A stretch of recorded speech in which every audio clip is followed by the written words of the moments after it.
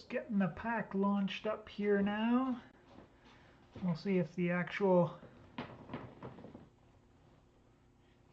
Minecraft OBS setting works or not.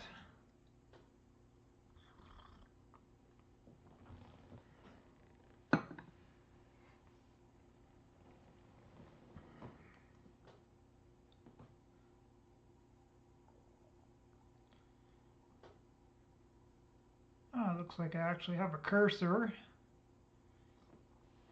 A while back on OBS with a dedicated Minecraft window, I could see my cursor in OBS and on stream, but I couldn't see it IRL, like on my actual screen.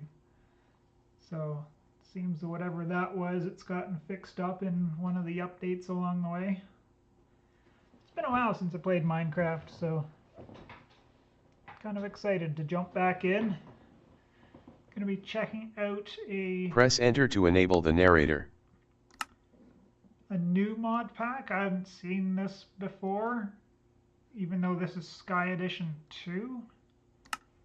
So we'll jump in, we'll take a look, we'll start working our way through some quests and see if it's something I want to continue playing, but that's something to do for today.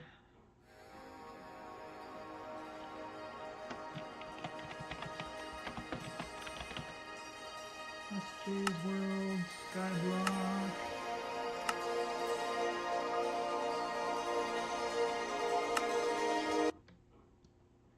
Leave everything as standard for now. Skyblock, so it should load up real quick.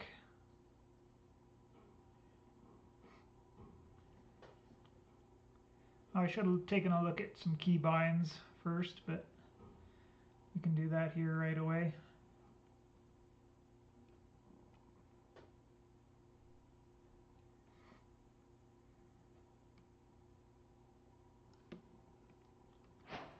Oh, we start with Project E. Interesting. Hey, do you copy? The rocket, it's gone. I barely made it. Are you alive?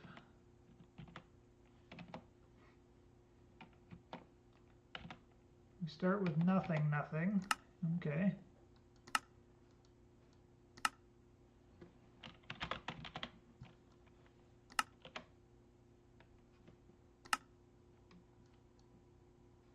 Auto jump is off. That's everything I need for now, I guess.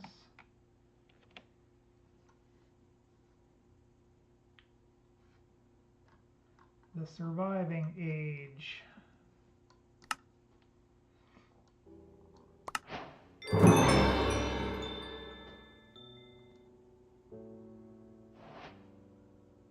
Yada yada yada, all about Project E.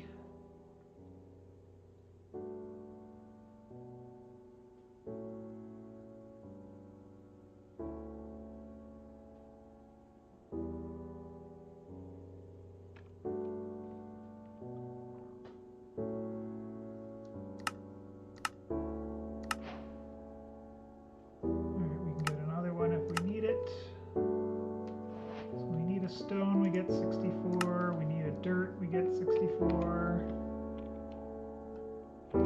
Fair enough. What do we got? We only got one block to work with here.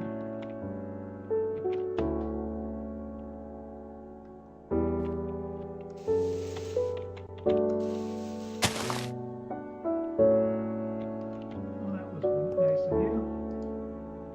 I have 0 EMC.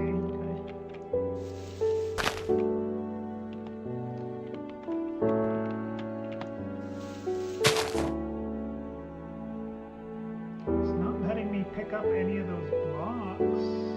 Interesting.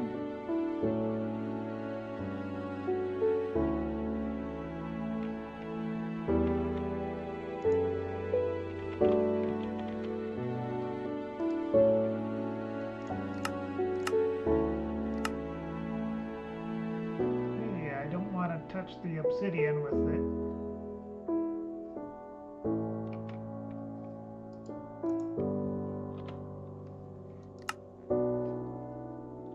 Cobblestone goes to regular.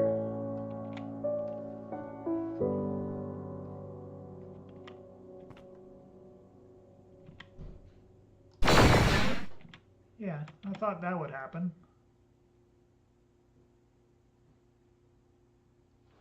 Do we get a forgiving void, or... Yeah, we do.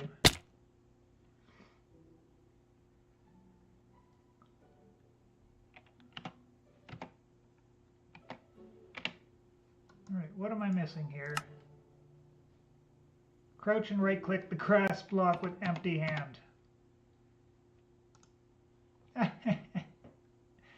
Now that's some funny stuff.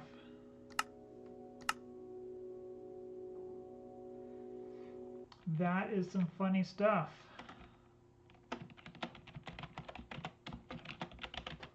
Let's try that again.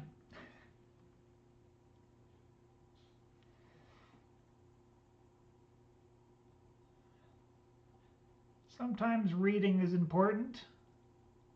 Although, as a Minecraft player, modded Minecraft player, we don't read. We just do.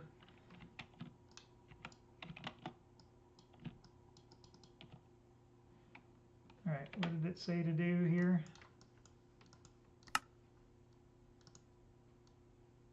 Oh.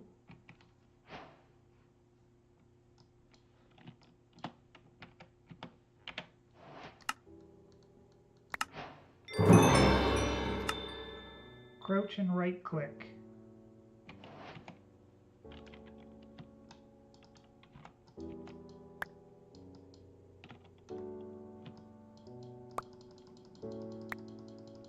Oh geez, the delay on that is insane. Okay, you can't hold it down.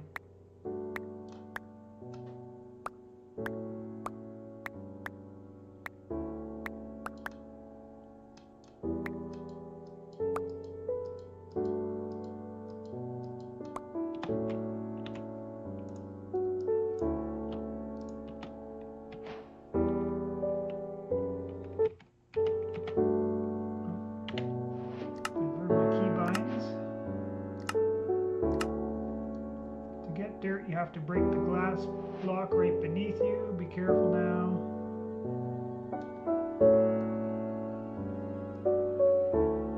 Build underneath with the stone, which is what I was just thinking.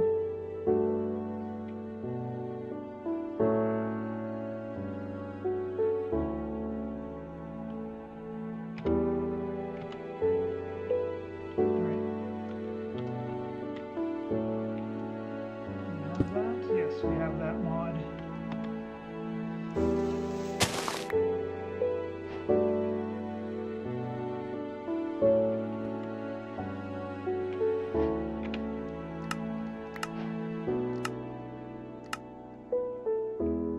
Sand, it's easy then.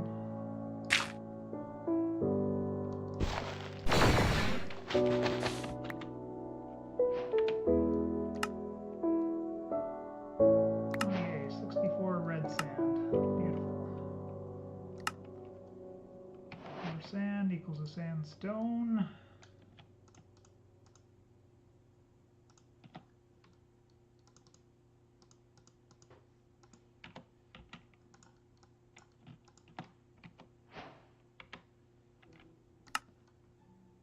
I get 3 spiderweb saplings. Okay. Now we need to get string, wood, and sandstone can be transmuted to gravel to continue down that way.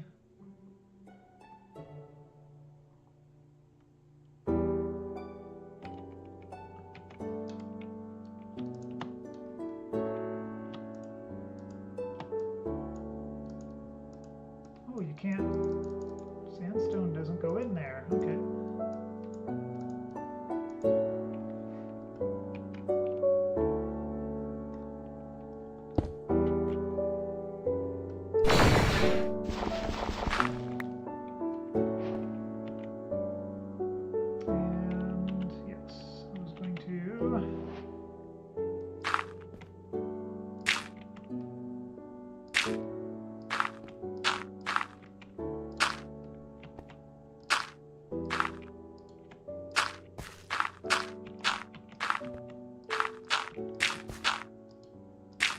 Place to put some of these spiderweb saplings so we can start getting string.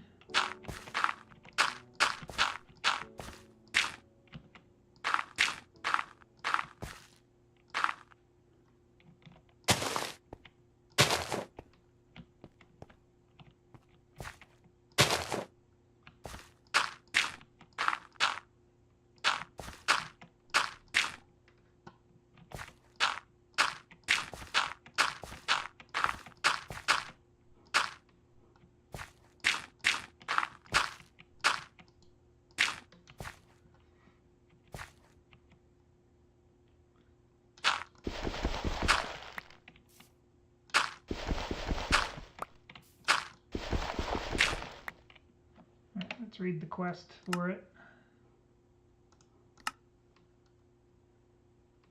Craft 3 blocks of gravel. Fair enough.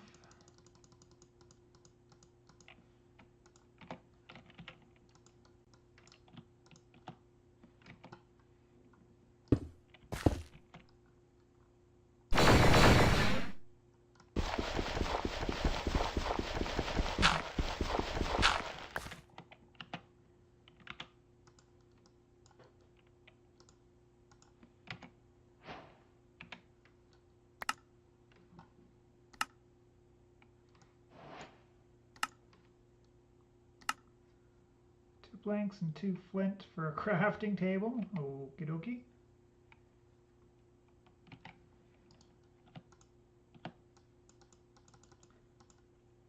Oh, of course it doesn't have EMC. It can't go into the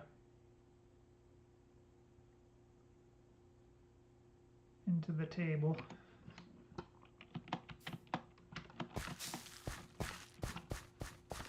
And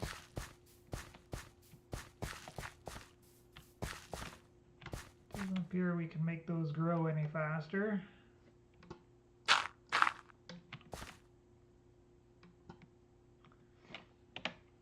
So we're stuck waiting for trees to grow, right? Looks like.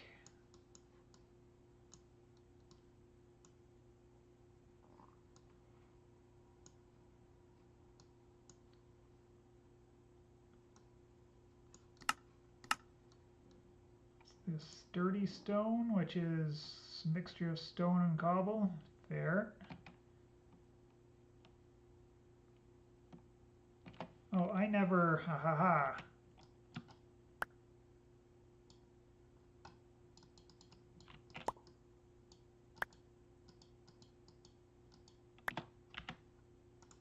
I never put did I put cobble in? No.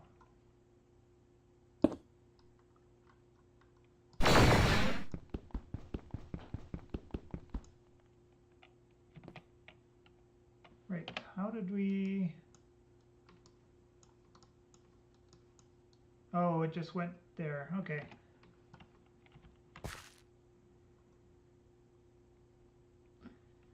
I see.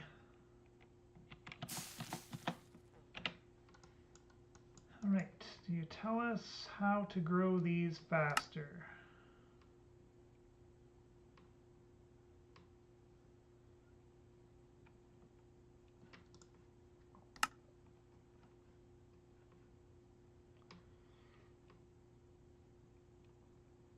You can crouch or sprint. It does say there is.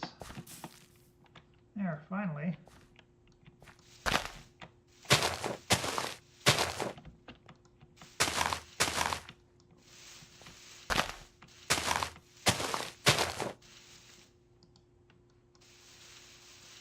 Oh, I don't want to break that one. There we go. An actual sapling.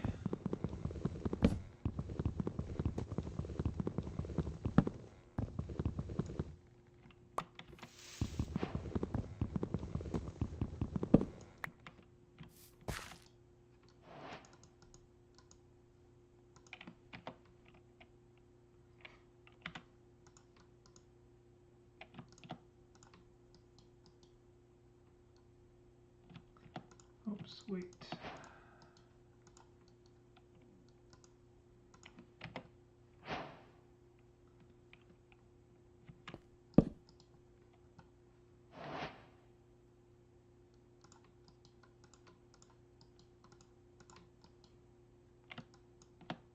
No, it wants a wood one? No.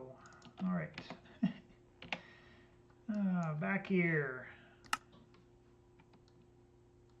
Rabbit and ice. No rewards. Got the reward. One of each to get a 64 of any. Okay.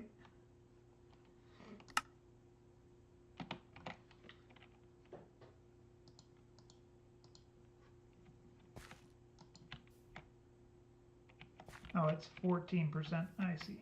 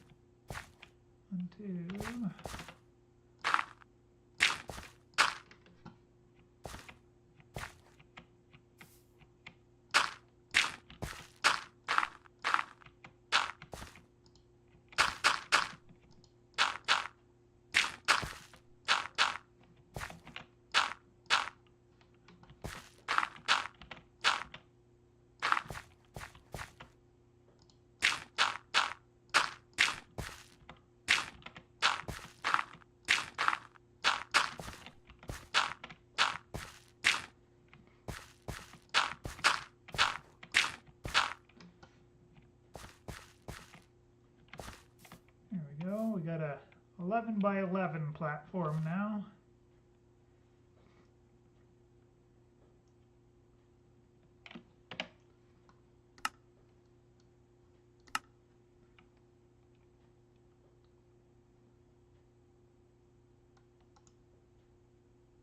Yikes, that's a grind. Okay. All right.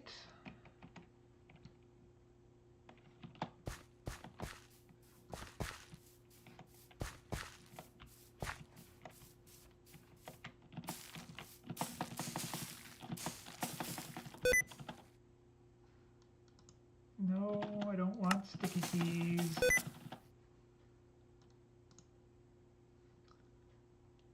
Disable sticky keys.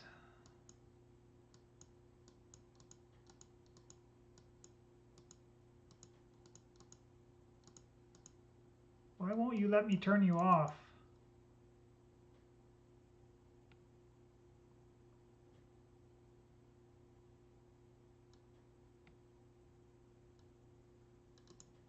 That was frustrating.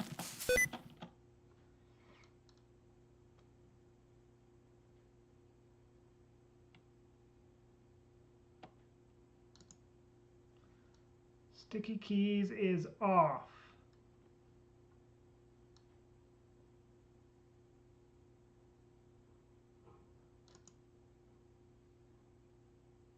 Keyboard shortcut, there we are.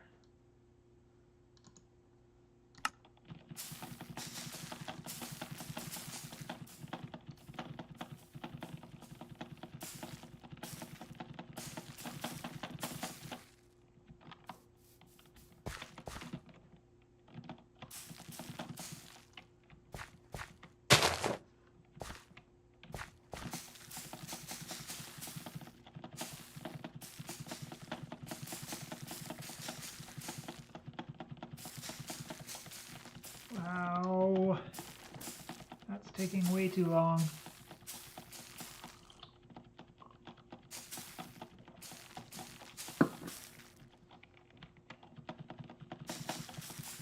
Right on top of it, it'll work, right? Because it'll hurt me. It grows.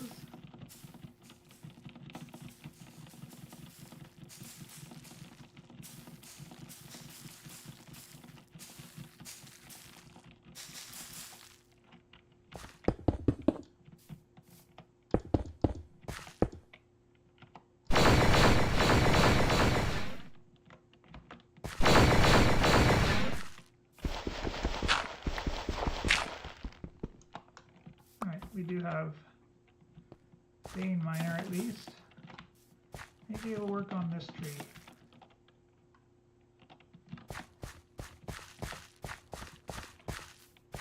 So sprinting doesn't work.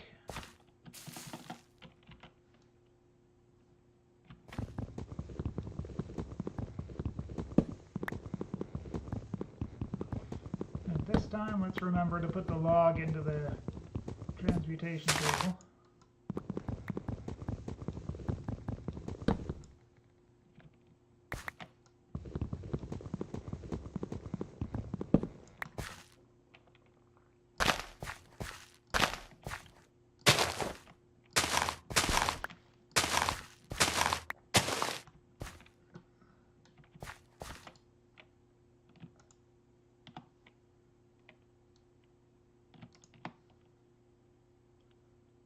Wow, I can only pull 6 of those out. Well, that's worth 128 for each apple. That's pretty decent. Sticks we may as well learn. And planks.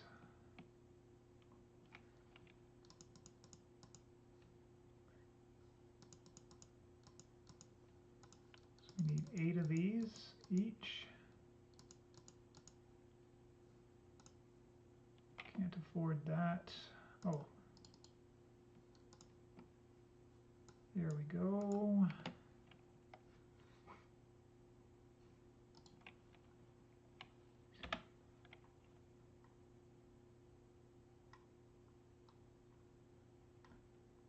Oh, and it's buried deep.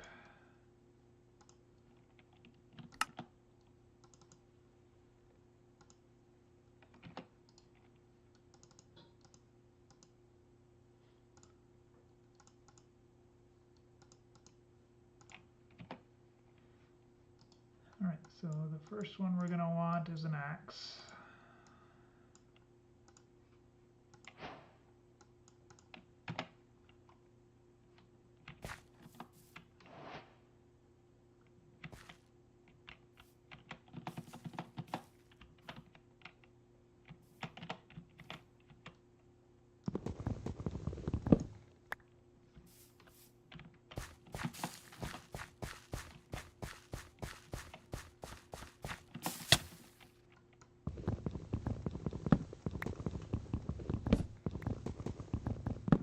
Although I guess the quest wants a pickaxe, right?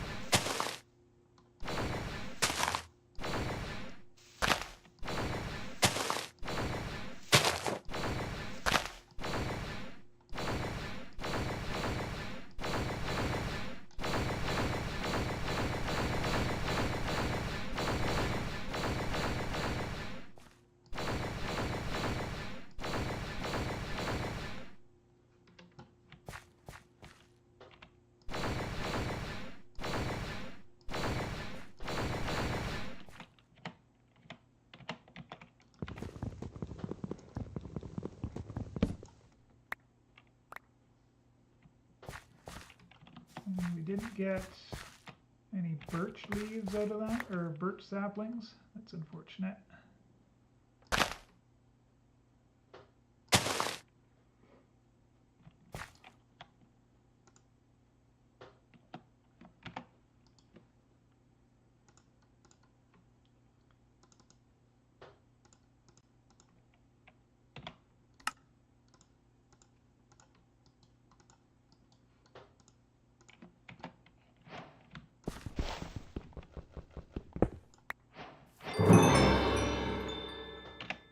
All right.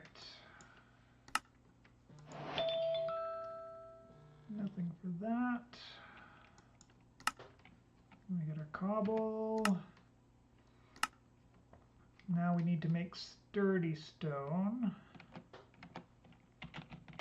Looks like a pain, but shouldn't be too bad.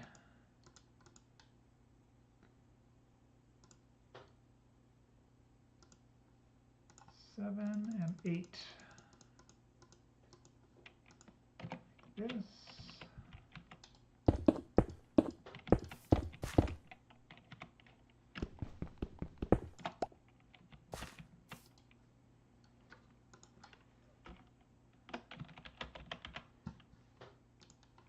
Sturdy stone like that.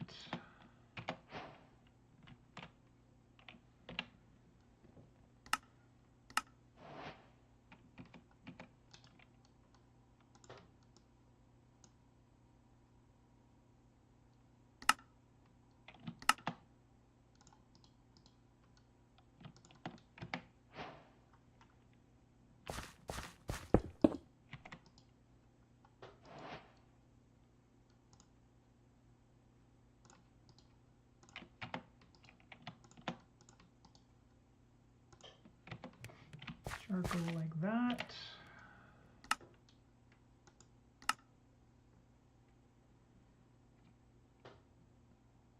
To obtain coal, sieve gravel, or transmute 4 pieces of charcoal using the Philosopher's Stone.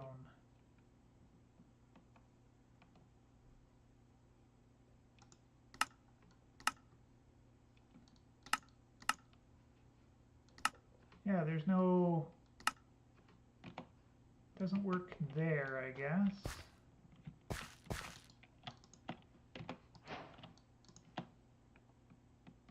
Charcoal has no EMC.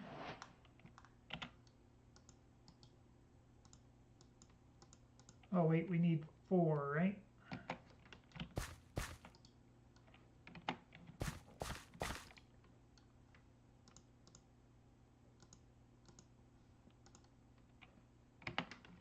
One short.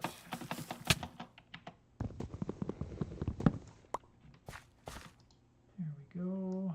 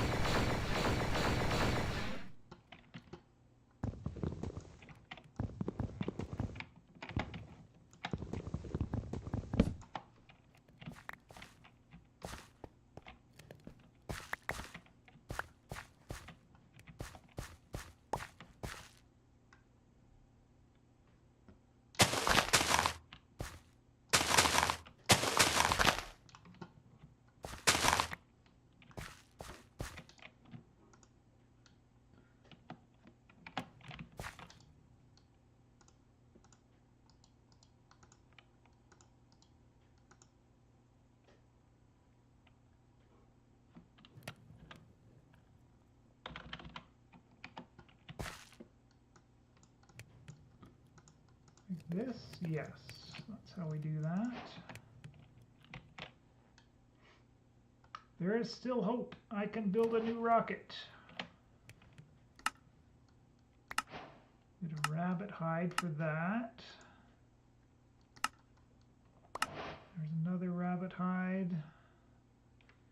Don't want that ice shard yet.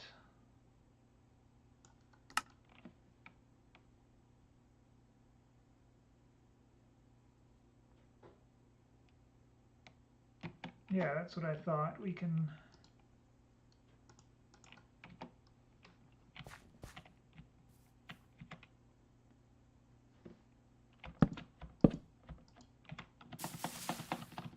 we can get here.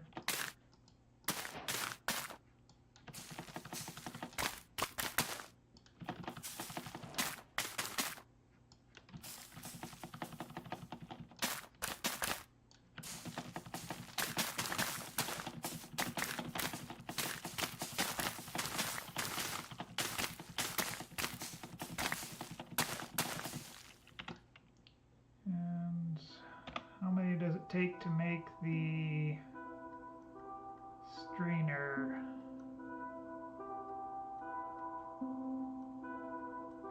9 for each string mesh.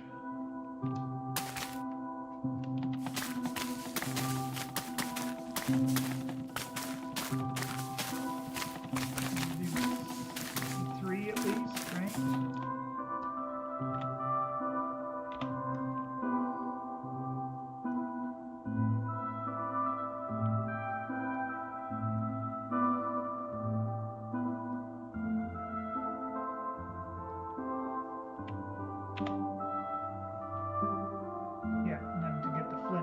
We need these anyways, so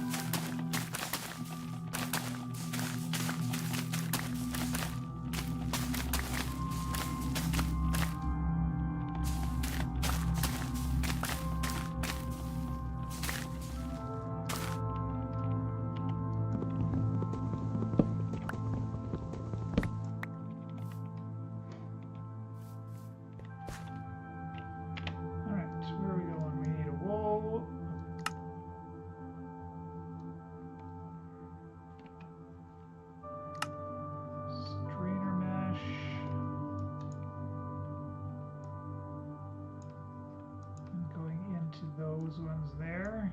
Okay.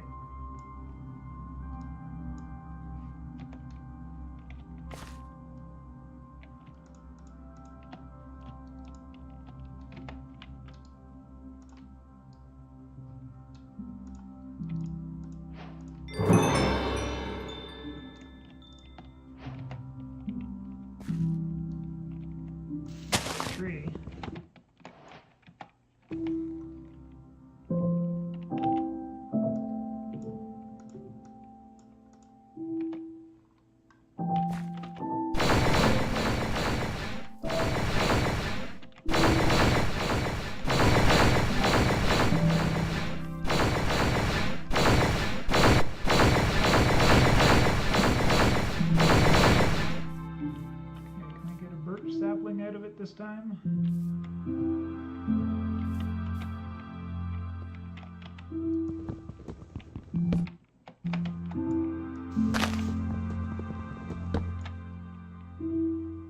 We did.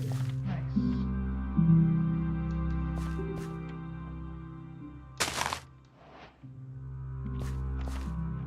You go there.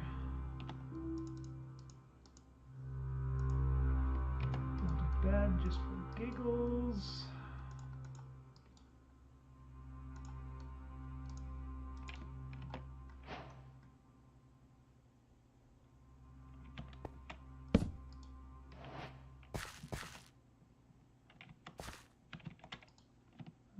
Oh, can't do anything with the rabbit hide.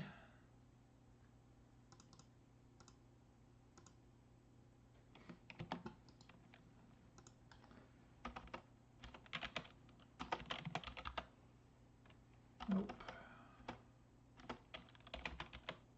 It's not a sifter either.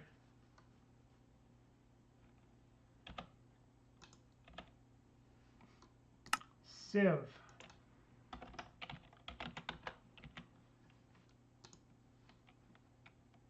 All right.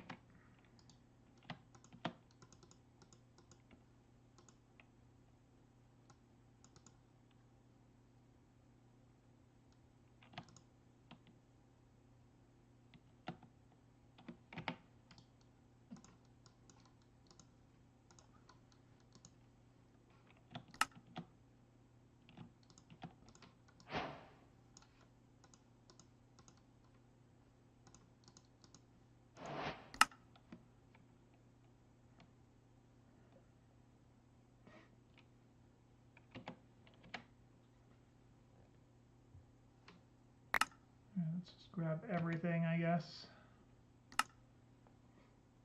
Sieve dirt, sieve dust, sieve sand.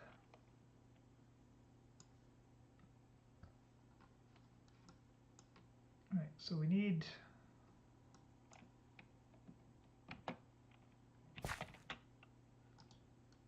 to figure out, I guess, how to get dust and such, right?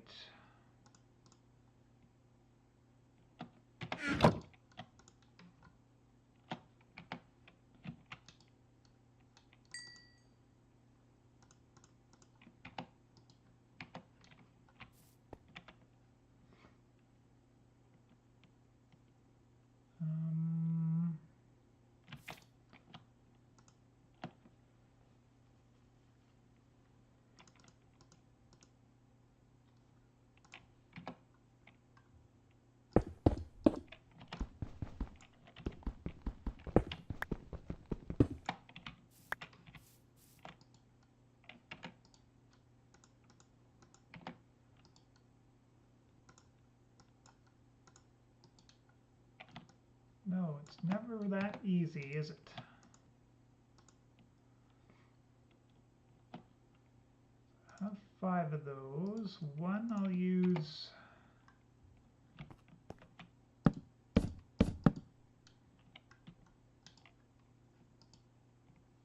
Get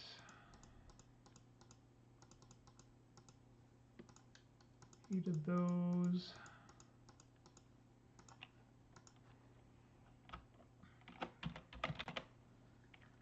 Oh joy.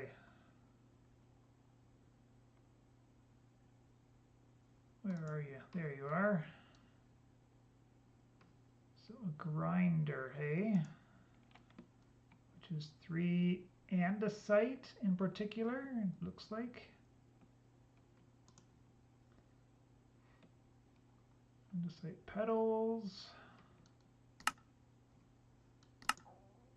Or transmute diorite. Which diorite comes from granite. Granite comes from andesite. Oh geez, so we need... Alright, gonna tell us how to get those? Probably sieving things, right? With the flint mesh. Yes, there we go.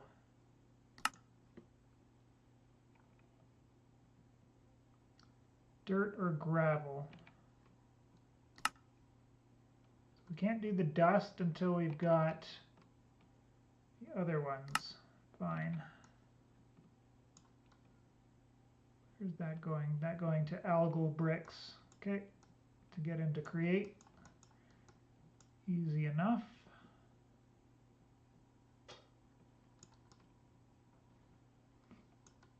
As soon as it starts raining, we can make these guys and get water that way. So I'm not too worried about getting that started right away.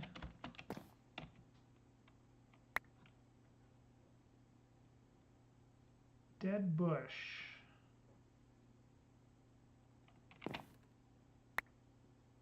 There's one. Sea pickle.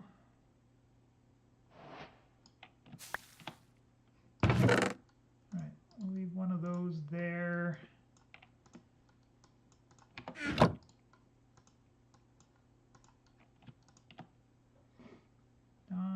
So 4 times 6 is 24 we need, right? So we need a whole bunch of sandstone.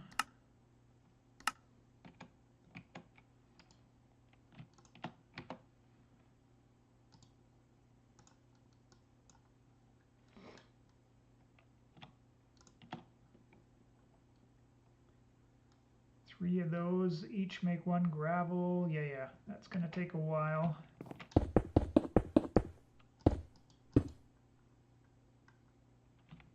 Can we do it this way? No, it doesn't.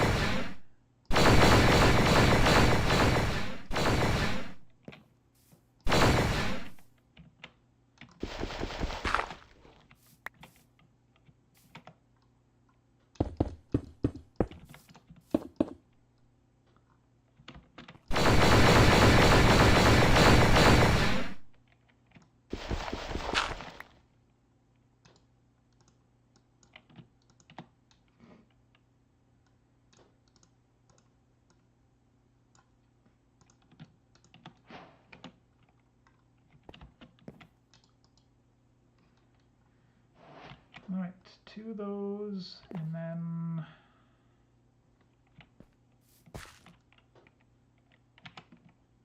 now let's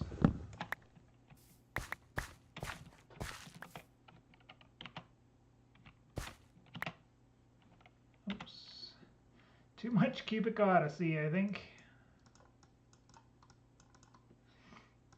That's EMCable, that's EMCable. That's not, that is.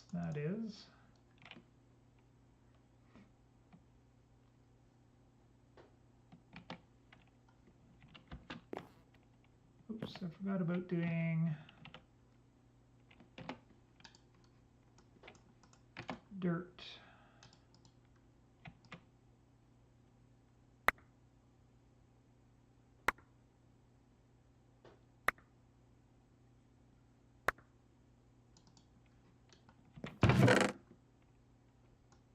You have EMC.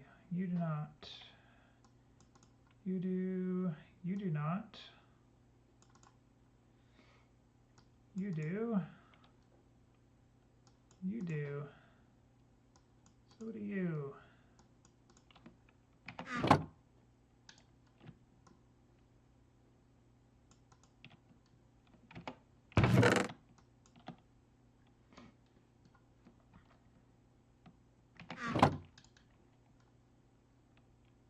And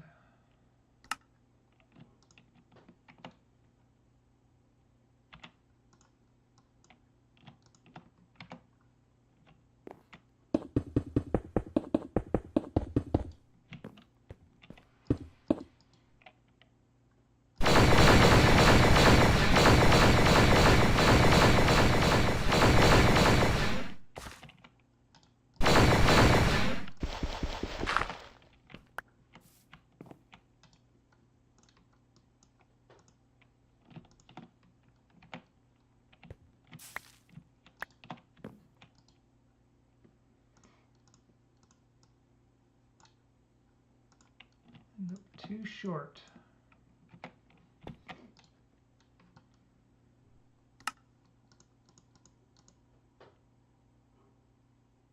1, 2, so that makes 1, and then we need 12 more.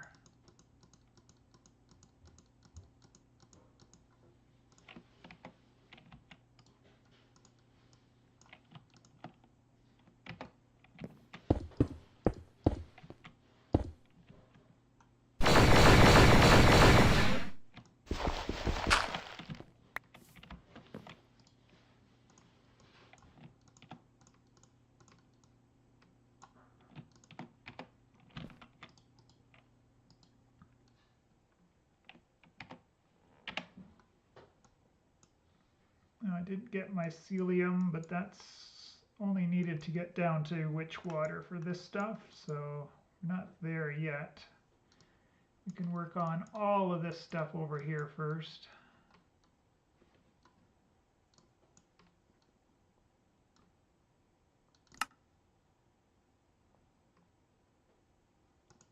Sieving dirt. Oh, there's the dust there anyways, which you need to put into water, yeah, to make clay. That's all standard stuff. And onto the porcelain to get your first obby. All right. So it's dirt you want us to do then, right?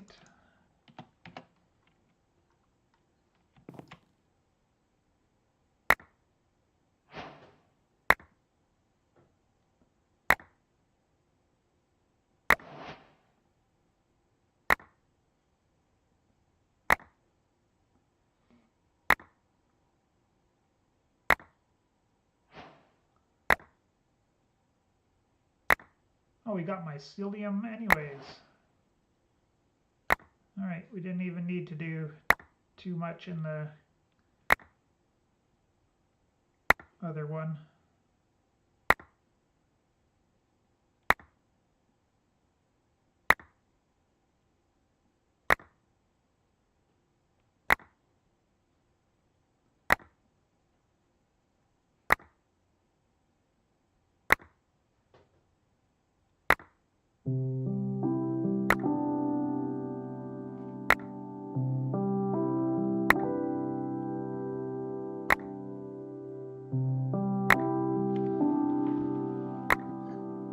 Yeah, we need to make a few more of these, I guess.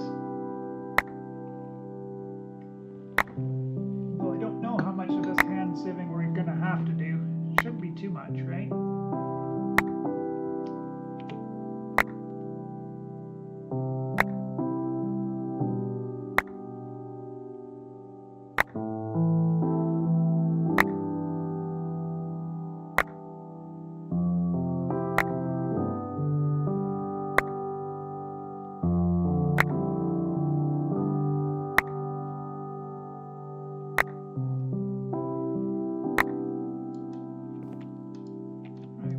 In, what doesn't?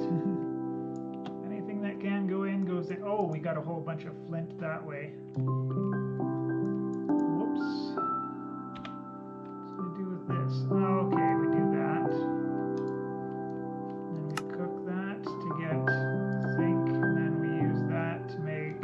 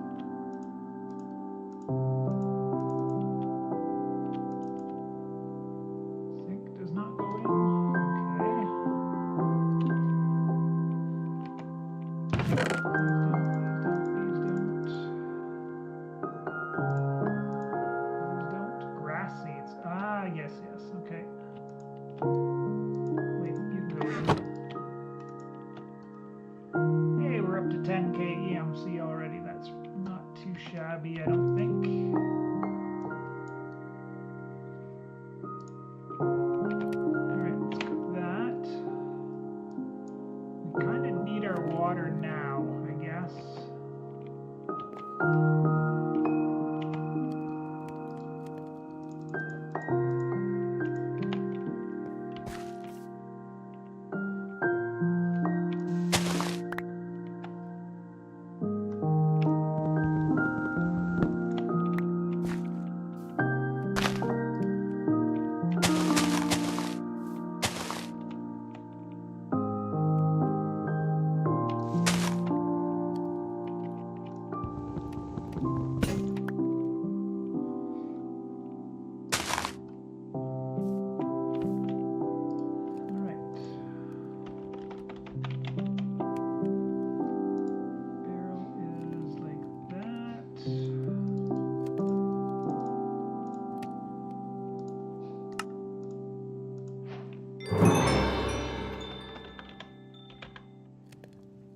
Crucible. How about an oak one? There we go. Just like that.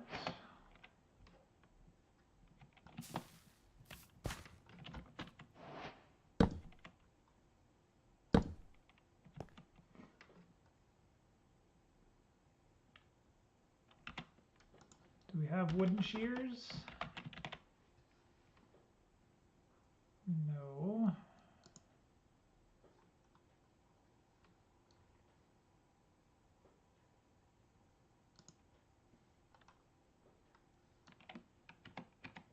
Alright, how's it telling us to get water then?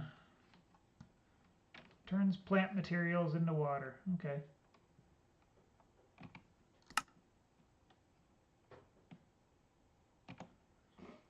I was hoping I was going to hit some rain first, but I guess not.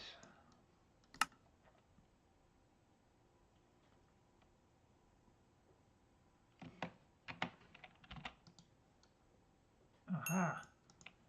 These have EMC.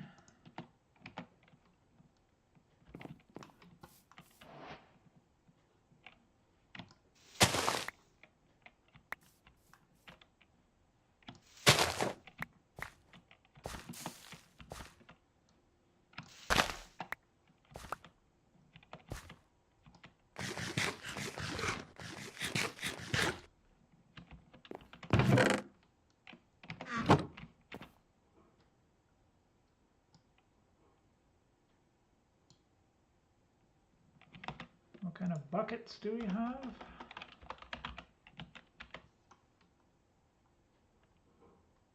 No wooden buckets, hey?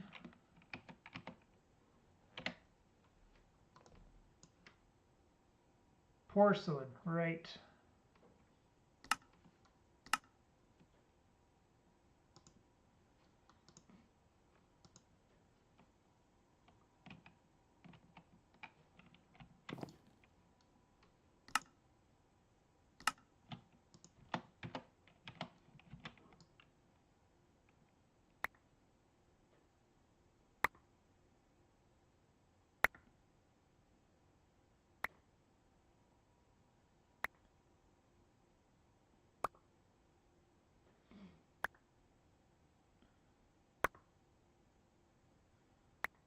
Certainly getting lots of flint this way.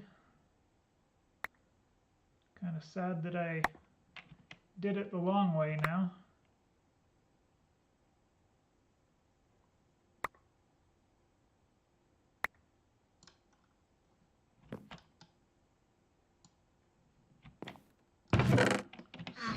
There, here.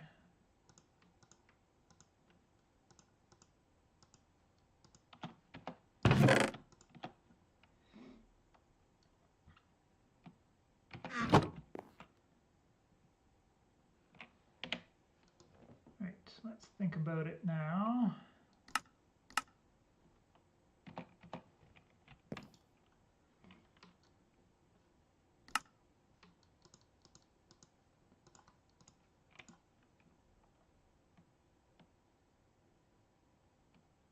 Three of those.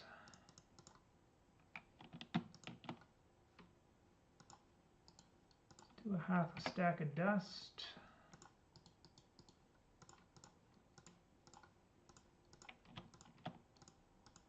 Aha, no durability on that guy.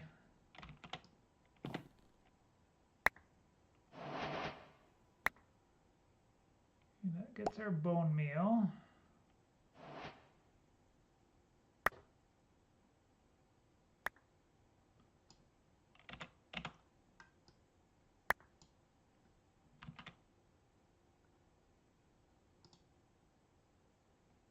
We're not going to be able to put this in here, are we?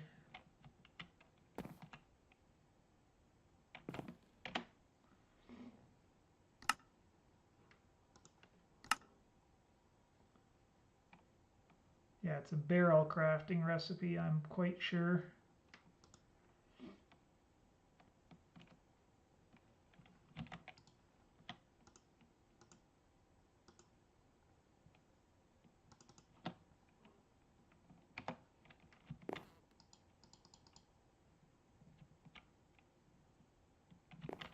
So how do we do our first bucket then?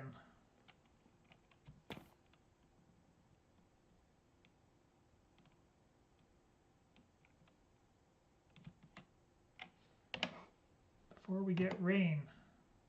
Yeah, we're an ocean biome, so we should be able to get rain. It's not like we're in a desert.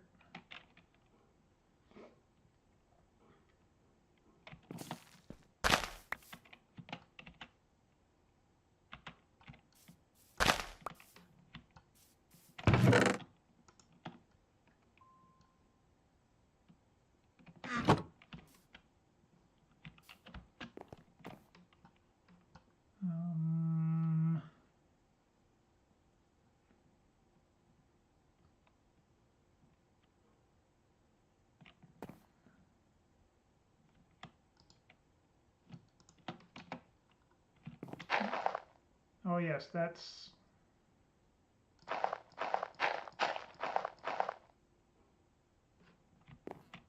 something totally different.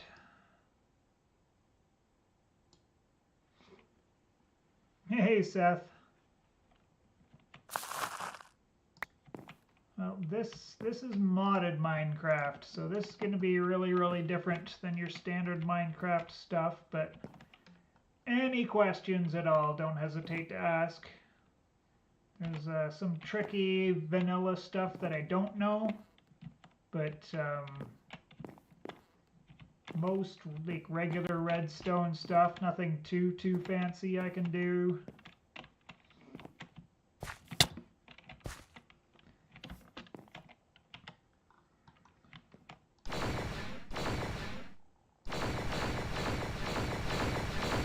Anything vanilla, pretty much I've got a really good grasp on.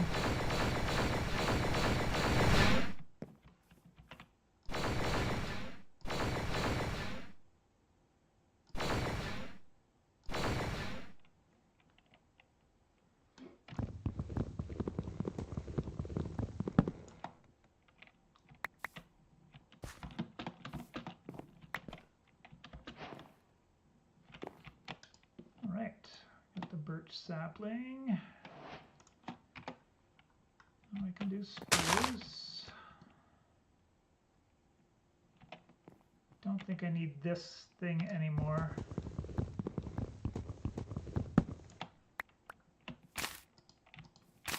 Oh, these just, they stay there floating. That's interesting.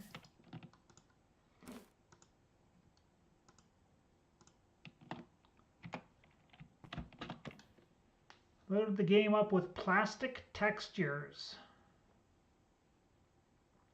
Yeah, using a texture pack straight off the bat without knowing what things are supposed to look like in the first place. If you're not used to it already, that's, yeah, definitely not recommended, my friend.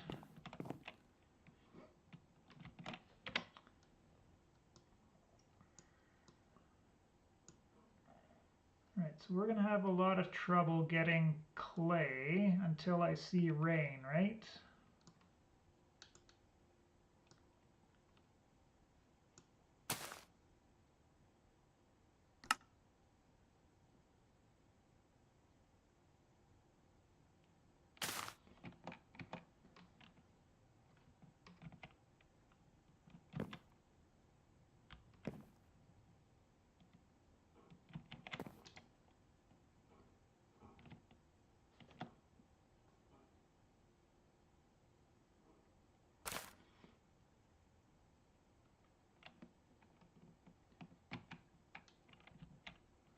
Wanted Odyssey graphics. Okay. Oh, these are breaking. Okay. That's fine. Got all the string I could ever need anyways. Yeah, I can't put that in there until there's water in it.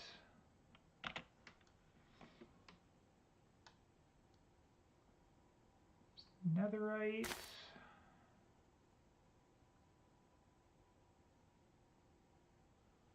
I just can't get clay until I have actual water, right? Let's see, is there a different way? No. Am I floating in space? Yes. So this mod pack is a skyblock mod pack. So I started with, there was this table, these 4 obsidians, and 4 grass blocks around.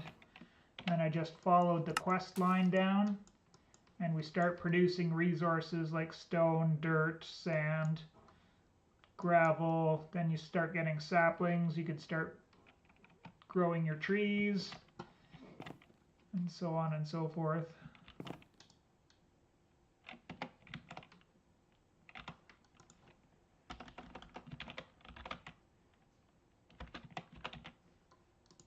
All right, how do we make these? Ah, I see, I see. We need a bunch of these to get these. Yeah, modded Minecraft is absolutely insane. The number of things that they've been able to, that people have come up with to do. Just gonna dump these off here for now. Is there flint? No flint. Let's put that up there and work our way towards that.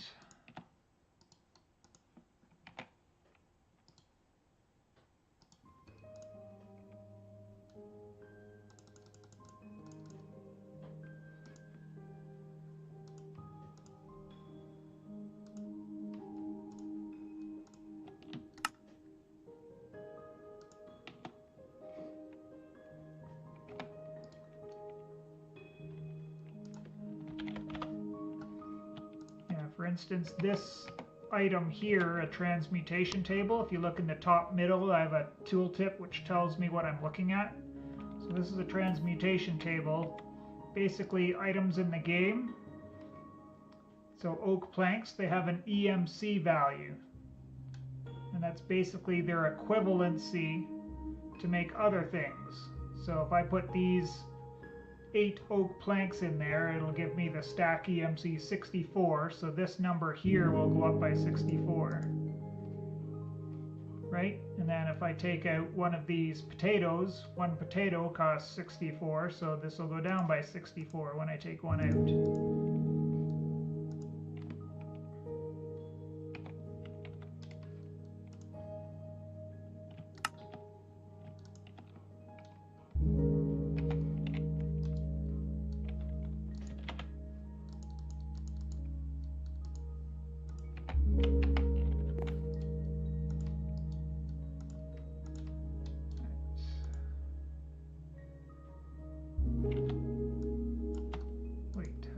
The axe. Oh, I need a wooden axe first. Aha. All right.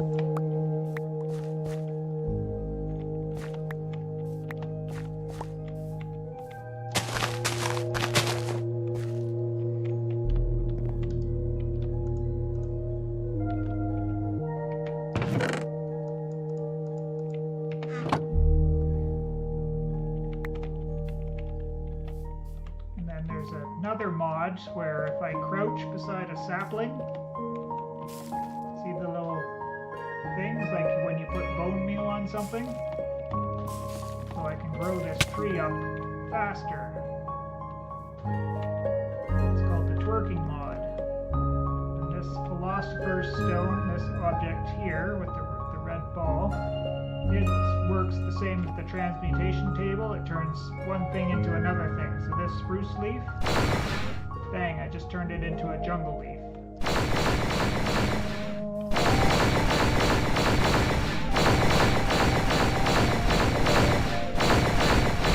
All these spruce leaves are jungle leaves. And when I chop down the tree, I should get jungle sound.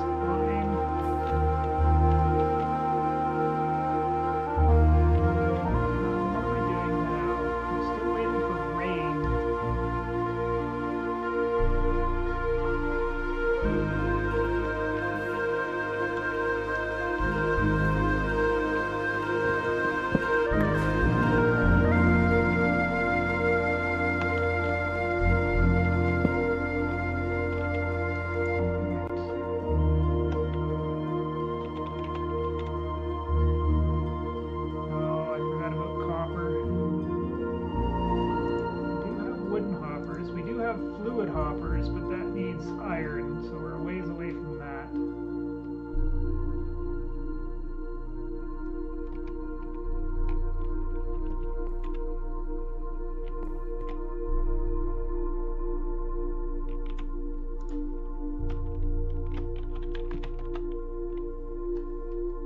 Our channels, but this is all tinkers, so that's later. Yeah, I need the grout first, which means I need clay, which is what I'm stuck on right now.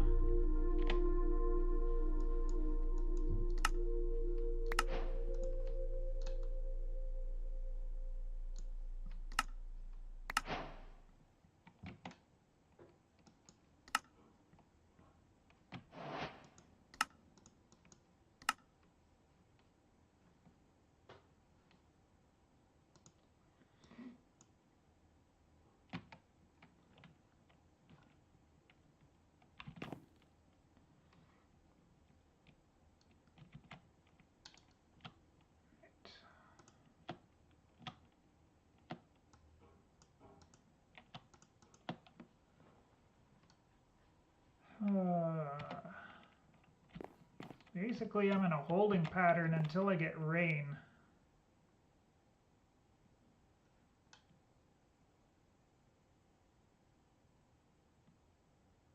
So I guess what I could do...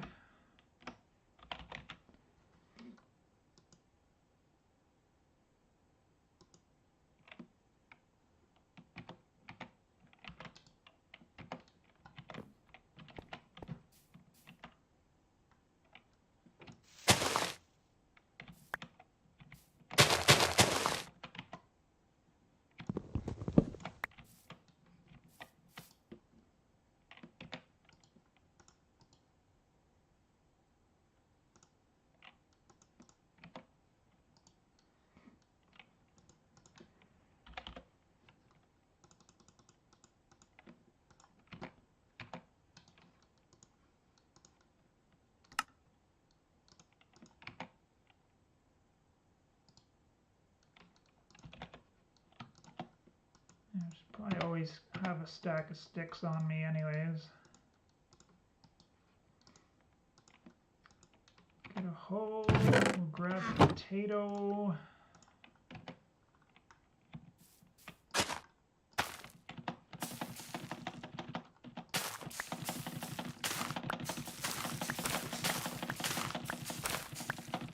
Just get a bunch of food.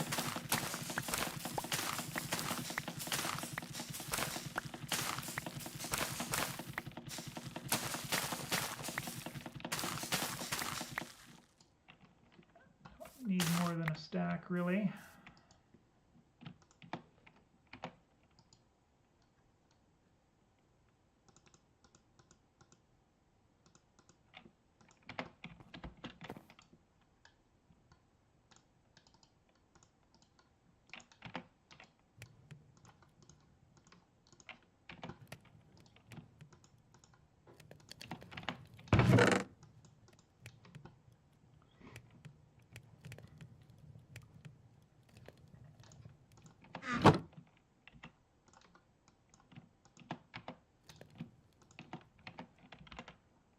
Alright, do these have EMC? They do not. That's fine.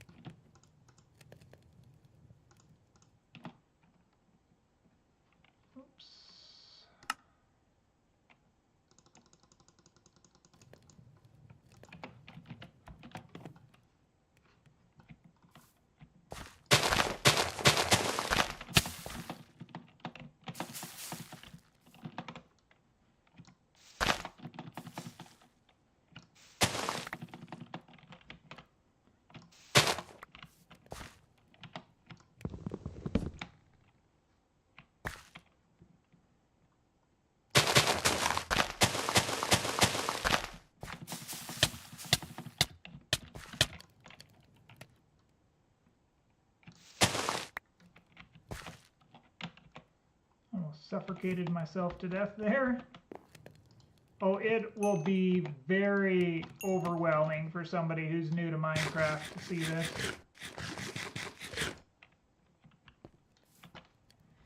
But if you wanted me to, I could go over to vanilla and just muck around a little bit, show you some ropes.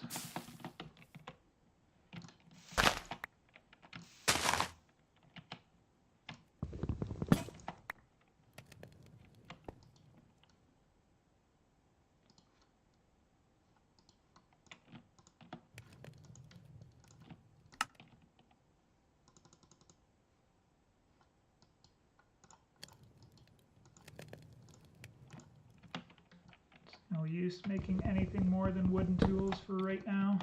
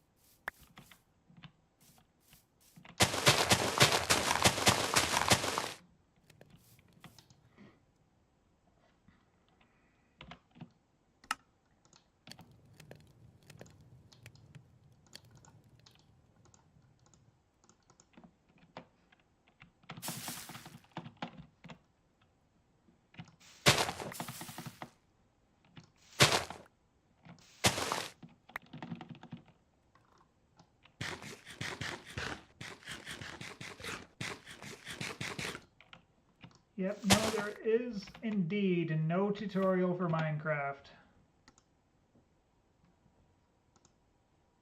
That is for sure. There is one thing that I would suggest. There's a creator called Paul Soares Jr.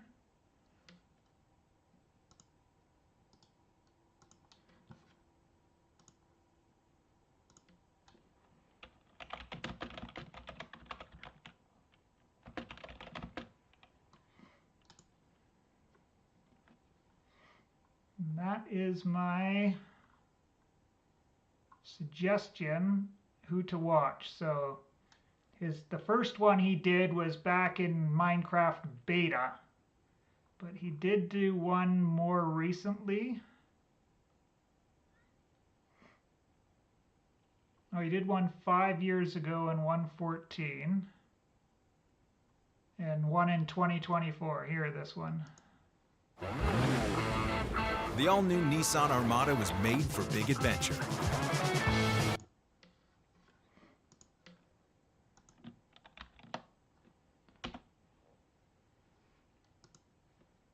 Check out that one, but I can take you through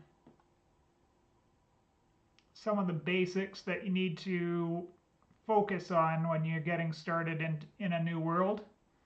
And as always, or as you should already know from the way I do things, I like to be efficient and progress as far as I can without messing around too much in the lower technologies, right?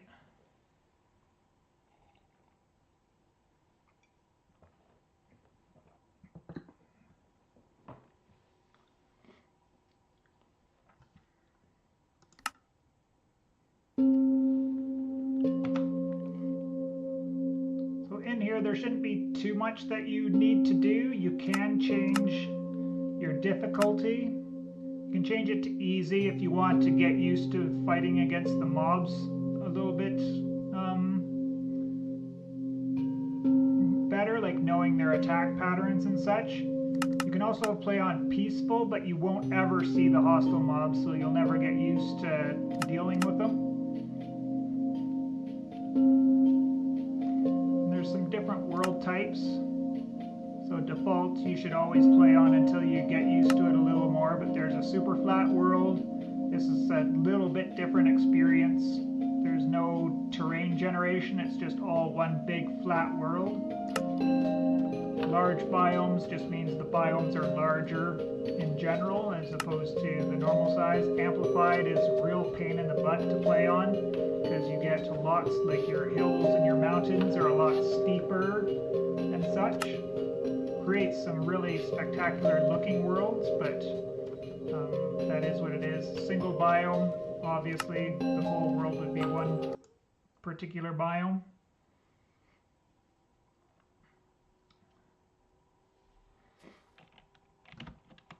Alright, so I spawned in. This is a swamp area it looks like, but not the most ideal start, but I can make do with it. Just need to get a few pieces of wood here at the start. Need 3 or 4 to get going.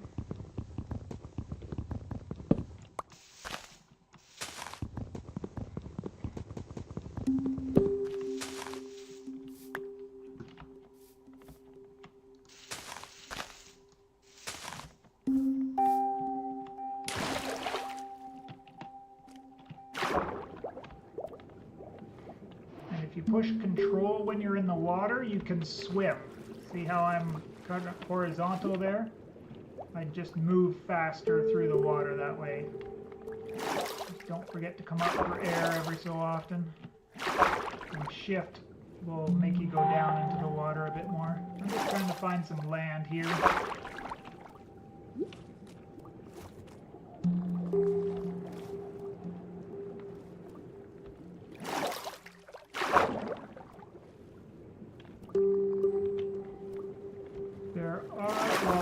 There are vehicles technically, but it's like there's a boat, right? You can make a boat, so you can travel on top of water. In modded, there's all kinds of different vehicles, but not in vanilla so much. So yeah, once you got your first few pieces of wood, then you want to get stone right away, because you don't want to be messing around with wood tools, because they suck really, really bad. So you're going to make a crafting table with 4 planks like that to make a crafting table, and then sticks are 2 planks like that. And then the first thing, the only wooden tool you should make is a wooden pickaxe. So 3 planks across the top and 2 sticks like that, and it has to be in a 3x3 crafting table. There is a 2x2 crafting table from your inventory, but that doesn't work. Then a nice hill like this, if you don't see stone right away, you can just dig into it, and you'll find stone pretty quickly going this way. You don't really want this stuff here, that's gravel. The stone you want. This is copper. There's no real use for it in Minecraft except for decorating later, so later on you might want to get it, but not really.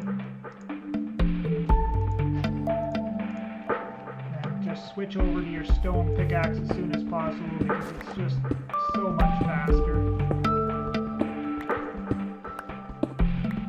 And gather yourself up 10 or 15, probably 15 stone.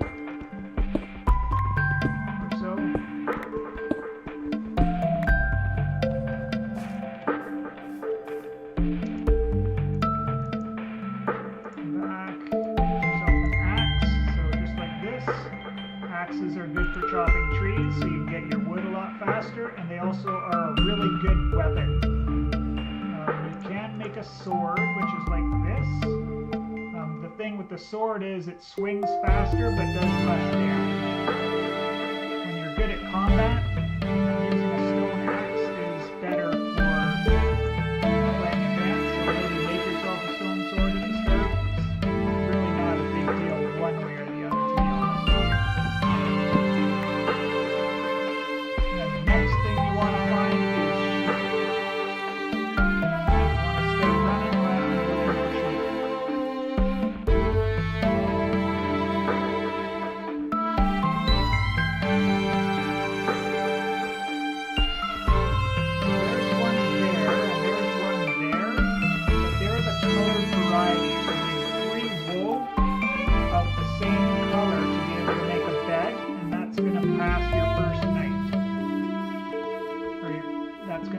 Pass night for you. So I don't kill anything but white sheep at the beginning because it's really hard to find 3 of the same matching color. Alright, so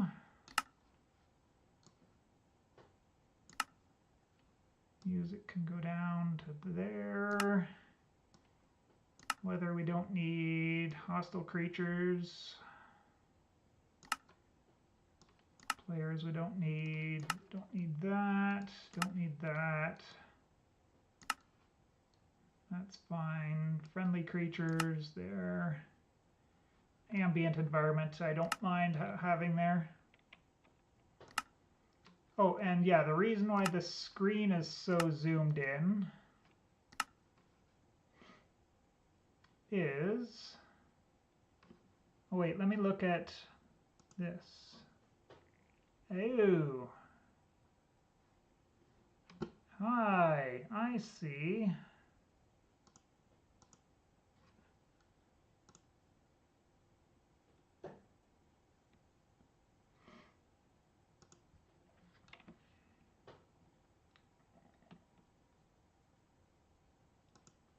All right. What about the sheep? Right, so back to what I was talking about the sheep.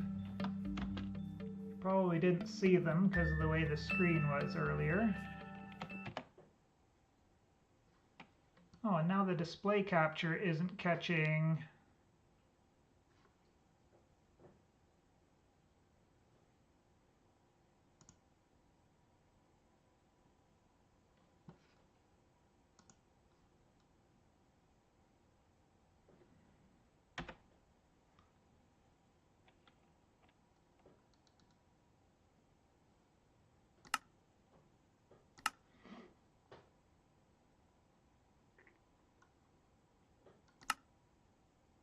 Oh, I don't get a borderless option here.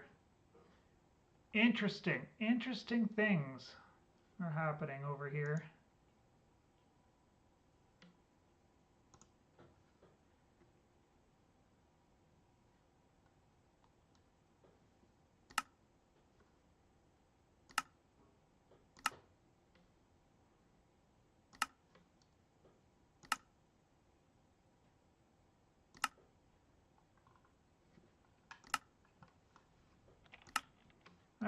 So yes, get stone, get a stone axe, and then look for sheep, but don't kill the different colored sheep unless if you see 3 black ones, go for it. Kill the 3 black ones. You don't necessarily have to kill 3. It's possible you'll get more than 1 wool from each sheep, but it's not guaranteed.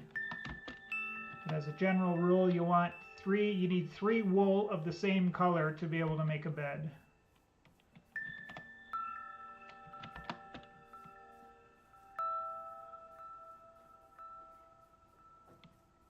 I don't see anything, so I'm just gonna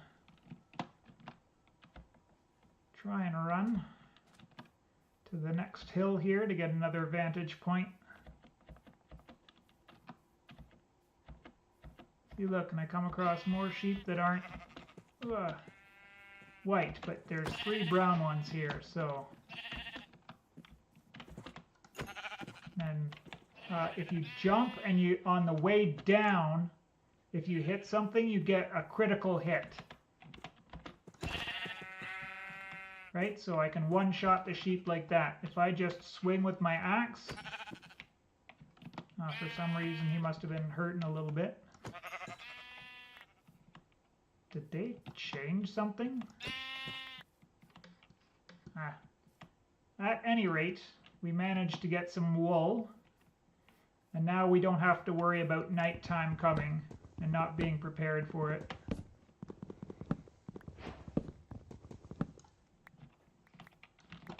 Alright, so now we can get some more wood.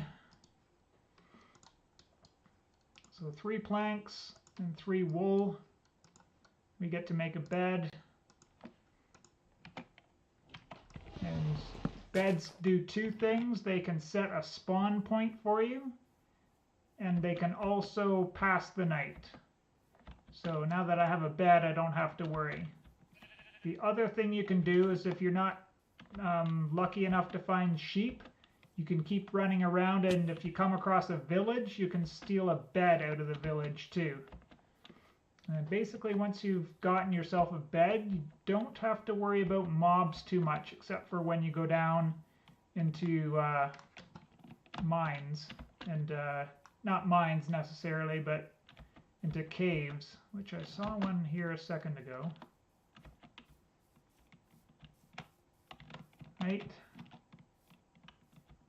I start going down into here, I can run across hostile mobs because they only spawn in pitch black dirt.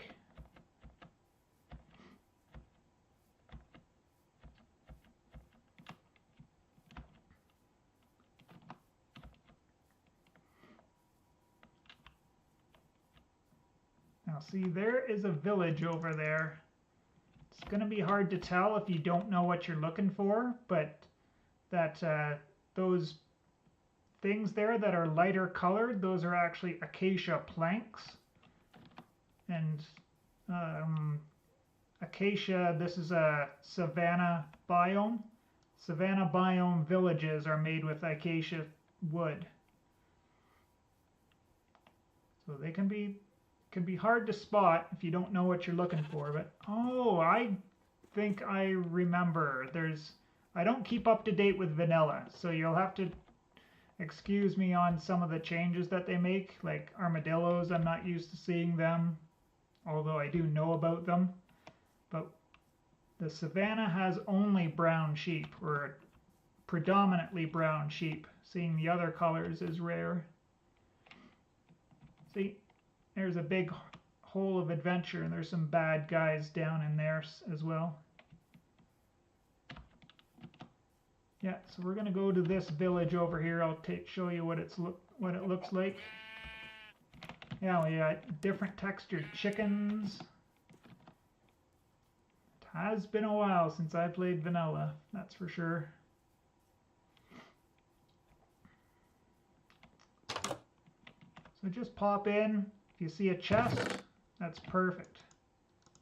You can grab some of the goodies out of the chest. You don't necessarily need to grab things like this, which are different workstations, until you know exactly what you want, but you can pinch their torches so that you have a light for yourself. You can pinch some of their crops so that you can grow your own crops elsewhere.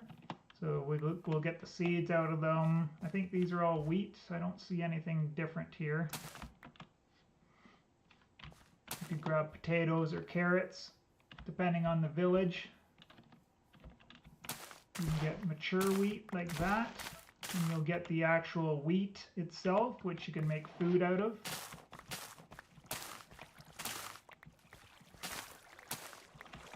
See how this texture is a little bit different than that texture? It's not quite fully grown yet. If I break that, I'm just going to get a seed back.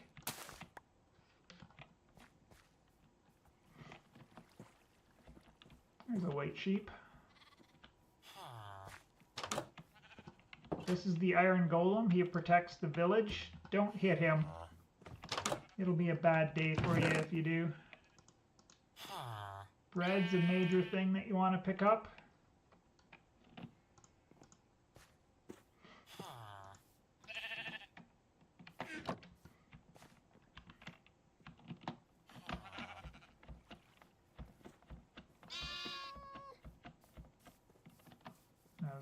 I was hoping to see what I just saw a second ago there, so.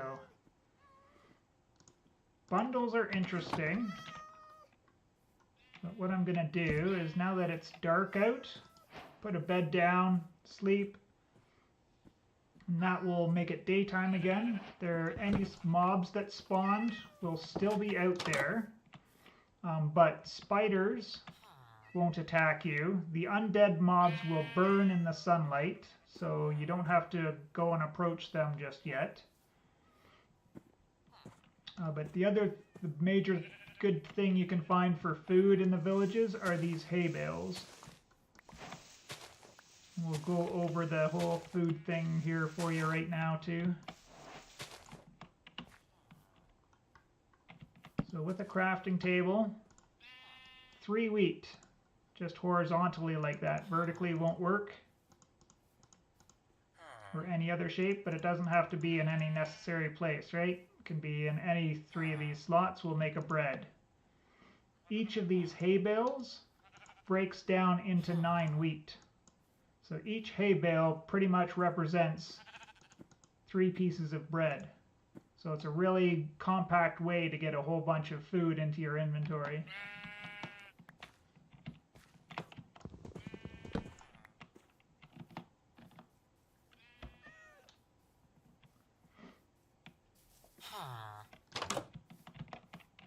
If you're not lucky enough to find a village right away,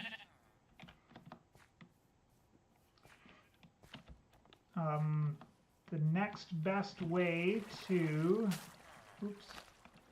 start getting food is to jump into water. And because my hunger is down to 3 haunches there now, I can't sprint anymore. And I can't heal. See, I'm down a half a heart there.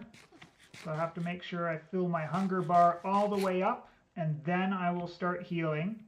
And then anything above 3 haunches I can actually sprint. But with a sword or an axe, just jump into the water, swim up to a fish, and kill him.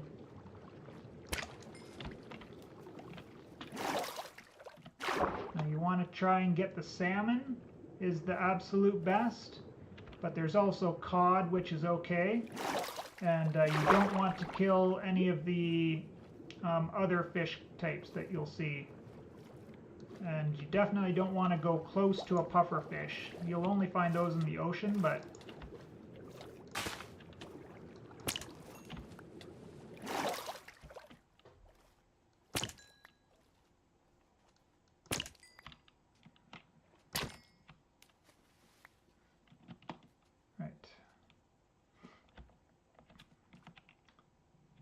now that I've got that, we're going to take some of our cobblestone.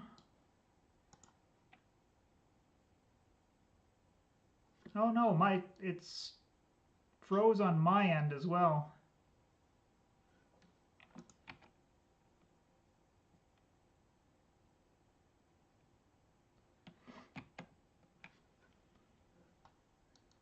What the heck, game?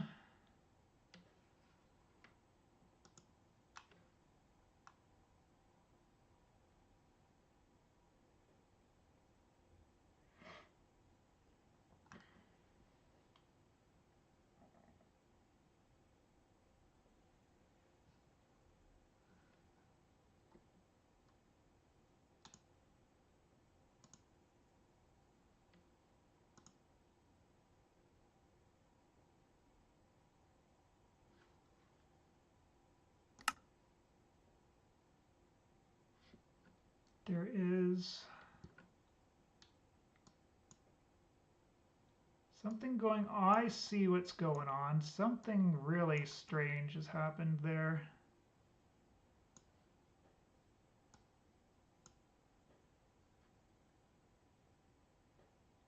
I see. Well,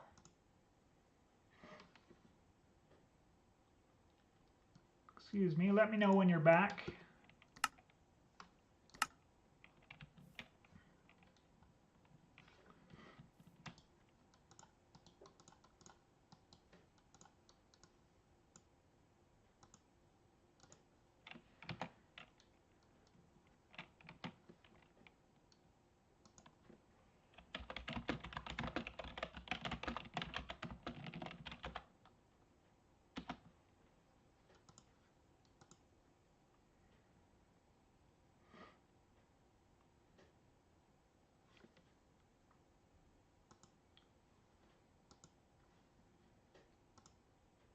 I kind of also want to do this.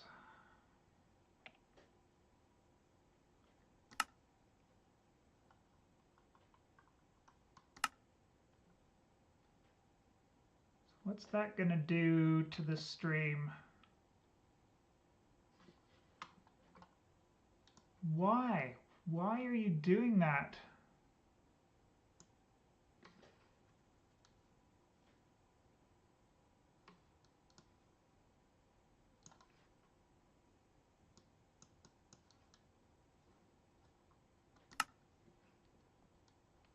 Yep.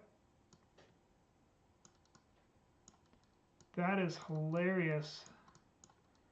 So nothing but trouble with the actual Minecraft window capture in OBS.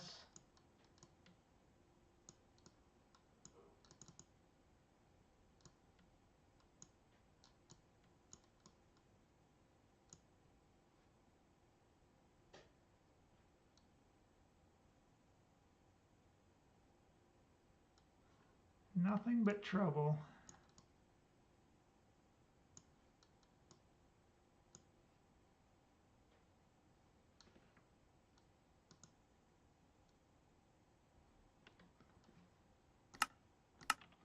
All right.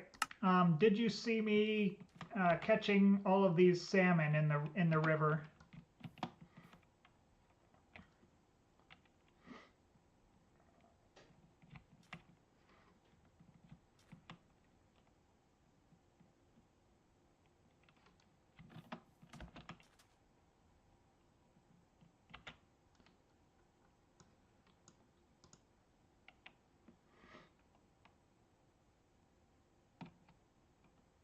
All right, so you can see the salmon in the river. So if you get close to water, and we'll go over as well the axe and the sword difference. So use shift to go down, space to go up, and shift to go down. And then once you're fully underwater, you can swim, as I explained earlier. And then just swim up to a fish and hit them. But see how long it takes the axe to come back to the ready position? With the sword, it's a lot faster. And I'm just trying not to drown while I'm here. So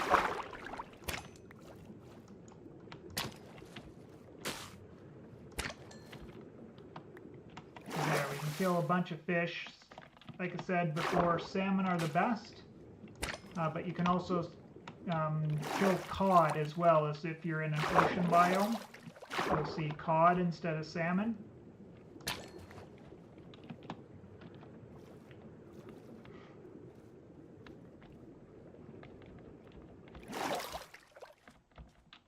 Come back out here. We're going to take some of this stone that we had before, and we're going to make a furnace.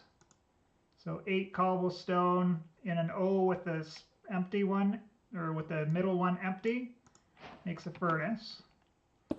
Now if you found some coal and you mined some of that because it was exposed, that's great. But if you never found any of that, you can take some of your logs and just burn. Takes 2 sticks to burn 1 item, but if you burn 1 log, that will give you a piece of charcoal, which then you can actually burn 8 items at a time with 1 piece of charcoal. So we'll get that started. We're going to make some more charcoal so that we can continue cooking stuff later.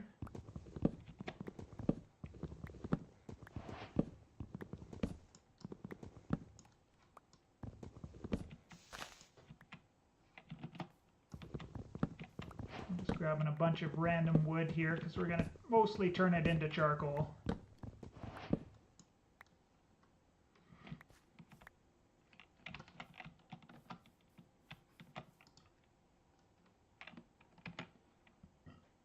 And I am missing 1 more piece of stone, so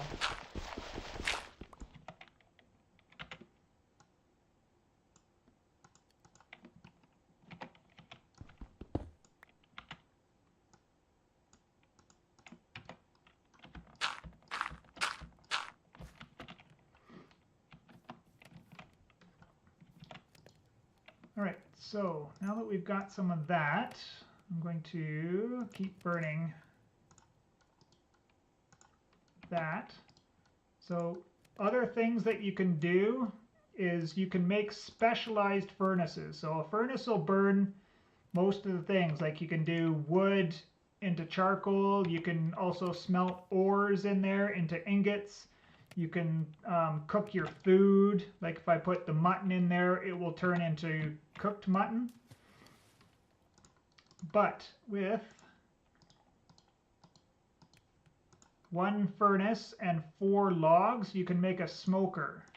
And basically the smoker cooks things twice as fast, but it will only cook food items.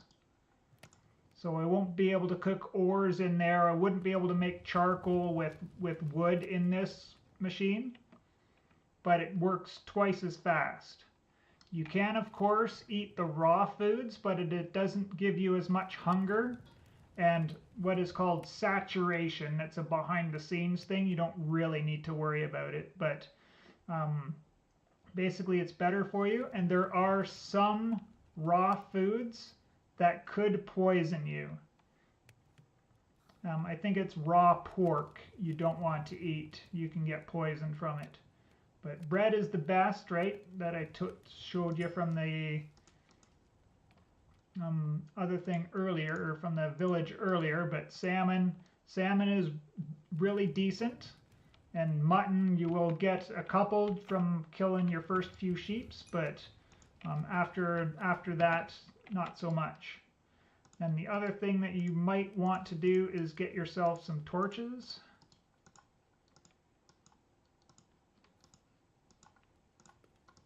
So each 1 stick and 1 coal or charcoal, doesn't matter what you use, will get you 4 torches. So getting yourself a good pile of those going is good too, because we're going to have to start heading underground to start looking for some more resources now.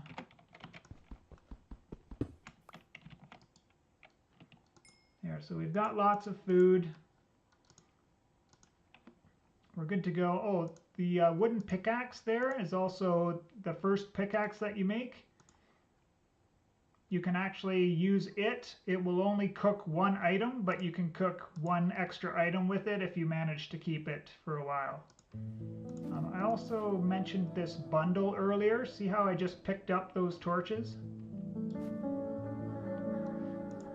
You can store things in the bundle. So it will hold up to 32 small, quote air quotes, items. So there I put some hay bales in there. I put some extra wheat in there. We can put this food and see how the blue bar is going across. That's basically counting up to 64. But you can pick up the bundle and right-click in a space to empty it out. It will only hold 1 large item. See, I put the 1 sword in there, and now it's full. So bundles are good for storing lots of random small things. And you want to kind of, if you do find a bundle,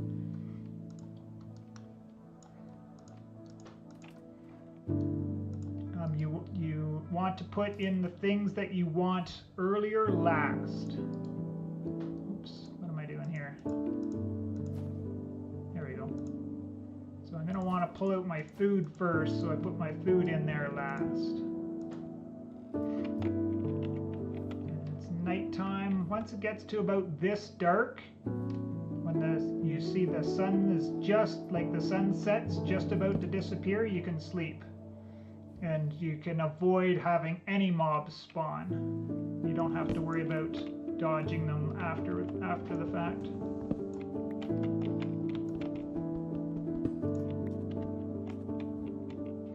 And that tree has disintegrated now, so now there's some saplings and some sticks and possibly apples if it was an oak tree. These clogging up my inventory, so I'm just going to leave them behind. And we're going to start looking for surface caves so we can start getting some iron.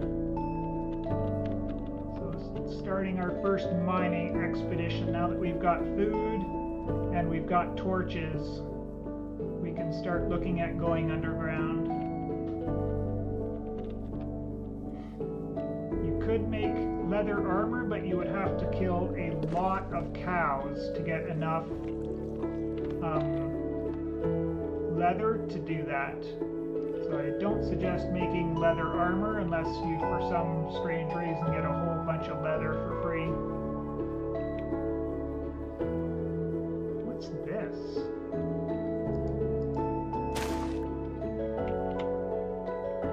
Firefly bush. That's brand new. Never seen that before.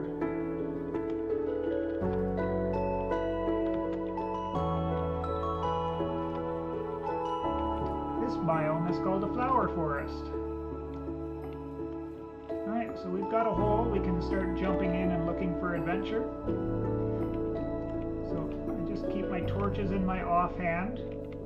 And when you're exploring cave systems and such, you want to develop a system. So you either always put your torches on the left or on the right.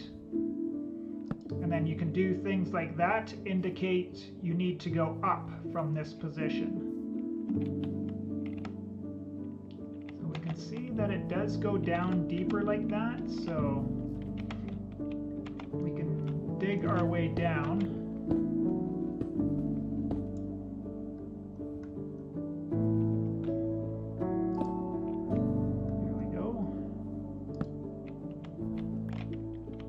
Staircase, you need to dig 3 at a time. I believe Cubic Odyssey works the same as well, right? Now we kind of got to keep our eye out for baddies.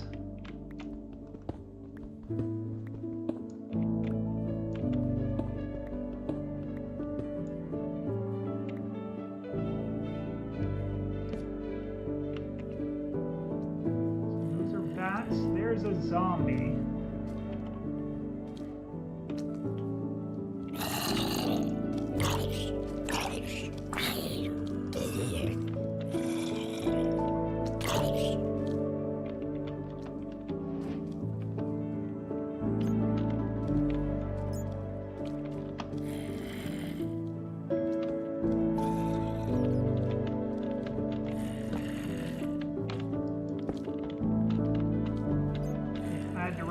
Because I got hit a couple of times.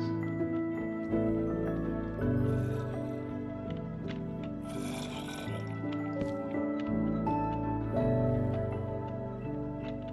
I just want to run away and heal up.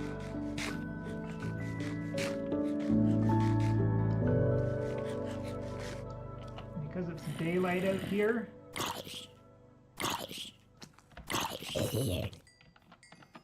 they'll start dying automatically. If they come out and chase me into the sunlight, they'll be okay if they're under the trees, but out here...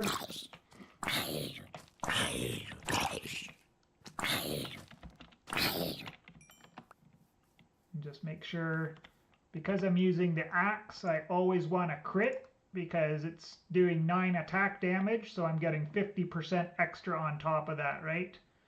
And I'll we'll do some stone sword fighting here next. Stone sword's a lot better for beginners because you can just stand and swing.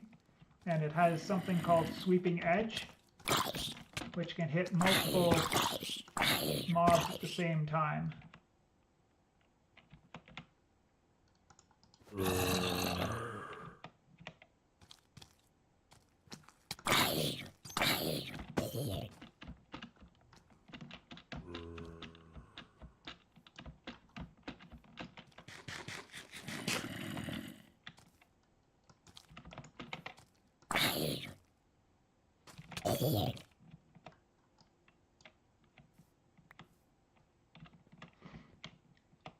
Now the thing about fighting against zombies is if you hit one and hurt it, like if you don't kill it in one shot, if there are any other zombies nearby, they will come and help out.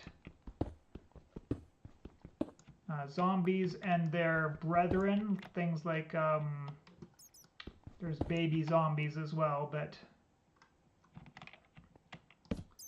there are things called husks, which are like zombies you can find in the desert.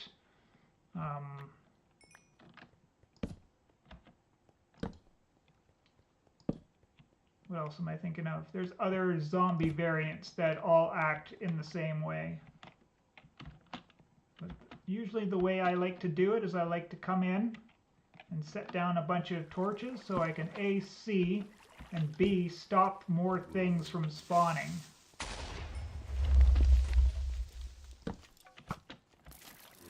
And now that we have skeletons, we have to run away.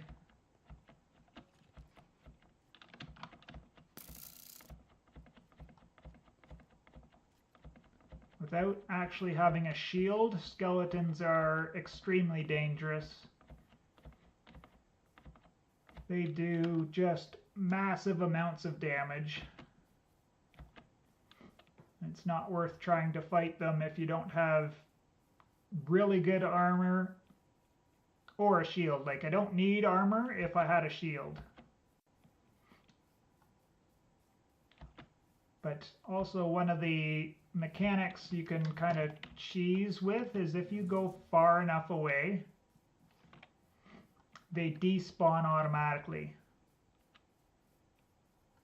I think I went far enough away. I'm not 100% sure without turning on the chunk borders, but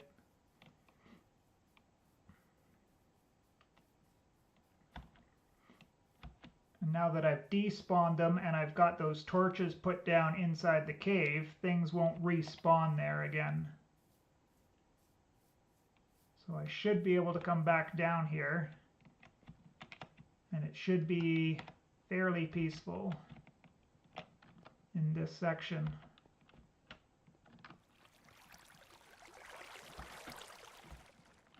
And this is kind of rinse and repeat.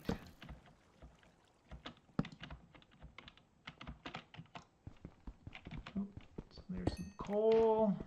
Can do that even though we've got a good amount of charcoal. Well, not a good amount. We've got some charcoal already.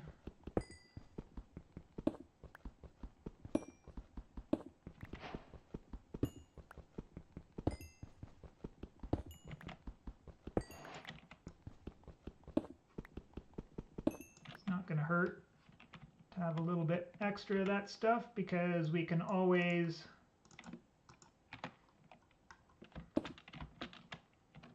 make more torches if we run out, right? Which it doesn't take long to run out of torches when you're exploring big wide open caves like this. Okay, so this is a little bit dangerous there, so we just make sure that we've got a way back up.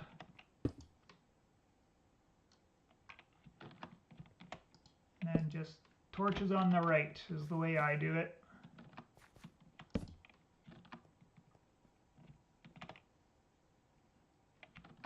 Make sure that you're looking before you leap.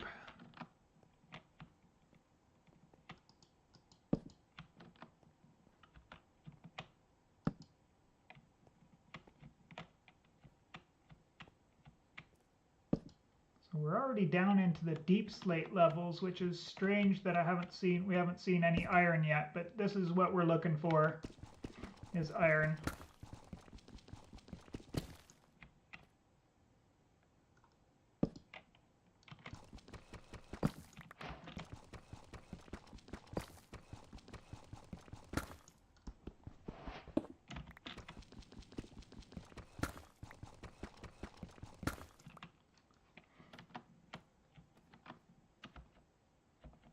Remember this stuff here, copper, don't bother with it until you're looking to decorate, unless you're looking to decorate with it, because it's virtually useless outside of decoration.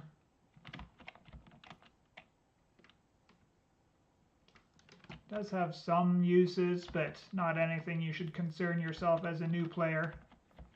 But you can make nice looking copper blocks for building.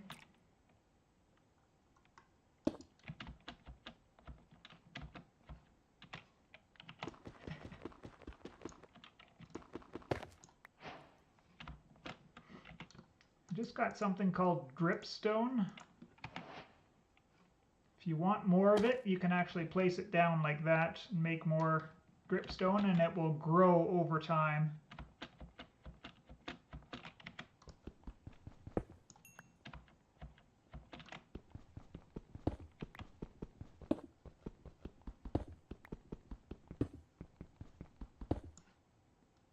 Just always don't get focused in when you're in the cave. Don't always keep your head on a swivel, especially for creepers, because they don't make sounds. Skeletons you'll hear walking around, zombies will groan every once in a while, but creepers, they'll just walk up and then explode and you're done. Without armor, you're pretty much guaranteed to die.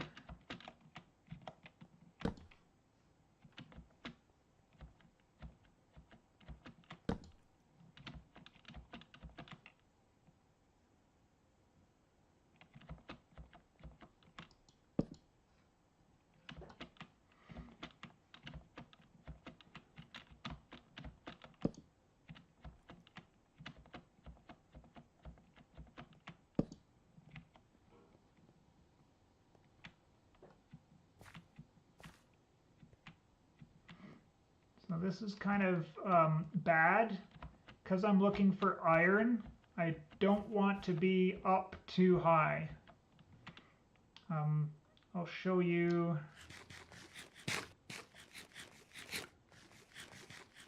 The F3 screen, it's a little bit cheaty screen because you can get a whole bunch of information on here. But if you look right in the middle on the left-hand side, it says XYZ. So I'm currently at minus 465, 48, and 849. The X and the Z represent your X and Z coordinates in the grid, and the Y is your altitude, how high or how low you are. There's spawning mechanics for the resources. And iron spawns most biggest around like Y -2 or something like that. But because of deep slate, you probably want to be looking around Y 5 or so is about my favorite depth to be looking for iron. And also spawning mechanics. Ores have a smaller chance to spawn exposed to air. So another thing to think about is if you can kind of give yourself a better chance at finding ores by digging instead of caving, if that makes sense.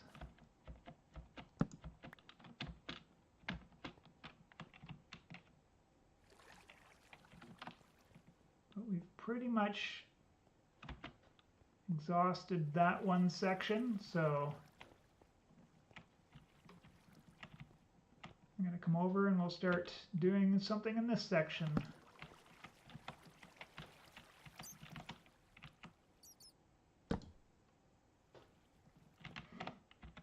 This blue stuff is lapis. You need this, but not really until a little bit later. But it's not a bad thing to get.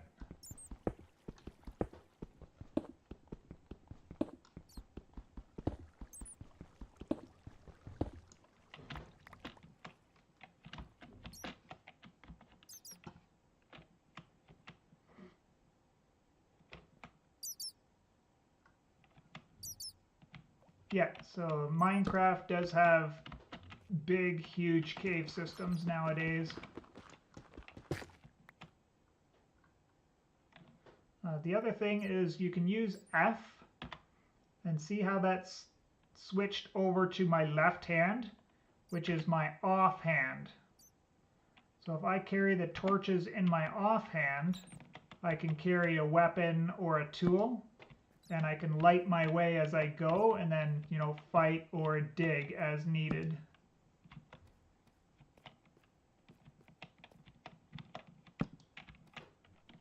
And these things are the bane of my existence.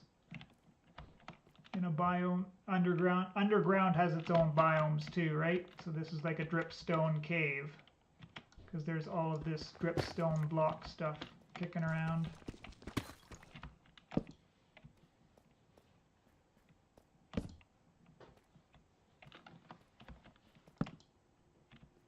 This is redstone. When you're trying to break something and it's breaking really, really slowly like that, I'll just show you here. It's because the mining tier of my gear is too low and I don't get the drops out of it. You need an iron tool to actually mine redstone. And the same goes with this stuff right there. It's diamond.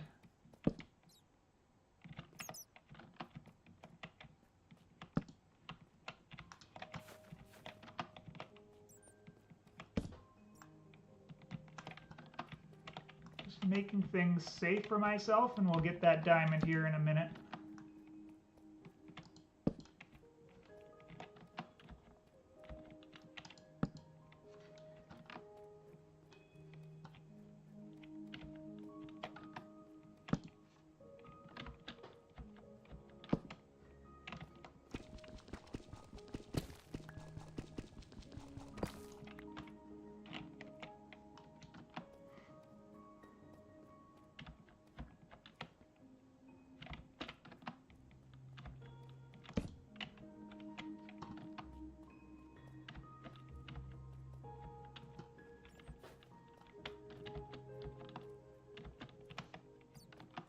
Did I see anything else? No, I don't think so.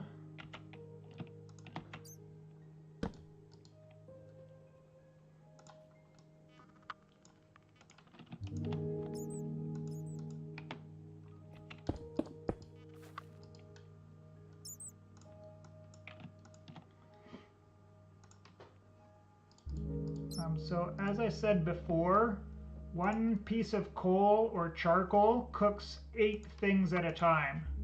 So if you want to be efficient, you're going to cook them in blocks of 8.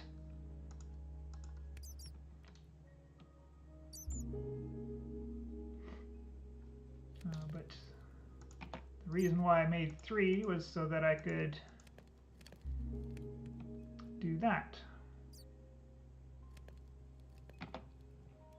Split it up a little bit.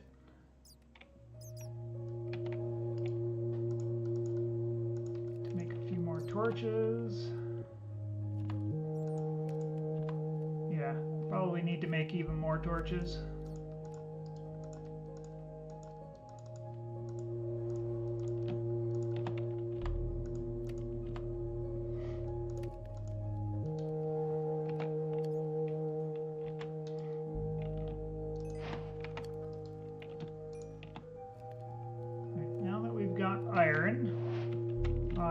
We can start making some, most importantly, defensive things. So a shield, a chest plate, pants, maybe a helmet, and maybe boots. That's the order that you should make your defensive items in.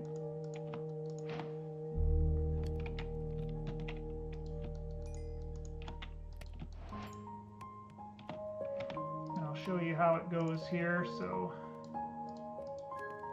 the chest plate is 8 iron, like that, with this top middle space open. Pants are 7 iron, like this. Then the most important item is a shield, which is 1 piece of iron and 6 pieces of 6 planks, like that. And then the shield you want to keep in your offhand. This is kind of creates some tension with your torches, but it's definitely always better until you're fully kitted out to carry your shield in your offhand, especially when you're in a cave system like this. And because we've got these resources that we wanted to get a little bit sooner, we've got an iron pickaxe. See, it breaks a lot faster and actually drops the resource. Like that and like that, and then diamond can be broken as well.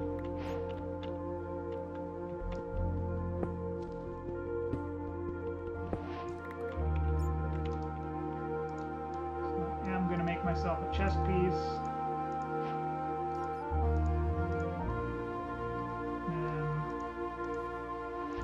Stash some of these things I've got small amounts of.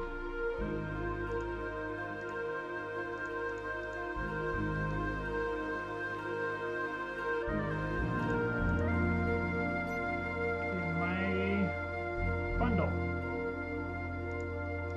There's stuff that I don't need at all right here, which I'm just going to come over here and Q will throw them out of your inventory one at a time. Or if you hold control, you can throw out the whole stack at one time.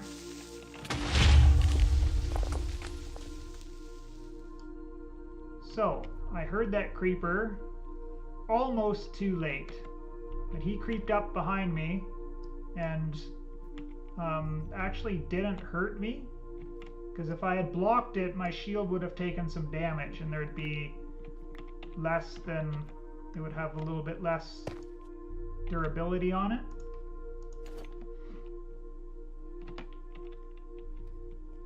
So I don't know what happened there. I should have actually taken quite a bit of damage, if not died outright. Where he came from, I don't know. Probably down this way, which I should have lit up before I stopped to do crafting stuff.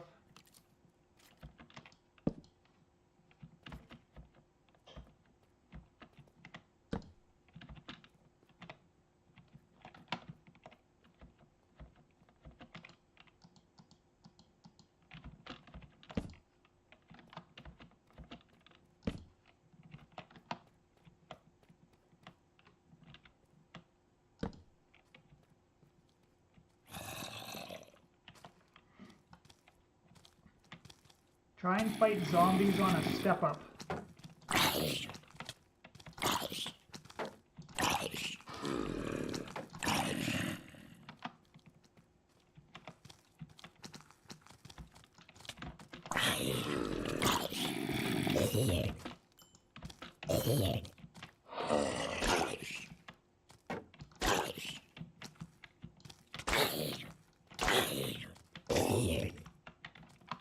You do have reach advantage, I'm just not using it very well.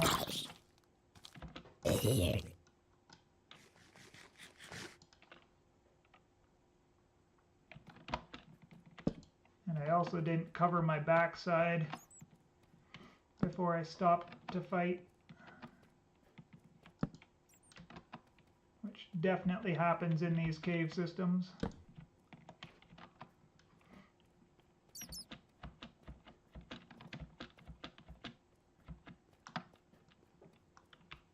There was this gold here, which if you see, this is taking a long time to break with the stone. So it actually requires the iron to break as well.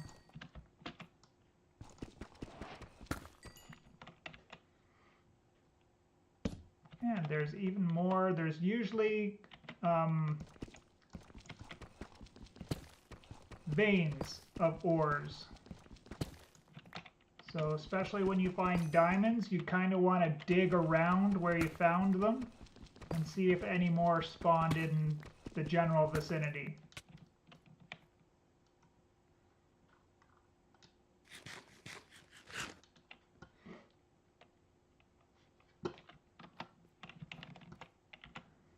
Alright, and I forgot about one of the other most useful iron items that you can get. It's called a bucket.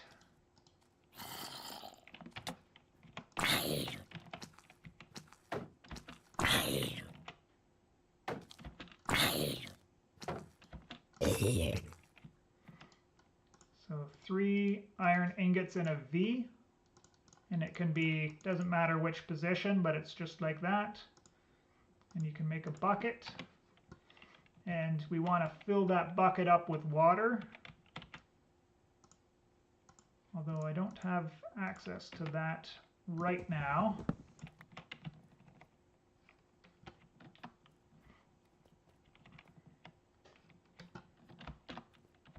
I knew I saw more diamonds somewhere.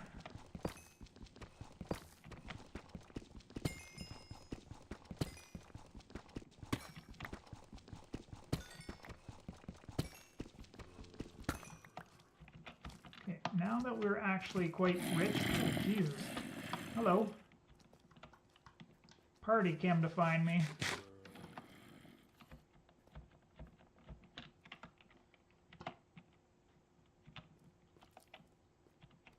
Just there was 3 of them, and that spooked me a little bit.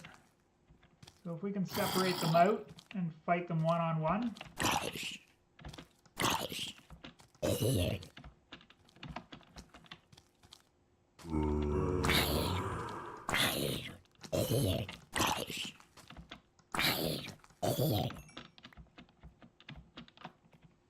That's so much better. As I said, we're kind of rich in diamond now, so what I'm going to do is make my first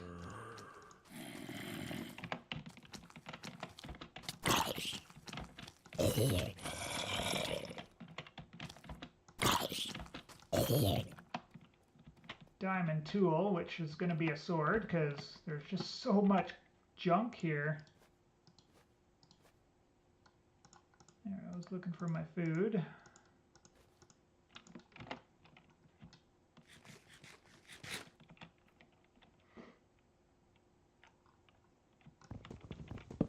But now you can see I'm able to kill the zombies in 2 hits. Creepers you can hit and back off, or if you have a shield, just raise your shield. Your shield will take a good chunk of damage, but it don't, like, shields are cheap, right? And I took 0 damage from him exploding. And you can use that tactically as well, so you can have like 4 or 5 zombies on you at the same time.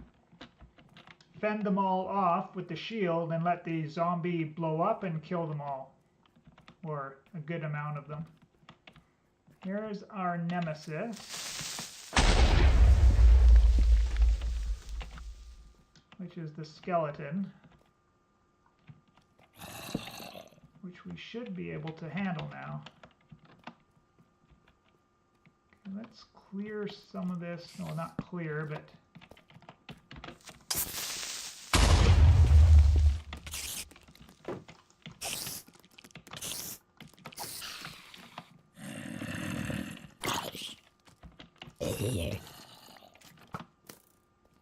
there, we finally aggroed the skeleton to us.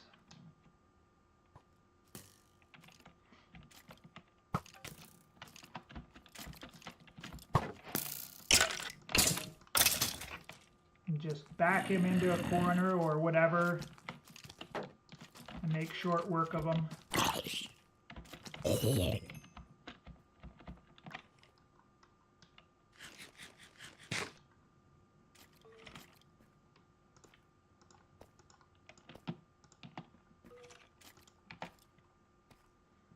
this big wide area here, that's things just, they're not gonna stop spawning down there.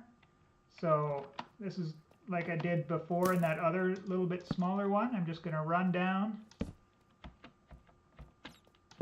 We're gonna try not to corner yourself. But as long as you keep moving, shouldn't do too bad. And don't double back if you think there's a creeper.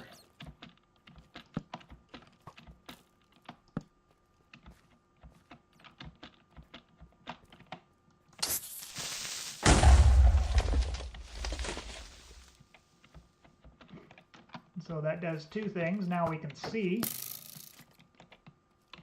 And it'll stop things from spawning. Now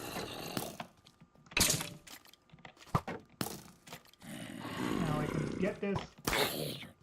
That skeleton just shot him. Because I didn't actually aggro that zombie there, he got concentrated on the skeleton. Because the skeleton shot it. So you can use the mobs against one another as well, like I was explaining earlier about the using the creepers to kill other mobs.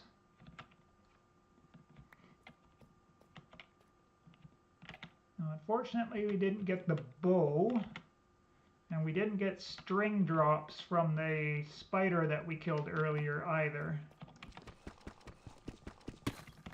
I haven't been able to show you ranged combat just yet. Yikes.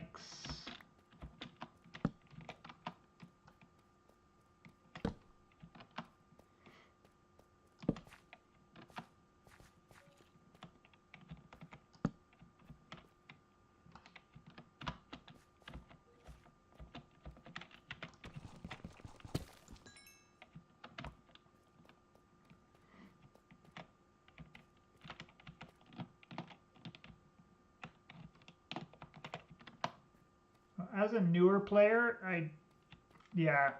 an area like this is an absolute nightmare. So you kind of hope that you can do what I did and, you know, retreat back to a safe spot and take them out like I did, or just forego it and give up on it, because as you can see, like, there is not a ton of resources that you can see and collect here. There's some, but it's not a great big amount by any stretch of the imagination. Not worth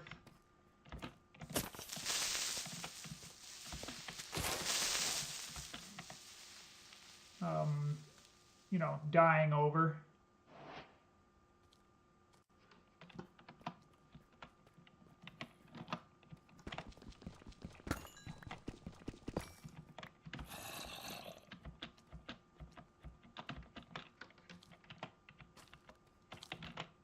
So if you get the zombie on a step up, you want to be 2 blocks, like just on the edge of 2 blocks away, and hit them as they're jumping up, or sometimes they get caught on it and they don't walk up, like they just stand here and do this.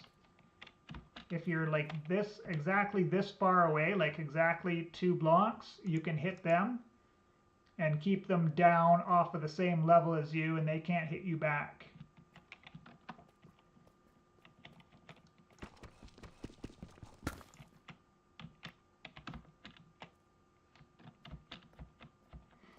I'm going to grab these last couple of diamonds.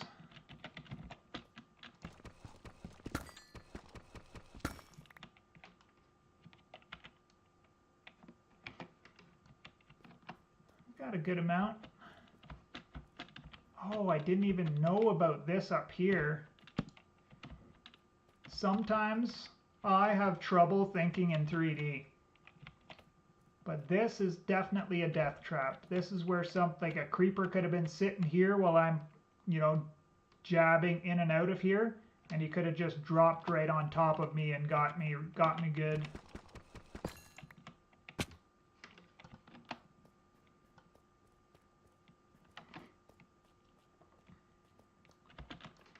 All right, so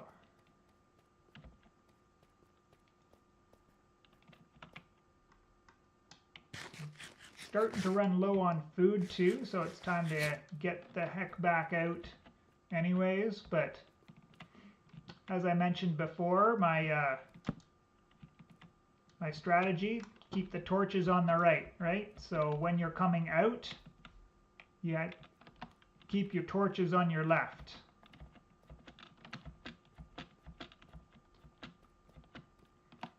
And then when you come to a branch, you're like, oh God, which way am I supposed to go? If you had your torches in random places, or just putting them down in the middle of the path always, you wouldn't know that this is going deeper into the cave because the torches are on the right. Whereas over here, the torches are on the left, so we know this is the way out.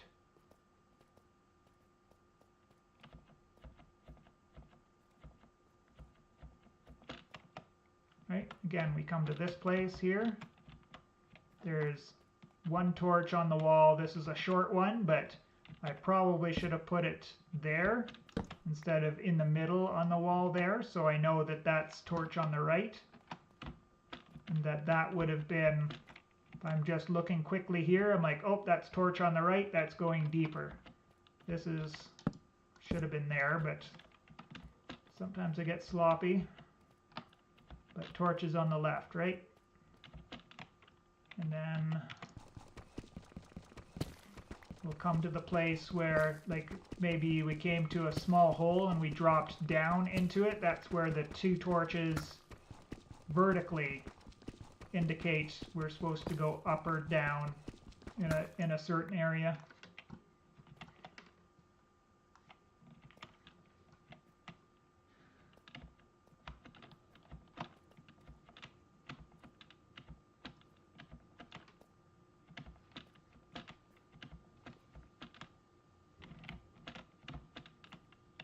Okay.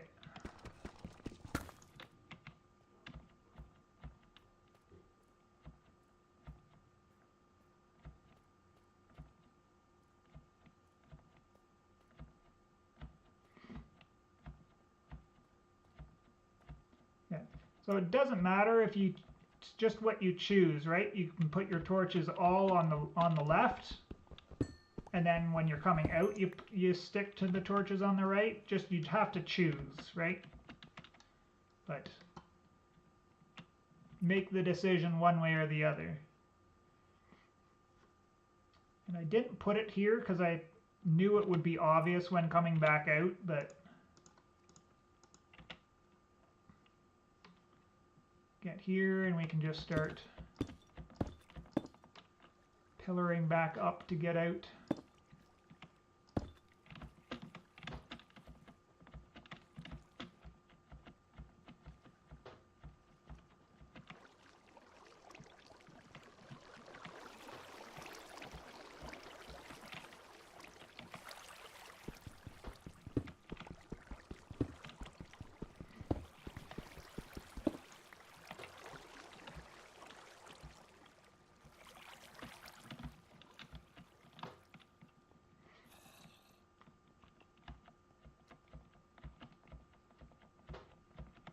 So here it would have been wise for me to have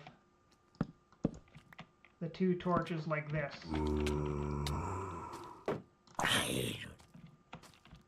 Sneaky guy.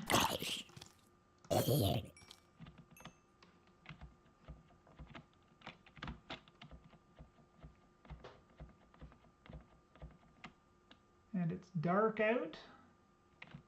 So I'm going to retreat back in here. I'm going to put my bed down.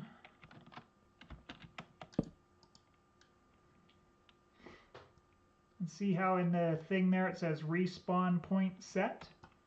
For right now, until I clear the way out of here, I'm not going to pick that bed back up right away. We'll come back down and get it when things are a little bit less hairy out here. But I saw a creeper, I saw a skeleton up here, like, don't want to die and then get reset way back at spawn.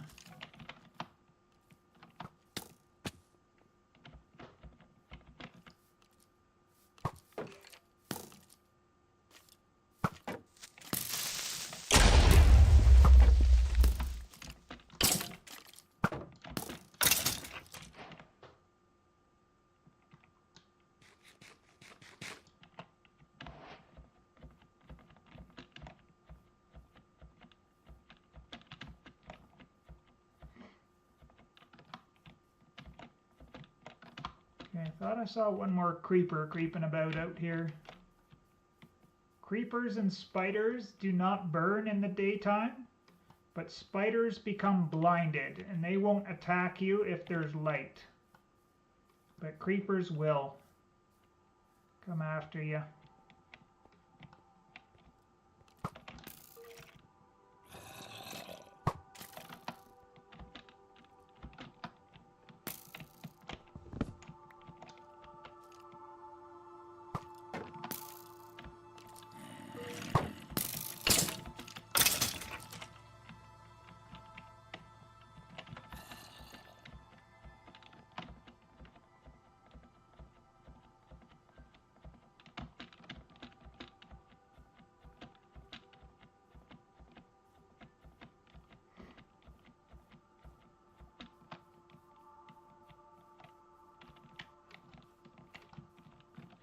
Just look around for any more dangerous enemies and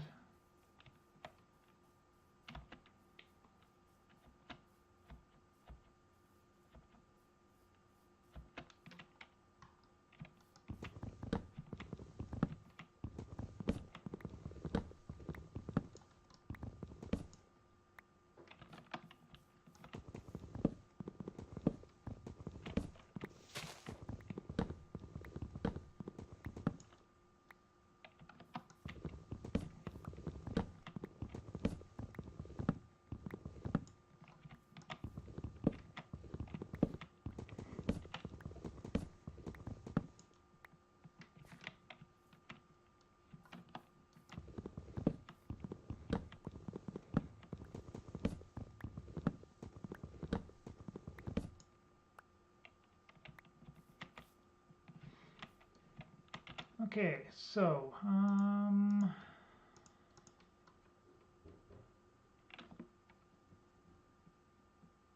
guess I have enough here.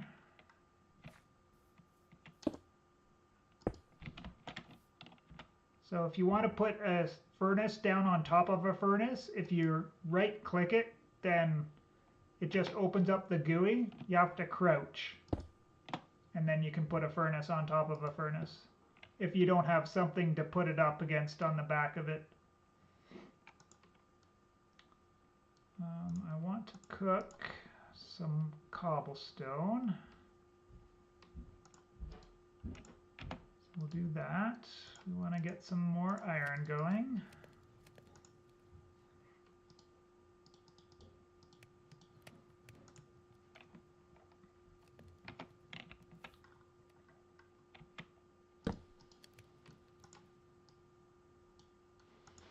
Chest is the same as a furnace, only with planks instead of stone. Just note that this cobbled deep slate stuff that you get deeper in works like stone for all recipes.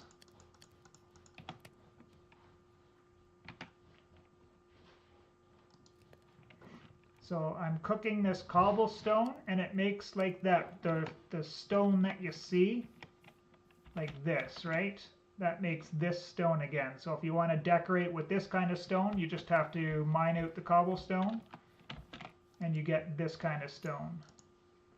Now if you smelt it again, you're going to get something called smooth stone,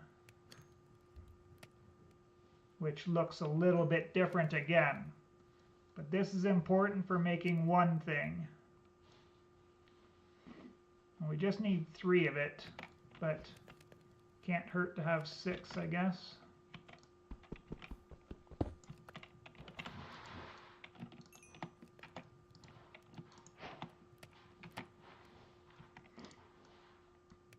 So, we take 3 of these smooth stone, 1 furnace, and 5 iron. We can make a blast furnace. A blast furnace is the same thing as a smoker, only for ores.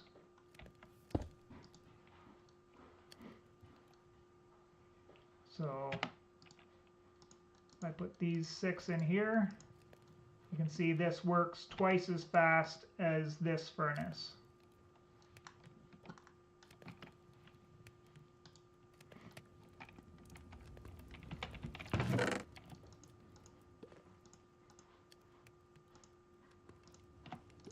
May as well put our smoker down somewhere. There we go.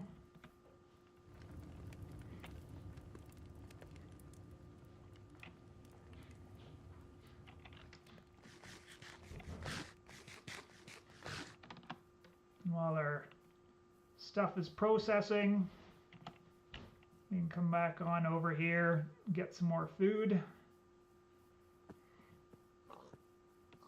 Oh yes, I can get my bucket of water finally.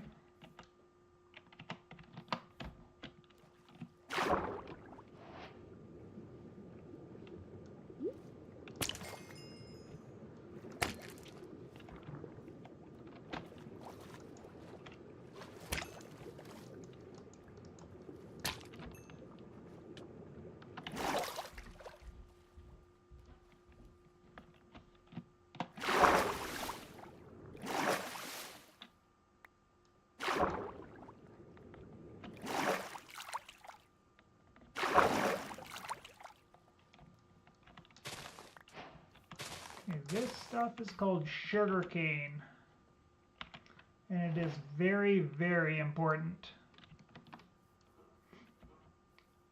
But instead of messing around in the water for right now, I'm going to take a little bit of a detour.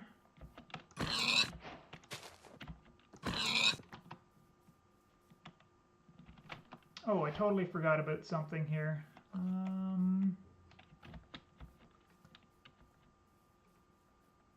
I'm going to leave these pigs alone for the moment. We're just going to head on back.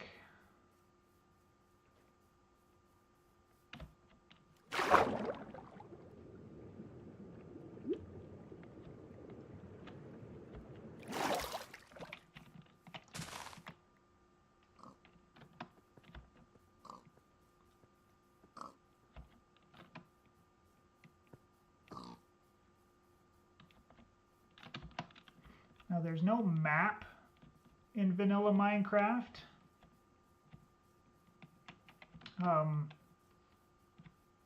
I should say there's no like on-screen map. There is in modded, but not in vanilla. So sometimes I get lost because I am so used to having a map. But we should be just around here. Here we are.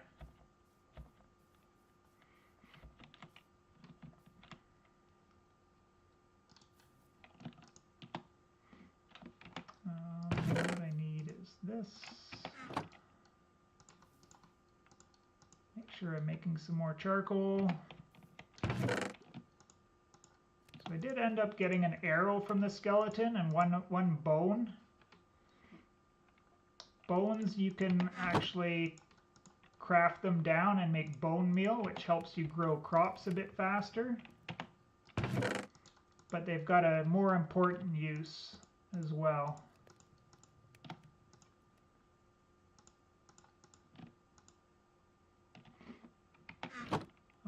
Sugar cane cannot be grown unless it's next to a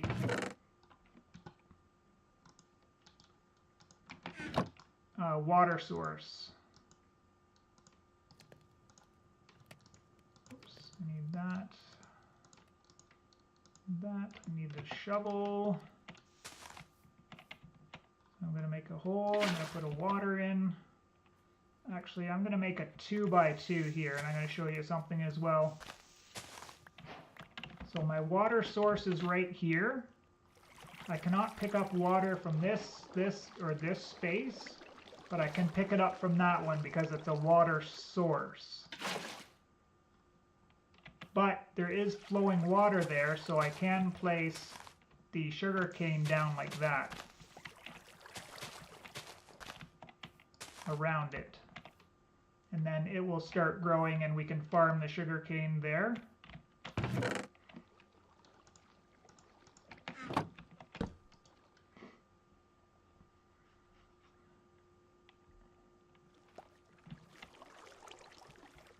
Now I'm going to grab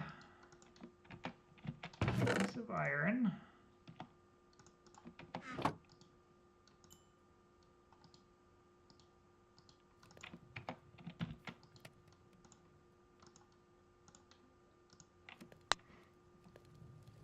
Start cooking up some of my raw pork chops and my salmon.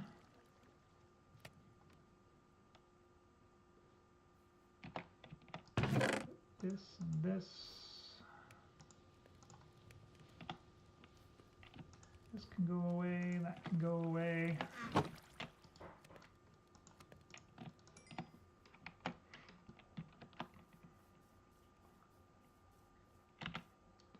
Okay, as long as I got one piece of iron,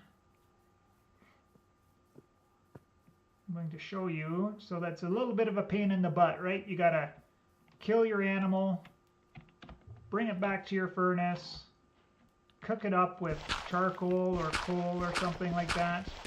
But if you dig gravel, you can sometimes get a piece of flint. You combine your flint with a piece of iron, and it doesn't matter which configuration you do this in. This is called shapeless crafting. You get a flint and steel. Put your flint and steel in your offhand, and you can light things on fire with right click.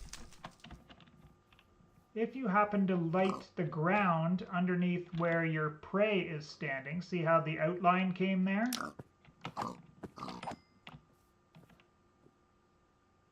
I now have 5 pieces of cooked pork chop where I only had 4 earlier.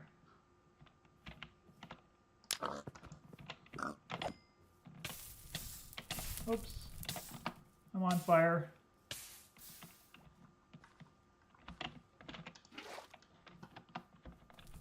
See, there's a cooked piece of pork chop there. Now the thing you don't want to do is set a whole forest on fire.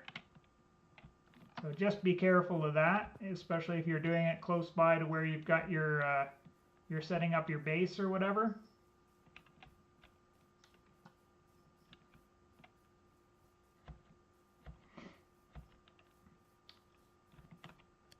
So there's that trick. The other trick is, remember before, let's put this down here for now, we'll just let that go down over the thing. We could pick up and put down that water there, but we couldn't pick it up out of either of these other ones. In a 2x2 like this one here is a water source. If we put down another water source over here, now all 4 of these become water sources because 2 water sources will join and this becomes a water source. I guess it's best displayed here in a 3 wide, but you want to do a 2x2 because I'll show you why here. So like 2 water sources on either side gives us a water source in the middle. But if you're doing things fast and you pick up the water source from the side,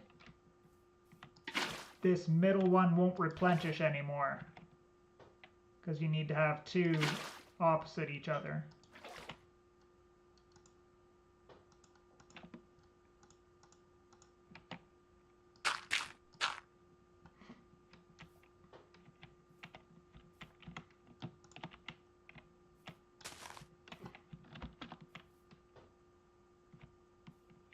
Alright, we will... I guess we'll continue with food. So you've been to a village, you got a whole bunch of wheat seeds, maybe you got carrots, maybe you got potatoes, maybe you got beetroot seeds, but you can farm. You need to make a hoe first, which is, so 2 sticks, and then to make a stone hoe, 2 pieces of stone. If you wanted to make an iron hoe, it'll just have higher durability, is the main reason to go with that. You could make it out of diamond if you wanted to. But in the beginning, a stone hoe is definitely more than enough.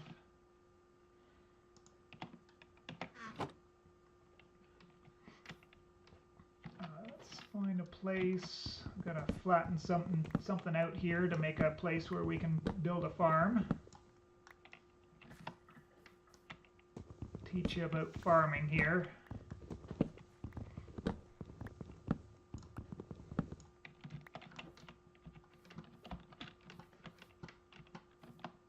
Here should be good. Let's just pick up all these flowers.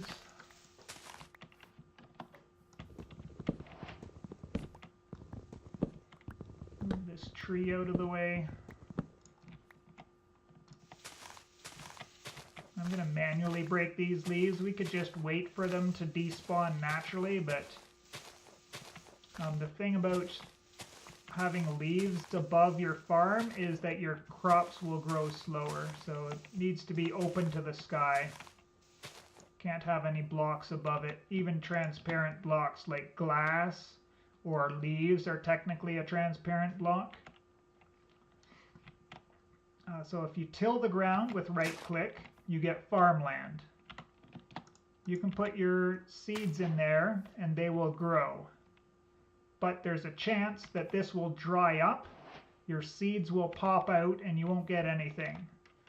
The other thing that can happen with farmland is if you walk on it, it'll be fine, but if you jump on it,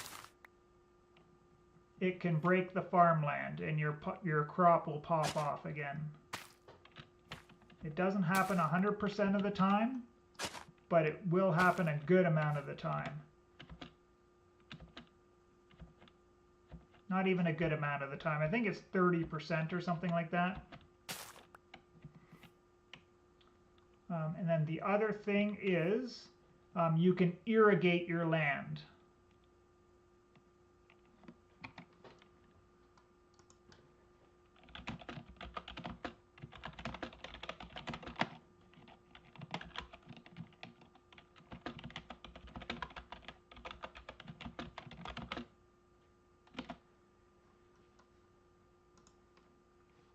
Alright, while we're waiting for Seth to come back, I'm going to organize my stuff and probably just chop down a bunch more trees for wood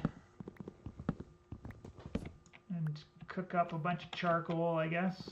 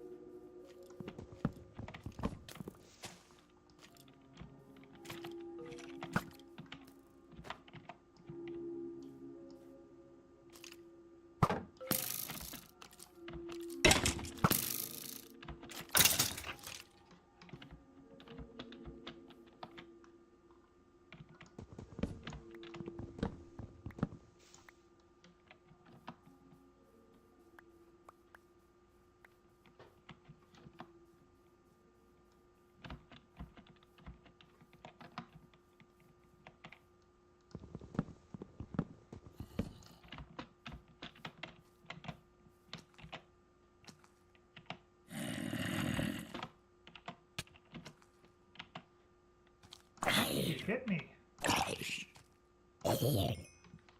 Slimy guy.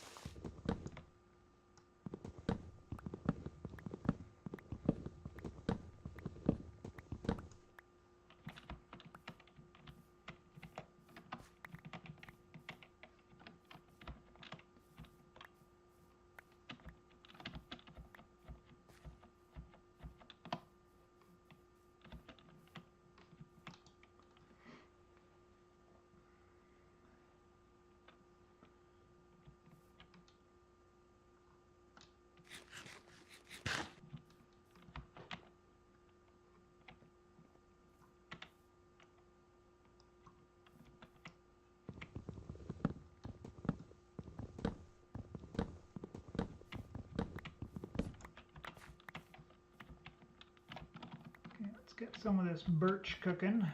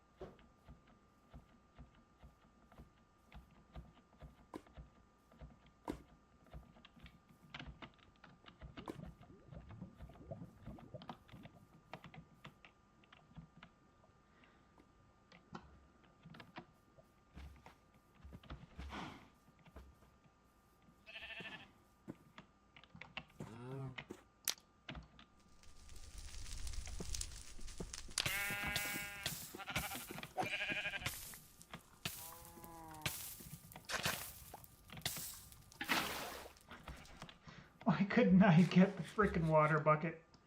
That was ridiculous.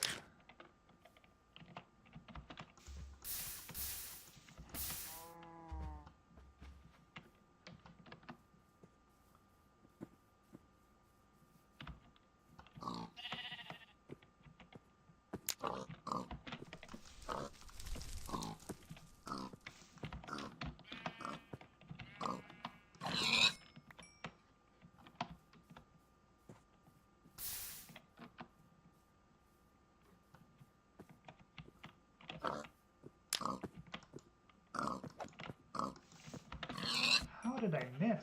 Oh, I must have hit him.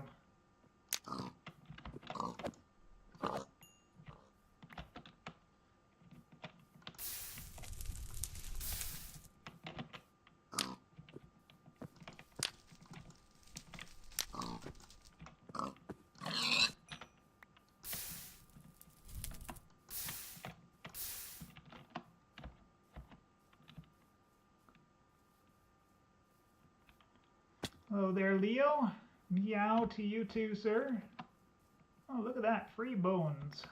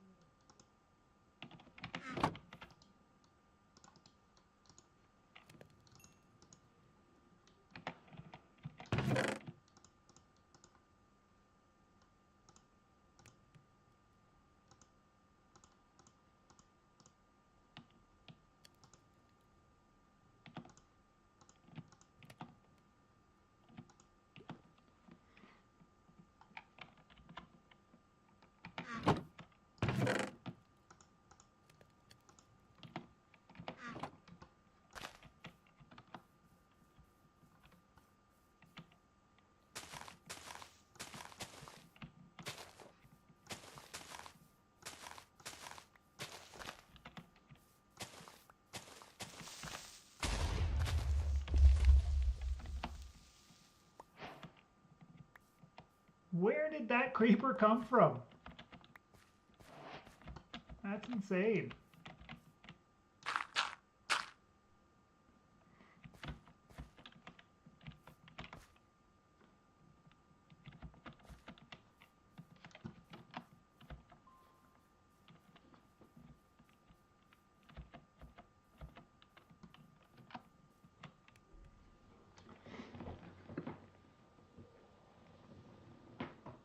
Shouldn't have to keep my head on a swivel out here in the overworld during the daytime.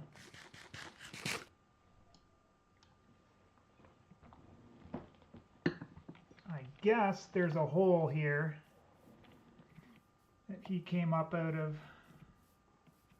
Yep.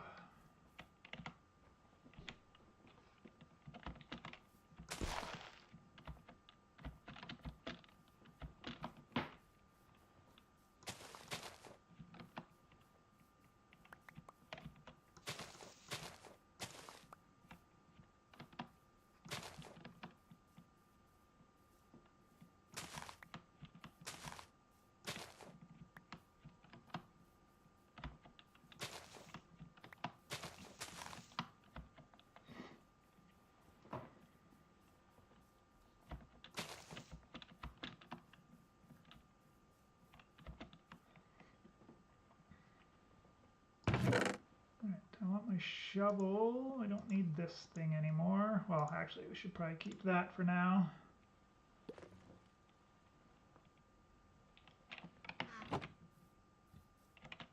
Get rid of this.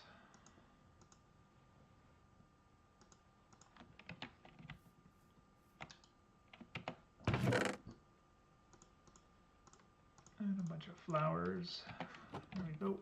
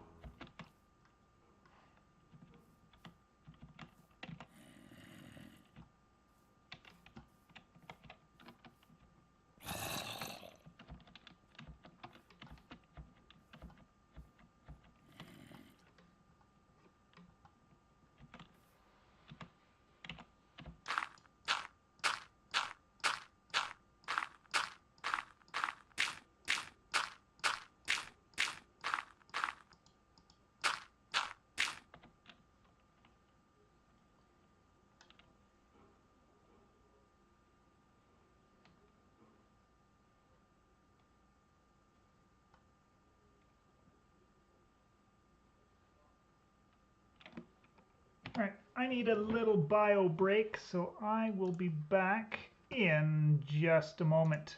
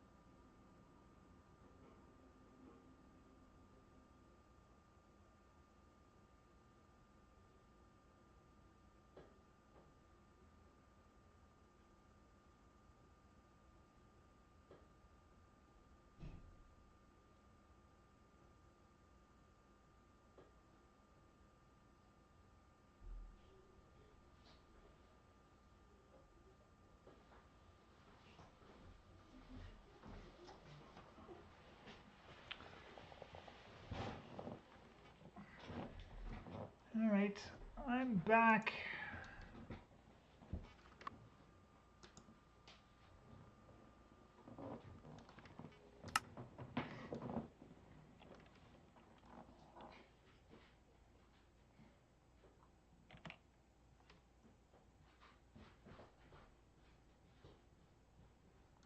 That's sweet. Definitely a good view up here.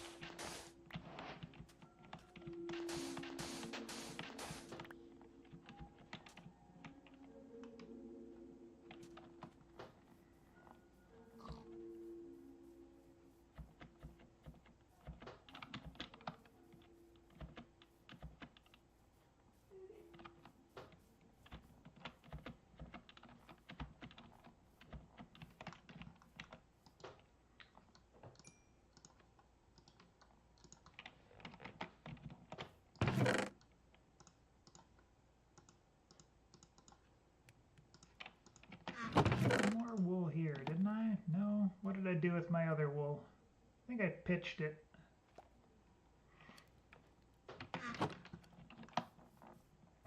Alright, I'm just going to set up this farm.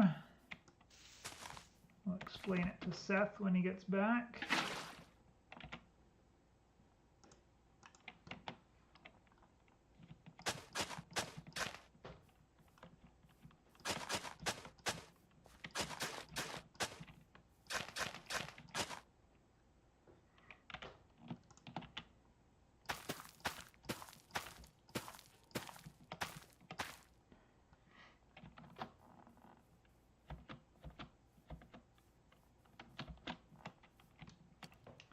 And then I'm going to make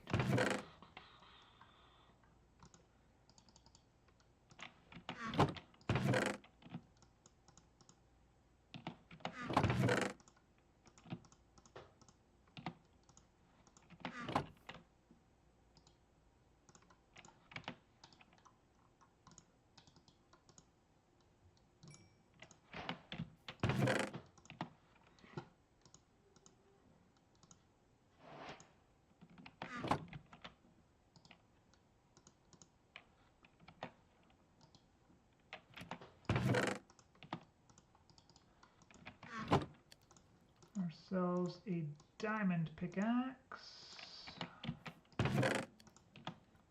And where is it?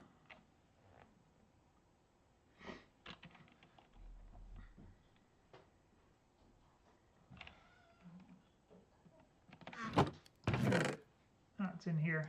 All right.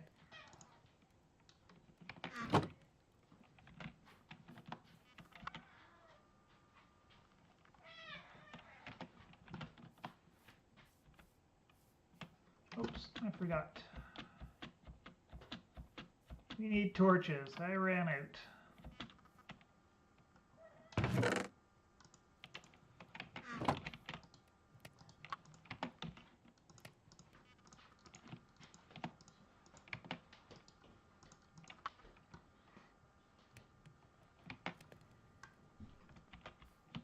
I'll do a harvest on these guys.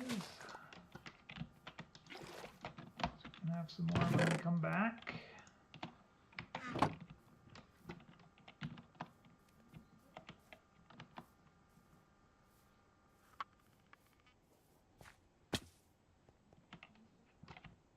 Oh, I think I probably have enough iron now, right, to make the rest of my iron outfit.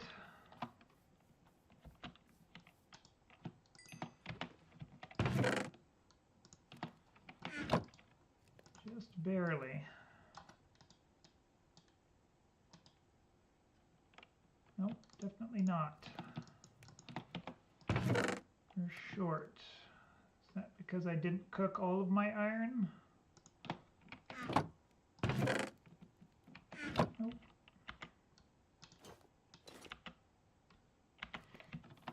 Alright, just no booties for now. That's fine.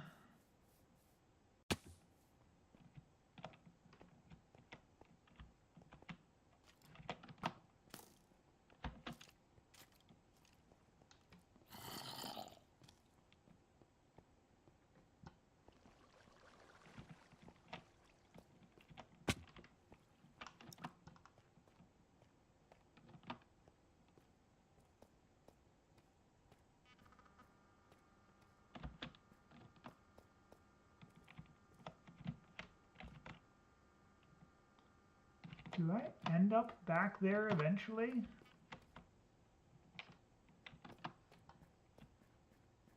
Oh, that was here.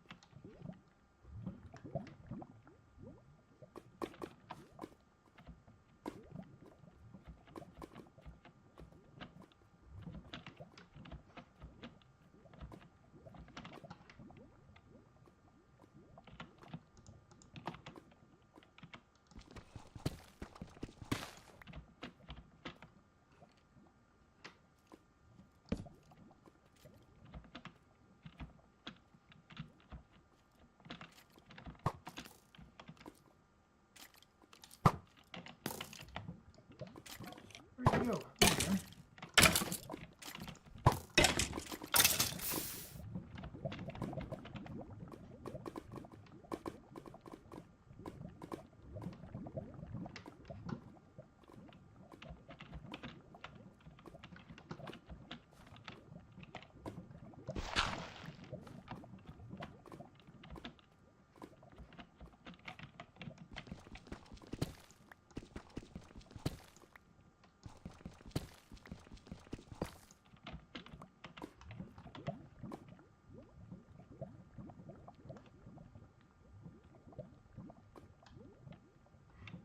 Oh, hello there, Brooklyn. I am pretty good. How are you?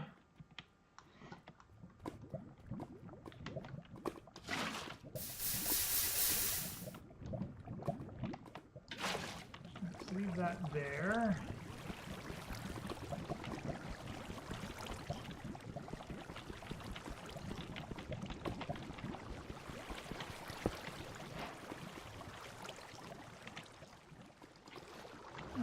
Down up.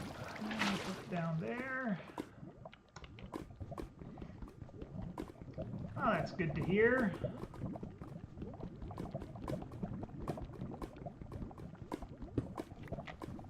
I usually play modded Minecraft, but I have a friend who's just getting into it, so I decided to play a little bit of vanilla today. Oh well, I'm glad you decided to pop on in and check me out. But yeah, like I said, nothing really too special going on here today.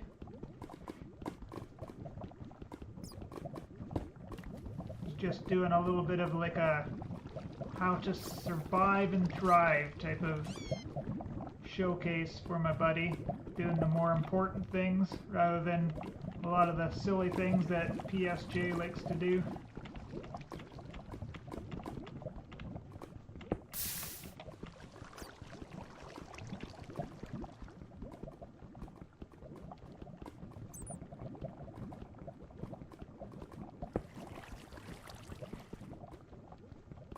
So yeah, right now I'm just grabbing some obsidian so we can go check out the nether.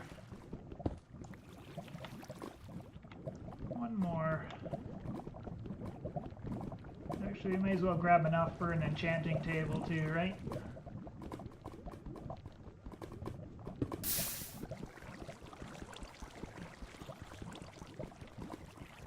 Oh, when did I start playing Minecraft? I think it's a little over 10 years now. 2012-ish, maybe? 2011? Probably 2012. So, almost 13 years. Sir, that iron sword hurts. That was very rude of you.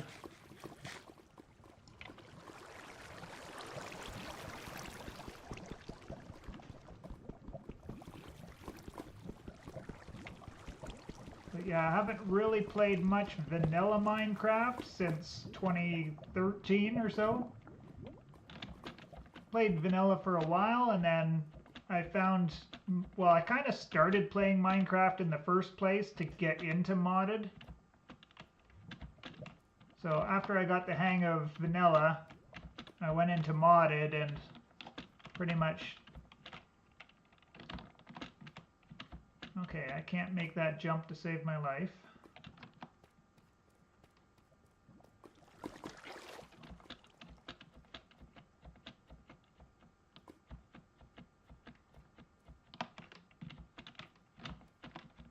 What the heck is going on here, sir? Thank you.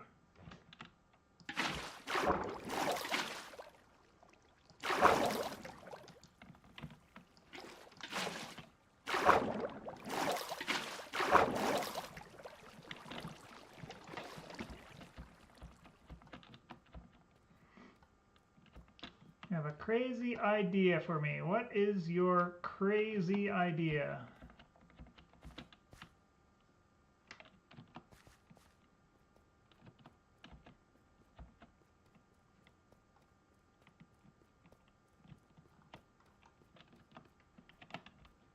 Here, spider.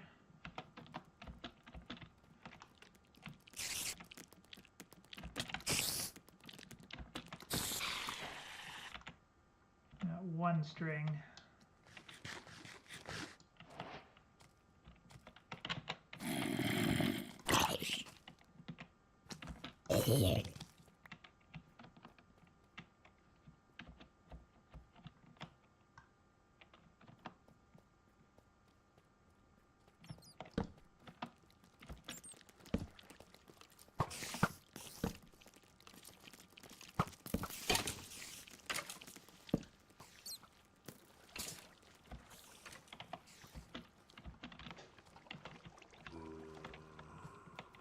Spiders.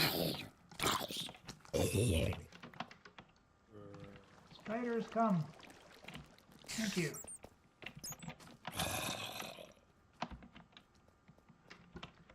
Too many uninvited guests.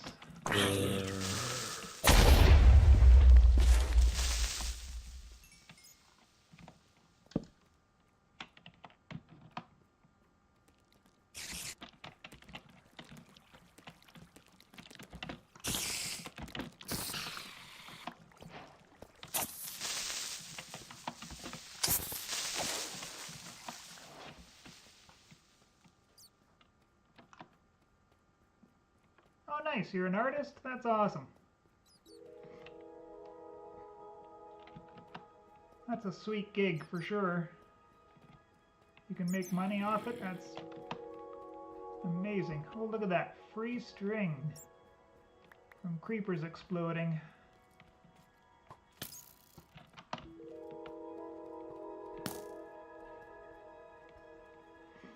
I just wanted enough string to make a bow, so we've got that now.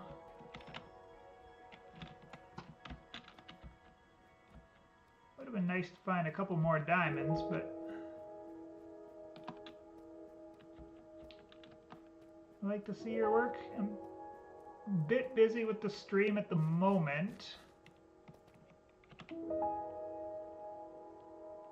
Oh, this leads to there. Aha, I was trying to climb up to here, wasn't I?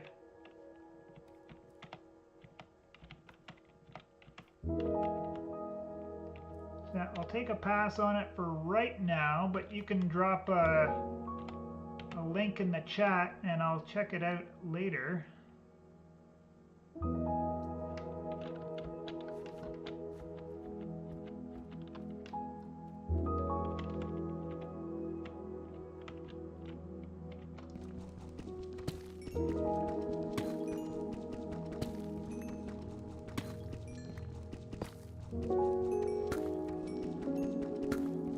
Oh no, I'm not that deep into it there, my friend, but I appreciate the offer.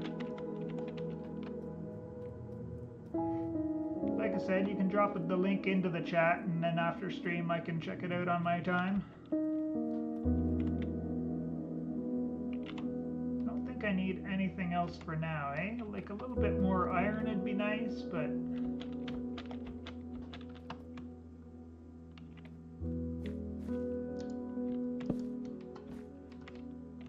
I think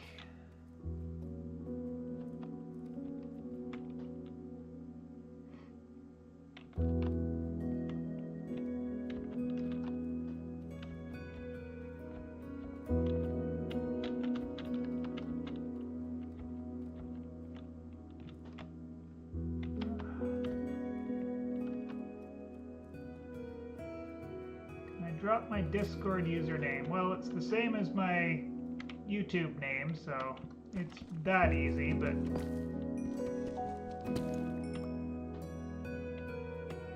like I said, you can just share the link in chat. That's, oh geez, that's not the professional jump I wanted to make.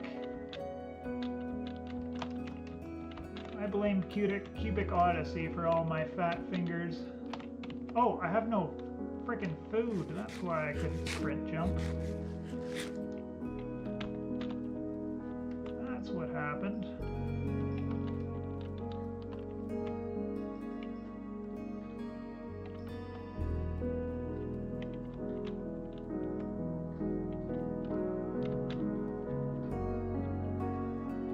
Way back out is this way.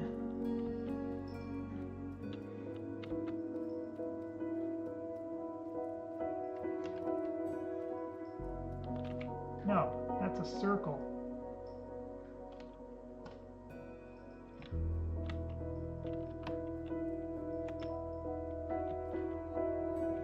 Okay, remember that. That's the way into the deep part.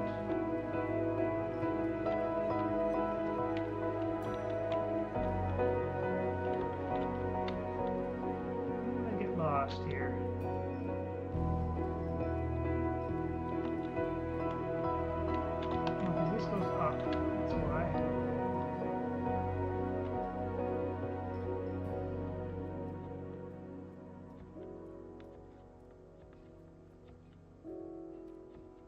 I have a favorite game of all time. That would be Don't Starve. I think I was close to 3,000 hours in it before I stopped playing.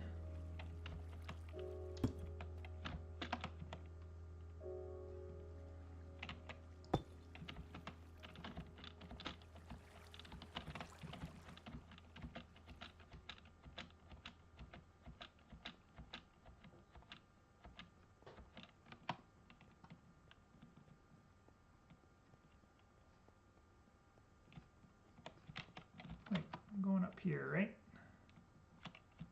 So my torches got blown up by a creeper or something along the way.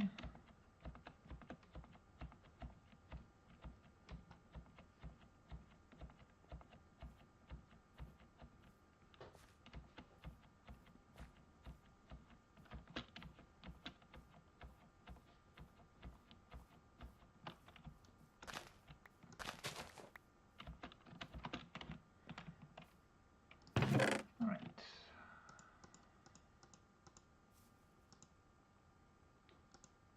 Put all these goodies away. For teaching later.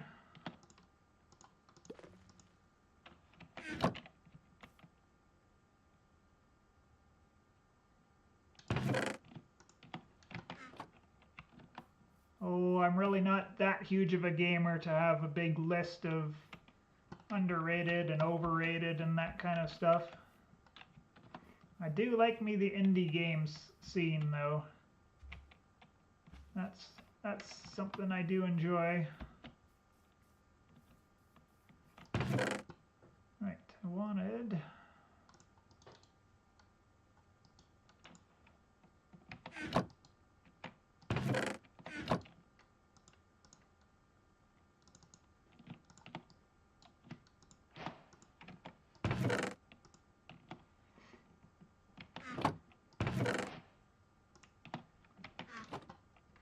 go for a little ride.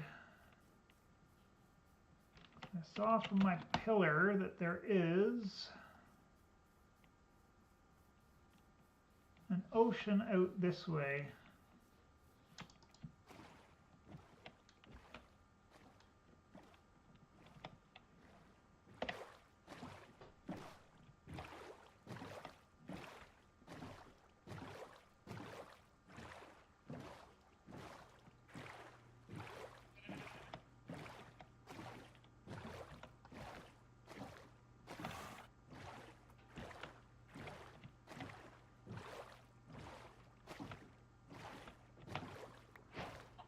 Chicken laid an egg in the water. How lucky.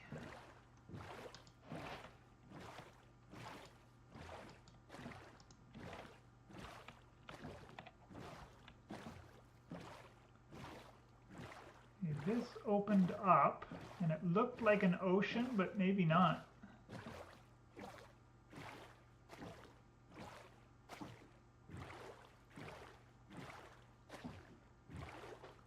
I guess it's not. It was just like a small lake or whatever here.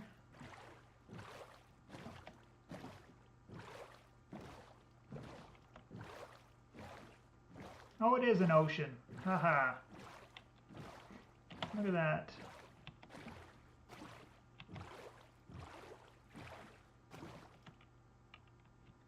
Oh, hey Seth, welcome back, welcome back. Yes, I made a boat. Because I made a big dirt pillar, and I saw that it opened up over here. I was just out to collect a little bit more resources to finish off our learning session for today. So I'm killing cows to get leather, and as a side effect we get the best food in the game, which is beef.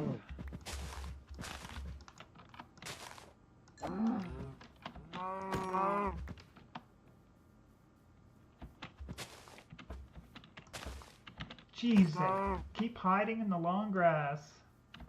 Alright, 5. 5 is okay.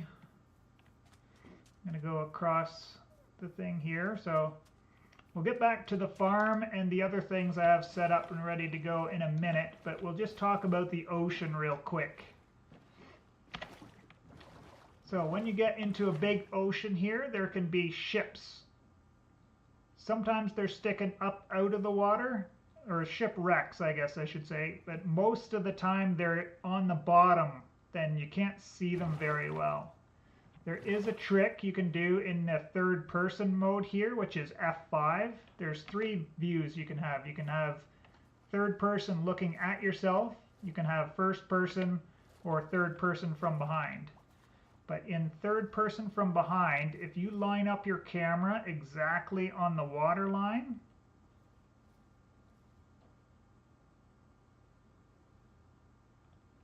and maybe they've fixed it. Nope, there it is. You see how I can see that dolphin over there? I can see things that are pretty far away. I can see a lot clearly under the water. And you have to really hold your hand steady to be able to keep it there. Because otherwise, you know, if you move your hand a little bit, then you'll lose your visibility. There's those cod I was talking about earlier. They look pretty much exactly the same as salmon, only they're yellow instead of red. Yeah, so sunken ships. There's also these structures here. And there's going to be the underwater version of zombies down there, which are called drowned. So left shift to get out of the boat. I got to get back into first person mode. We'll go down here. Drowns can be the most dangerous enemy in the game, because if they spawn with something called a trident, they are absolutely deadly.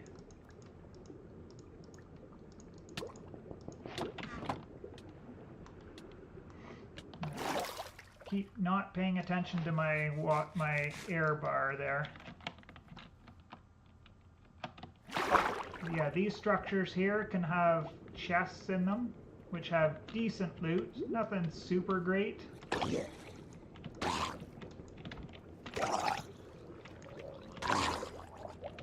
And a lot of the time they're hidden.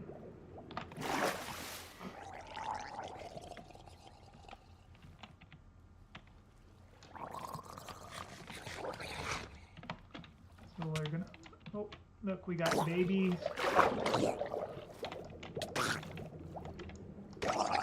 Alright, we just got so many of them here now. I'm gonna fill up my air. Ready my shovel. We're gonna juke them. Draw them all away from there. Swim underneath them all. Oh, there's a zombie with a trident somewhere. I got hit with a projectile, I think.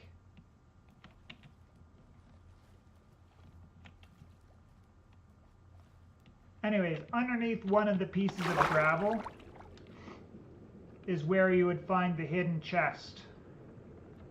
So sometimes they're obvious, like we saw there a second ago, and sometimes you gotta dig around for them. That's enough of those.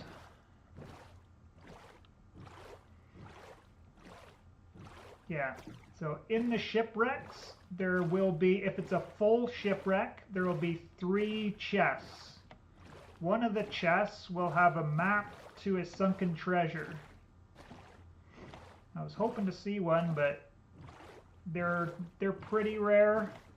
Not extremely, but pretty rare. And it looks like we're not getting lucky on this quick little trip.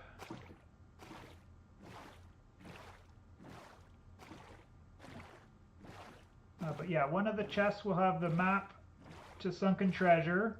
One of the chests will have a lot of valuables, so you'll find gold ingots, iron ingots, possibly diamonds,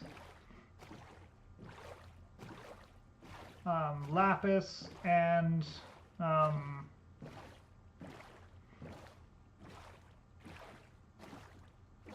something else I'm blanking on just at the second. Alright, Brooklyn, take care. Thanks for stopping by. Yeah, for now I'm just going to get back to our base area, because all the spooky things are starting to come out.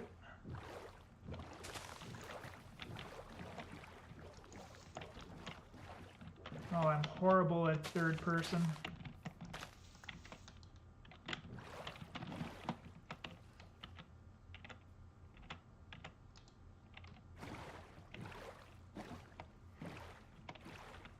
do want to grab a bunch of this sugar cane.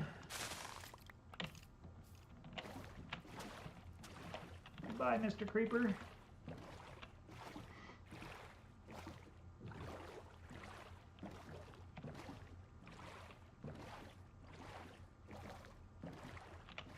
Now that stuff's pretty neat.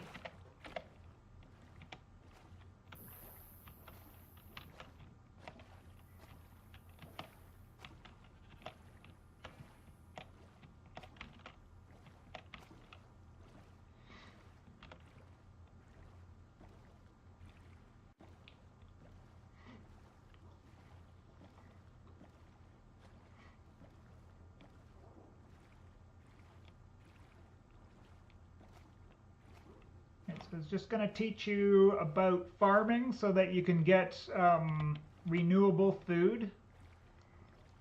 And then we're going to talk about a couple of other vanilla/building mechanics. Wait, took a bit of a wrong turn.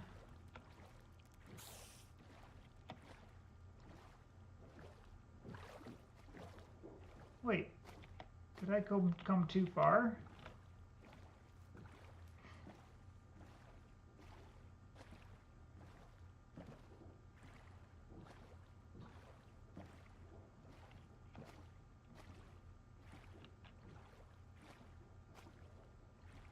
May have come too far. Then we'll talk about the nether, which is the hell dimension.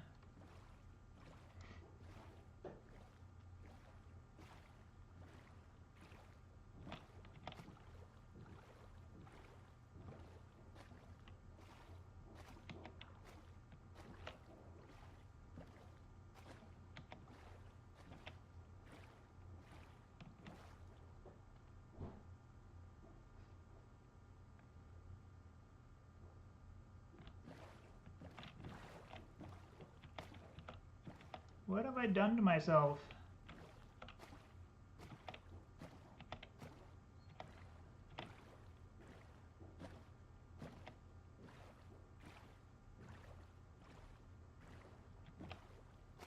Okay, this is where my house is.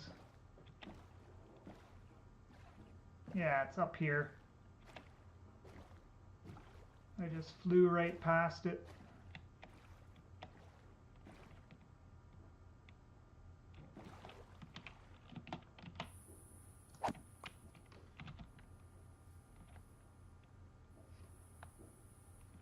I think it's up in this direction.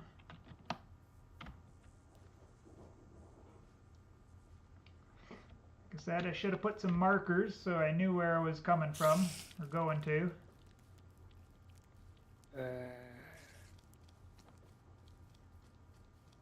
No, I don't recognize this at all. Baby zombies. These are the most dangerous normal mob that you find in the game.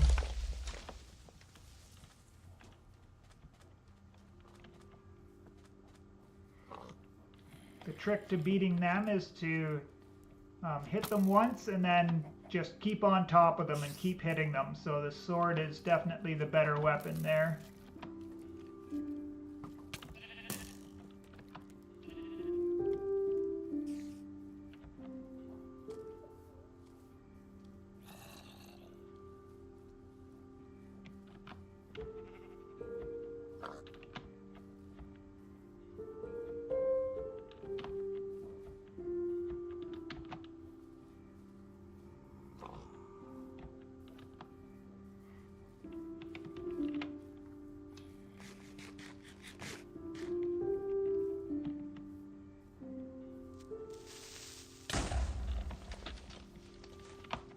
Stupid creeper.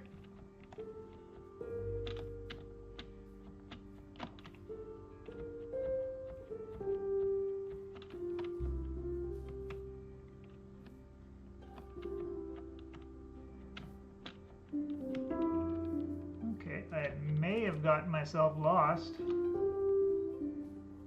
This is definitely not where my base is, for sure.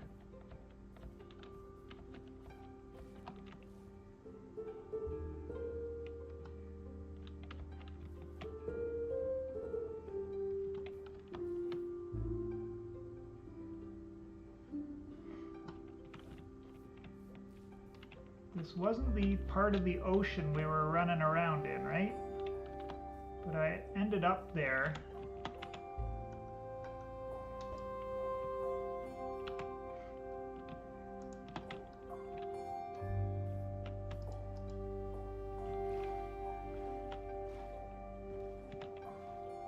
In this direction.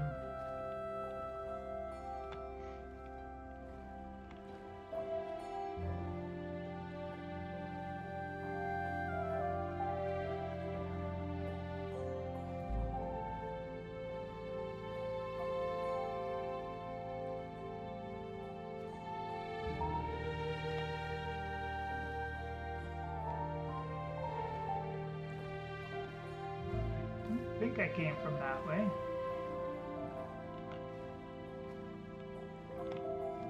And coming over here, this is all dead end. Yep.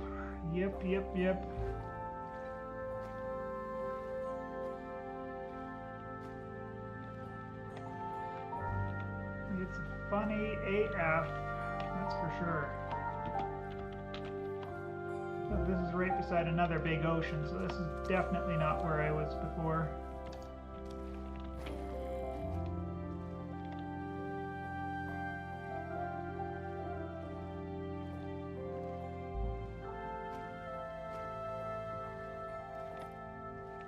None of that connects, and I didn't get out of the boat at all. So maybe it is this way.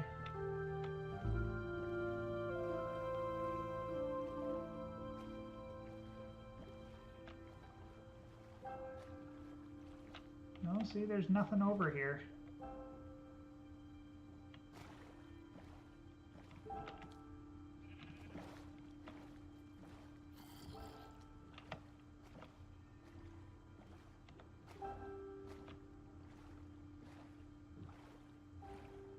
Alright, we've got to get back to the ocean that I remember.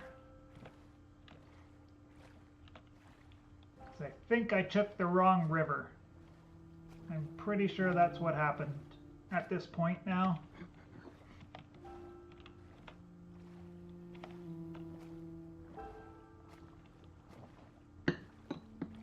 In my rush to get back. The one with the Birch Island, that's right. And we go through a couple of narrow places.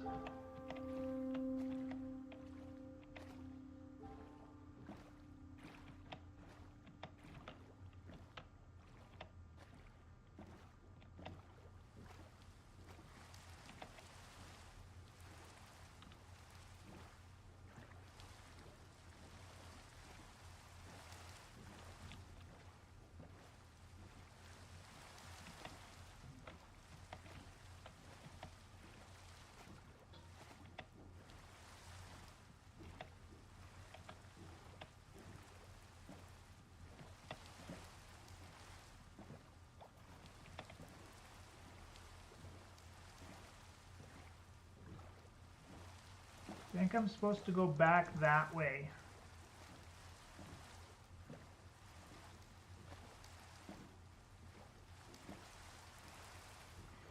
Let's just come on over here and see if we can't find those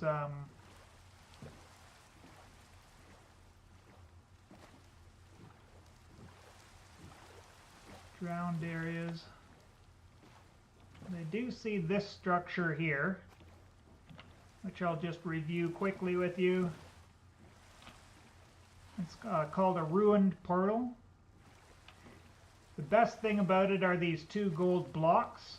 There's not always 2, but almost always you'll find 2 gold blocks, and it's not always like on top of it. But this is a ruined nether portal. And we'll be making one of these as soon as I get back to the base, because I'm all prepared for it. But there's usually a treasure chest here with a bunch of useless stuff in it. But the only useful thing you'll find in there is obsidian. Maybe like these iron nuggets, but it takes 9 of these to make an iron ingot. And then golden tools are almost worthless. You can use them like 12 times before they break.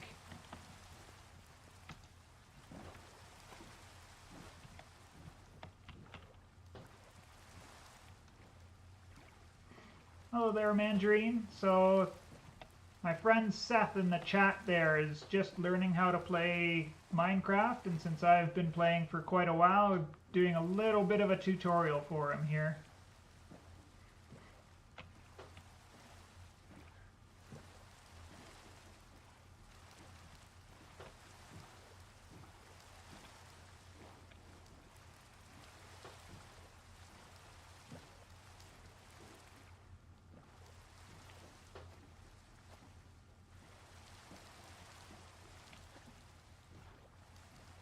I'm not seeing those drowned structures here anymore.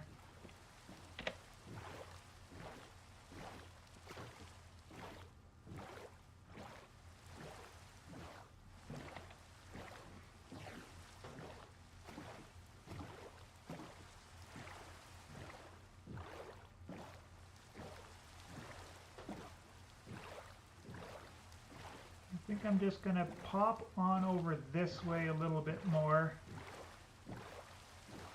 I may have gotten turned. Oh, I know where this is. This is that other place that connects up with that river.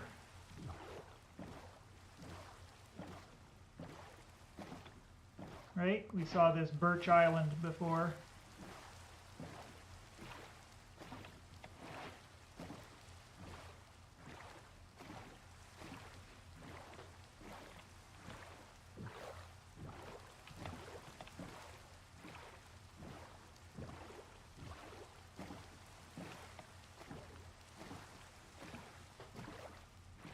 Well, shiver me timbers, there's a sunken ship.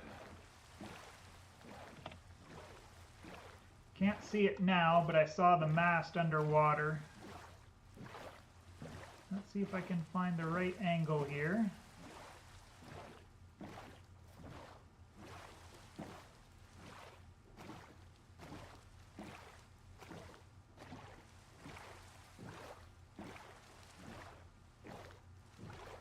Can't, it's really hard to find.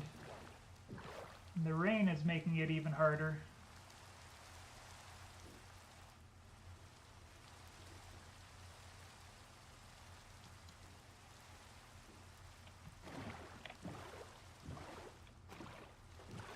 Can you see it? It's down there about just this side of the kelp.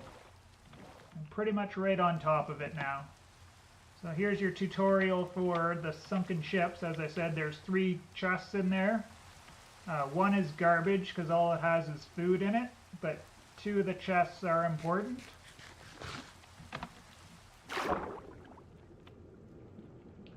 So here's the ship. There's this area here, which is where the steering wheel would be, and then that's the front of the boat. You want to go at the back of the boat here where the captain's quarters are, underneath where the steering wheel would be.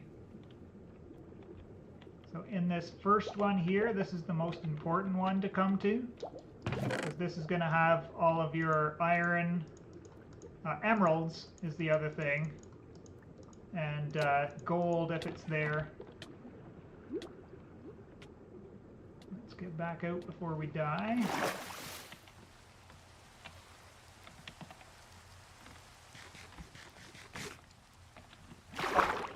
And then if you go below decks, which is a little bit hard to do, there's this doorway which you can get your breath back in, and just inside this doorway there's a chest right here. And this is the next most important chest because this is the one that's going to have the buried treasure map. And I'm just picking up this paper for later. So if we look,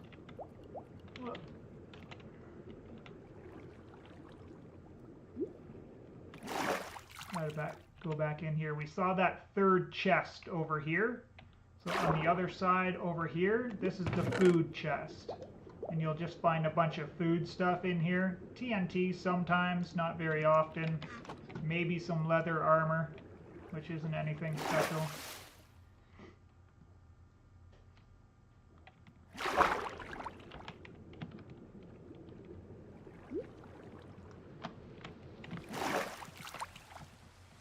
So the tricky thing about the boats is you almost never see them fully intact like this.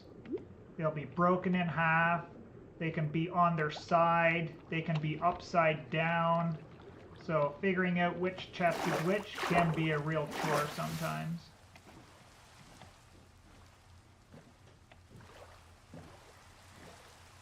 And now I am well and truly fully lost.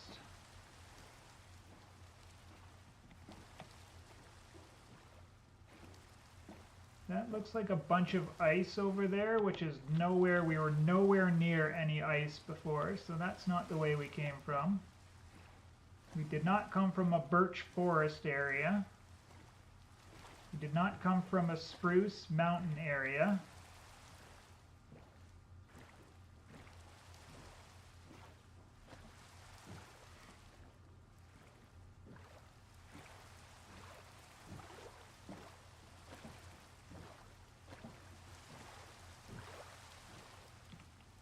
See that there? That's another ship. Sunken ship. But this is where we came from. This looks a little bit better, right? There's that birch island that I was talking about before. So this is getting back to the ballpark anyway.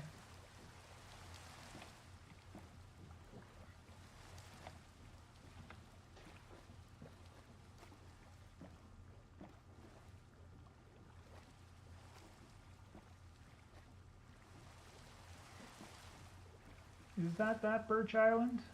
I believe it is. Yeah, there's the dark forest area, and the ruined portal should be back in there.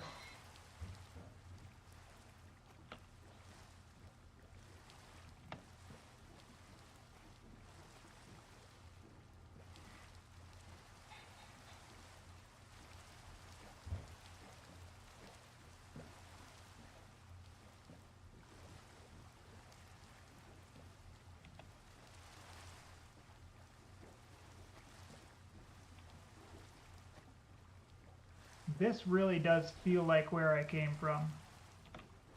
So I am going to head down this river here.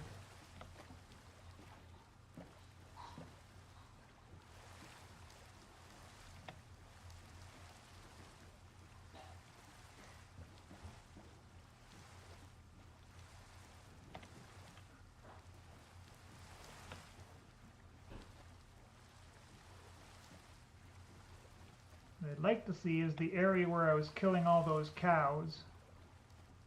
And I do feel like it was here.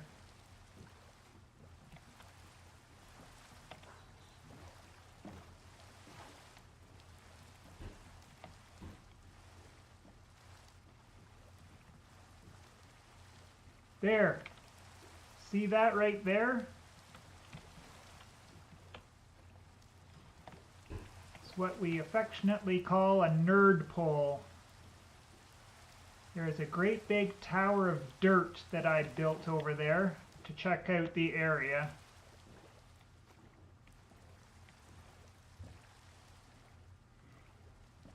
That is where my base is. So we are on the right track again. We're just going to have to deal with nighttime getting back to the base. Which I didn't put any torches down around my bed, so it could be a little bit hairy.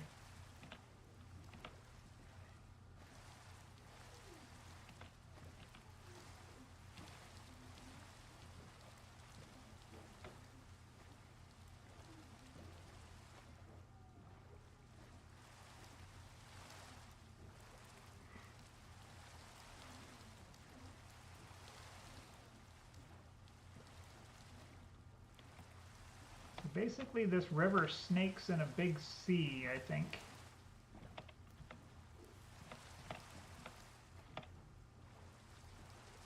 But I came through two really thin parts. Here's the first one.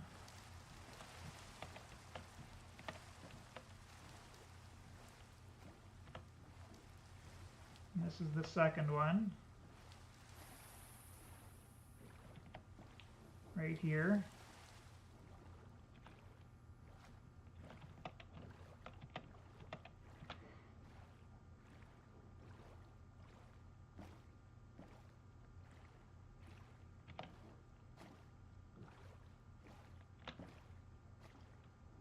We see forest on the right again. That's where our base will be. Down this way.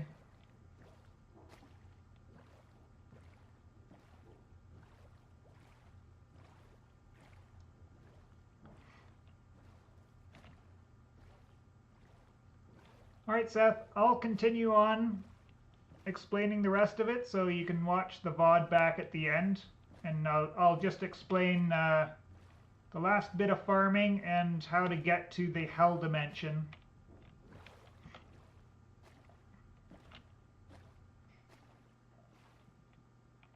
Alright, I just wish there wasn't 1,000 skeletons all over the place here.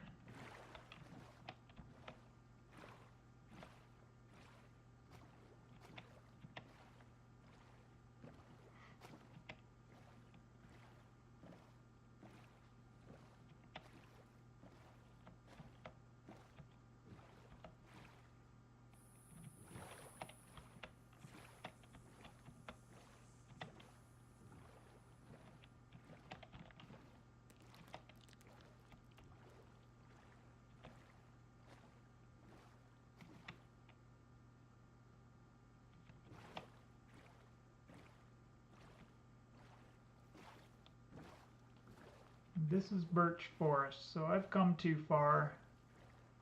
But I didn't want to get off at that area where all those skeletons were.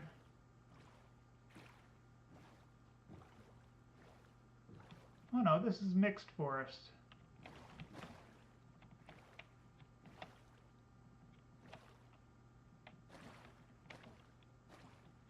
I still think it's back this way a bit.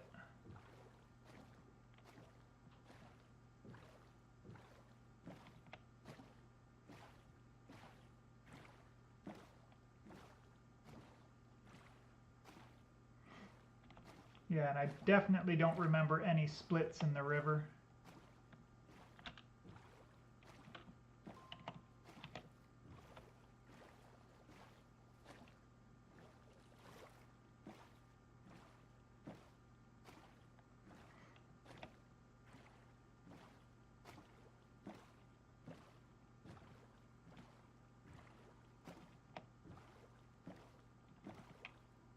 There's that.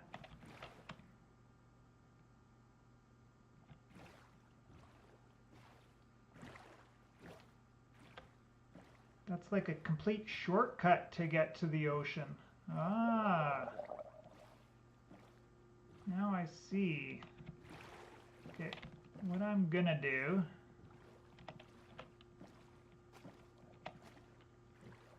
so I don't get lost on this river again.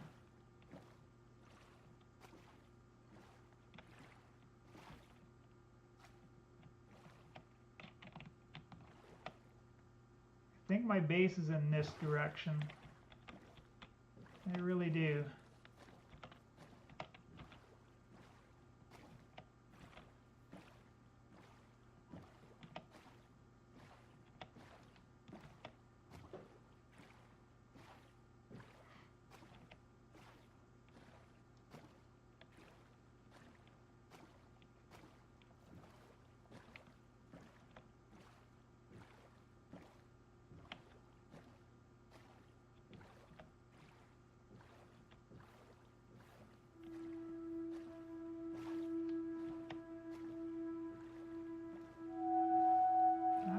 Here, it goes to the ocean there.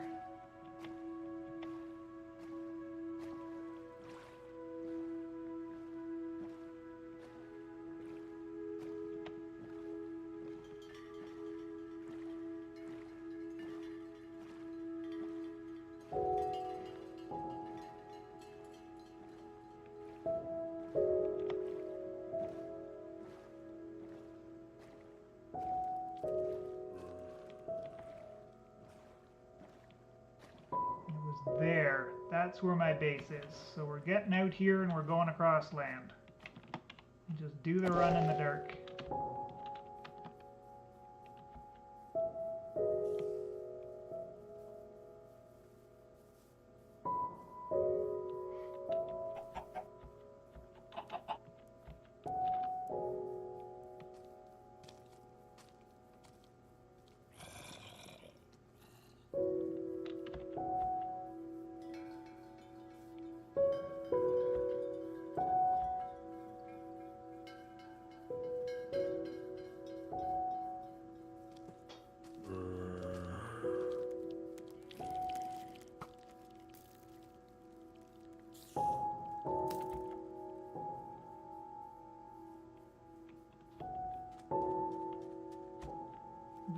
Skeleton Conference right on top of where my base is.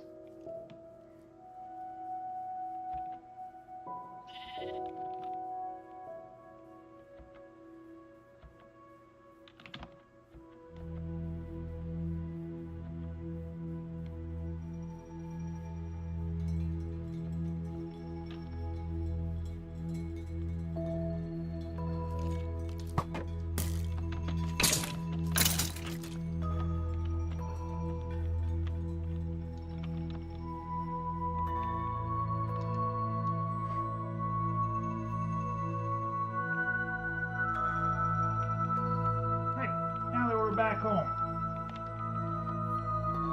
Thing I wanted to say about farming.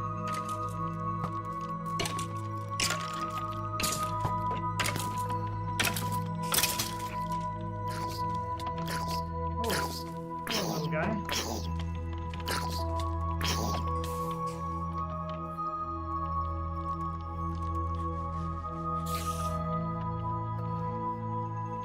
That you can hydrate your crops, which make them grow faster, and one water source can hydrate up to 4 blocks away.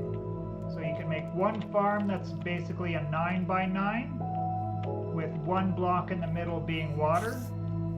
And if you have different kinds of crops, you want to alternate the rows. So a row of wheat, a row of potatoes, a row of wheat, a row of potatoes, a row of wheat, so on and so forth. And you don't have to cross hatch them, but just do full single rows. So full wheat, a full carrot, a full potato if you're going to be mixing it up completely.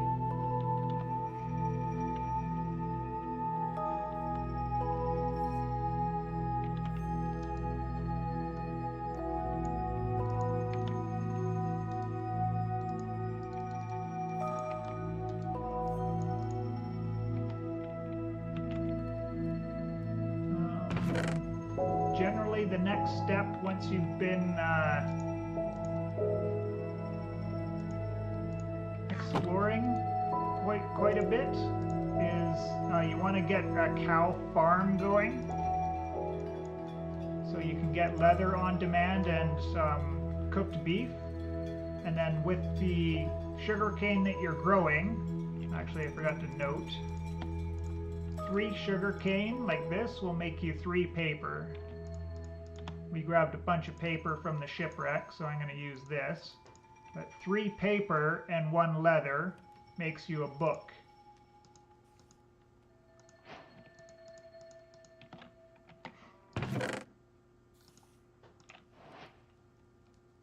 And then with books and planks, you can make bookshelves. 3 books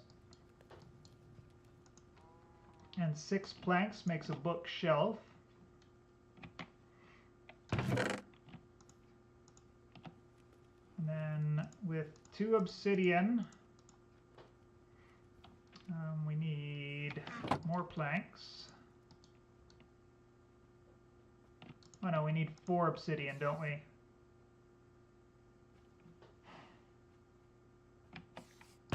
Wait, why is the frickin' recipe not in? Forgot about this too.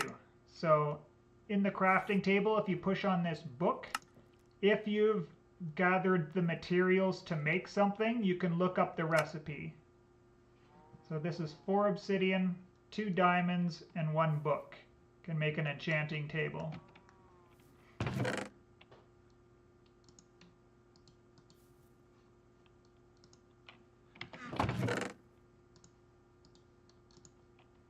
And then we need to make 1 book.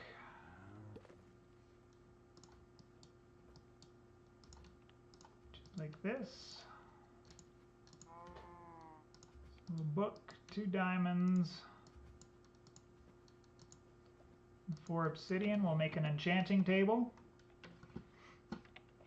Now, you kind of need to really grind out a whole bunch of bookshelves, because basically you have your enchanting table down somewhere, and 2 away, so there has to be one space between. Now this bookshelf is supplying power, and you saw the little particle going across there. So you can enchant gear in the enchanting table, and this is where you need this lapis lazuli stuff that we mined up earlier. So if we take our diamond pickaxe and we put our lapis in this slot here, then these will light up. Now it takes it will take one of your player levels, which is this number down here, this green number, to do the first one. And this will give us efficiency 1, maybe something else.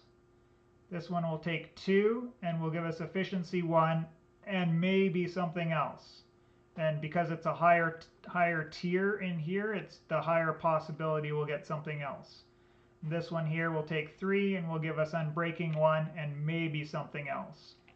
Now we do need this number down here has to be at least this number here. So if I was only level 5 down here, this one would be grayed out and I wouldn't be allowed to select it. You can get higher tier enchants by having more bookshelves around your table, up to a maximum of 15. When you have 15 around there, then the highest tier one here will require level 20 as this number here, so I'd have to be at least level 20 here. No, it's 30, sorry. It would be 30 here. It would still cost 3 enchanting levels every time I did it. So this I'm here 19. If I choose this one here, it's going to take away 3 of my levels. And I got efficiency 1 and unbreaking 1 on my pickaxe. This obsidian here, you saw me get the first couple of pieces out of the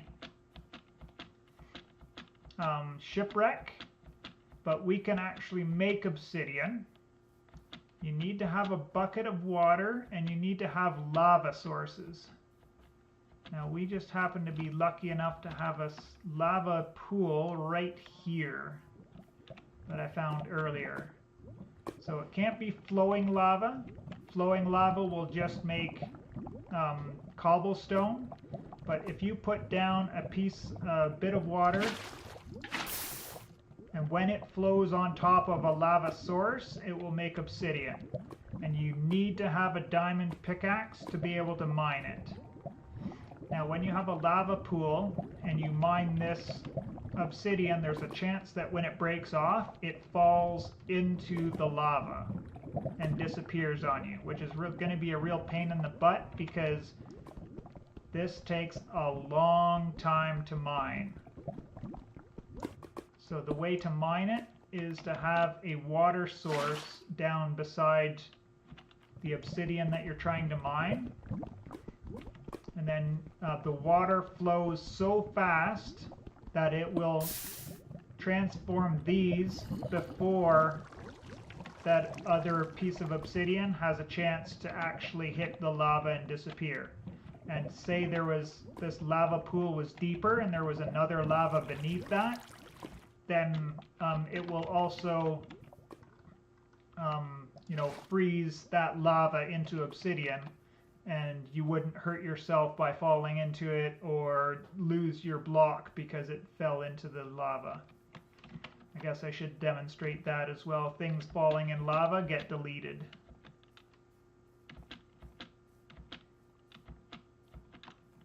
So if I push Q, that falls out of my inventory, goes into the lava, and is gone forever.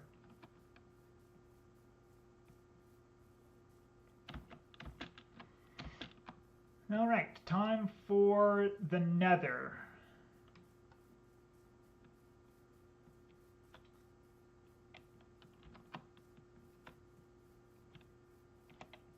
Why did I lose where my base is? Because I don't have access to a map. Here we are. So this structure I'm going to build now, you don't want it too close to your base for two reasons. It makes an annoying sound that you don't want to have to listen to a lot. And two, there's a possibility that entities can come through from the other side. Generally, they won't be hostile to you, but they can be.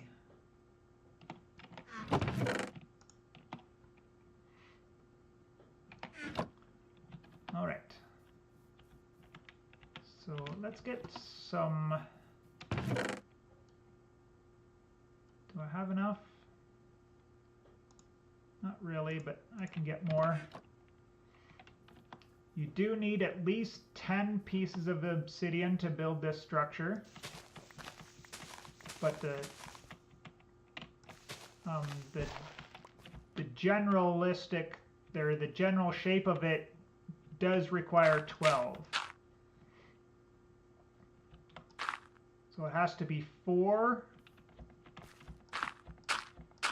by 5.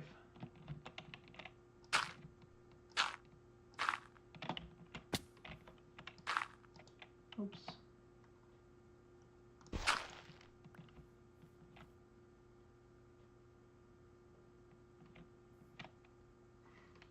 Did I miss a piece of dirt somewhere? Missed 2 pieces of dirt.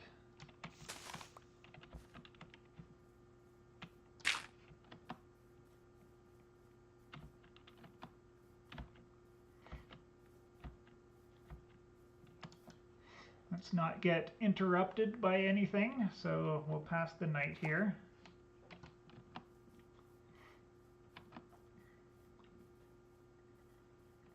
So this is the shape that it has to be, but these corner pieces are not needed.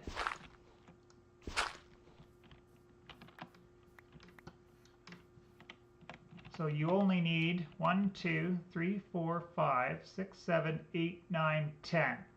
10 is the minimum amount. So I'm just going to build this one exactly in front of this. And then you need the flint and steel that we made earlier. And then when you light this, you'll get a purple thing here.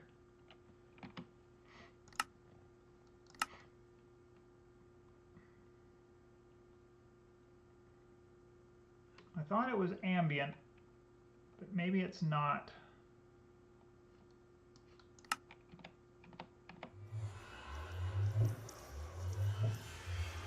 You hear that sound?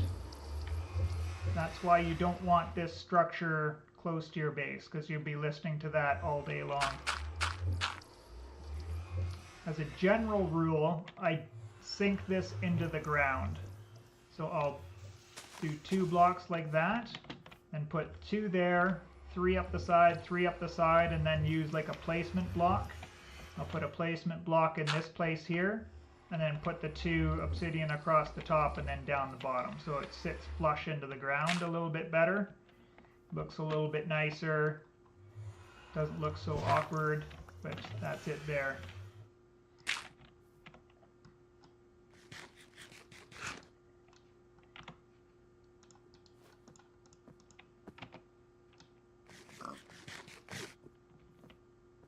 Right, we're going to jump into the Nether, and I'm going to explain it real quick on a surface level, but nothing too deep, just so that if you do come in here, you can,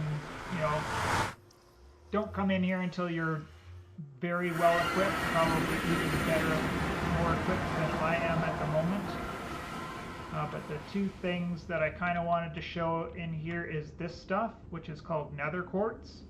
You do need an iron pickaxe to mine it, and when you mine it, you'll get quartz as a resource out of it, but they also give a good amount of experience for every one of these that you break, and there's lots of it visible in this dimension, as you can see. There are these guys, which are called zombie pigmen, or I forget what the new name is, but that's how I know them. But they're zombified piglins.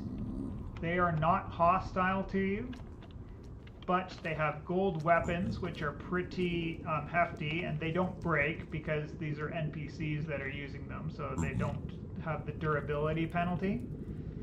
But if you hurt one of them accidentally or on purpose, all of the zombie pigmen within a certain radius will aggro on you, and you'll pretty much be dead because they all carry weapons.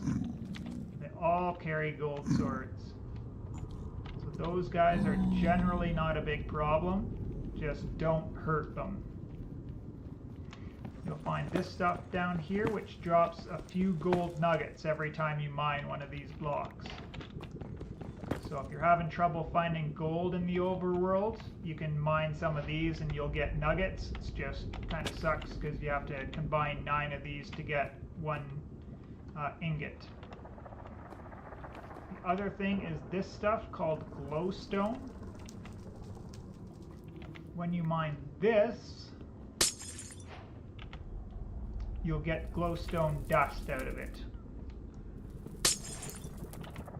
And then it takes 4 of that glowstone dust to get the glowstone block out of it. But this is a nice decoration block.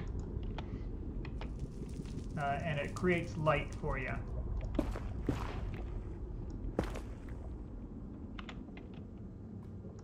This stuff is called netherrack. It's everywhere.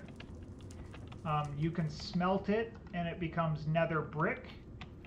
And then with that nether brick you can combine 4 of those to make nether bricks.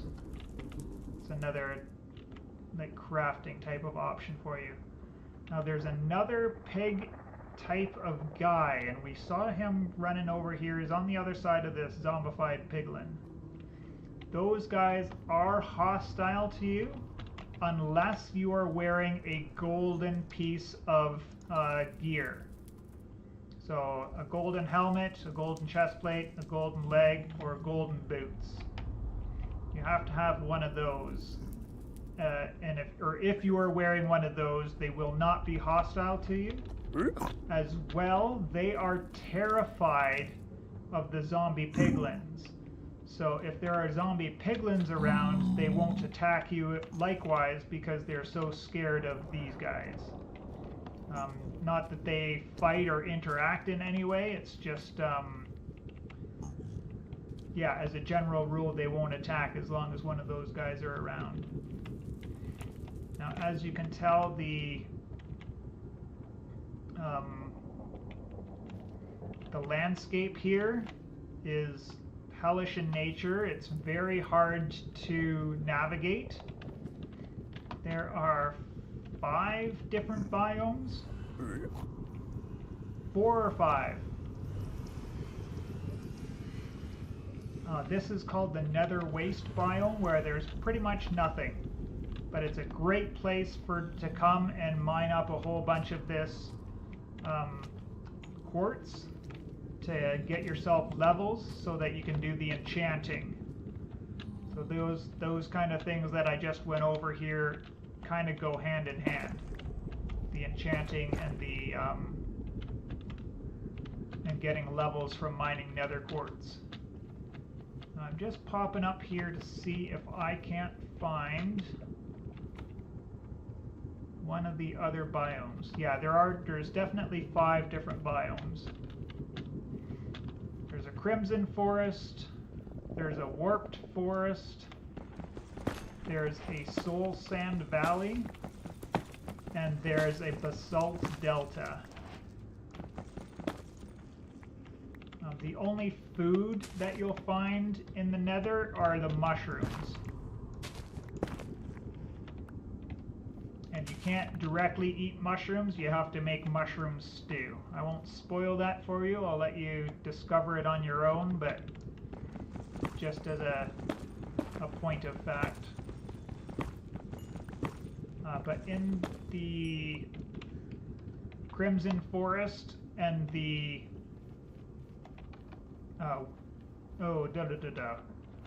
the light green one. You can find nether trees, so you can get wood in here if you're in the right biome. But the red looking forest is generally pretty dangerous because you'll have lots of these hoglins, which are pigs. They're like giant pigs, but they're hostile generally. These things are magma cubes. You won't run into them very often unless you're in a basalt delta, in which case there will be tons of them all around. But yeah, don't get to spot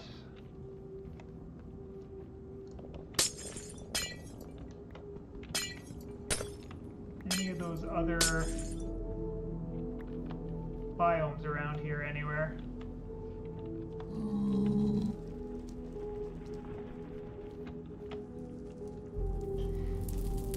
I'm going to take a quick little run over this way and see.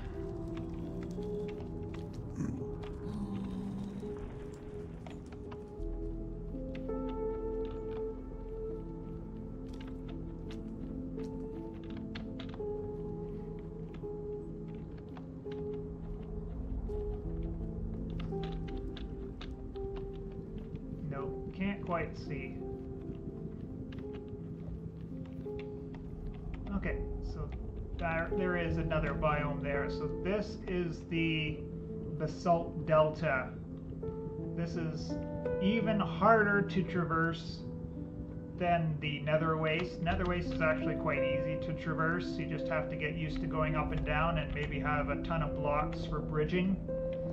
But basalt delta is tons of lava, tons of this stuff, which will hurt you if you stand on it.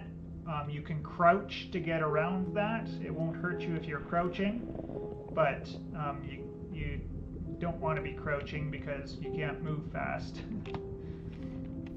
And then you'll see lots and lots of the magma cube enemies in these areas.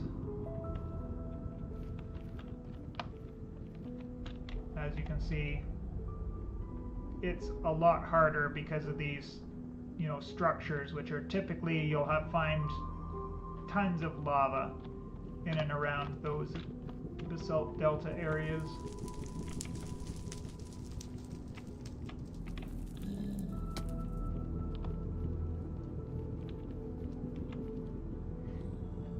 Yeah, I got a nice huge nether waste here spawn, which isn't bad.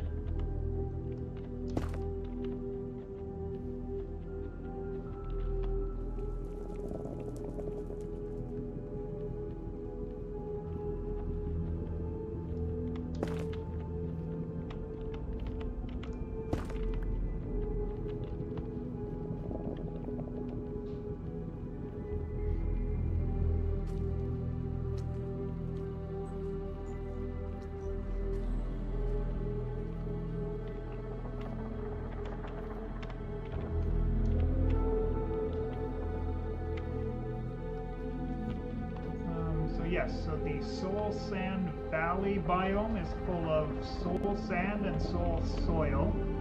You can move normally on soul soil, but soil sand causes you to move slower. You can find a ton of bone blocks in that biome, but the bad thing about that biome is it's full of skeletons. It can be quite dangerous. You can get slowed down and you got a whole bunch of ranged damage coming at you from all sides.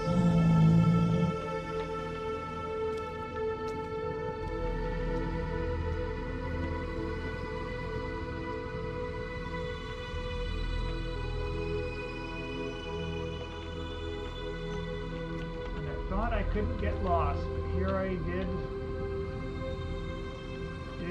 Got myself lost.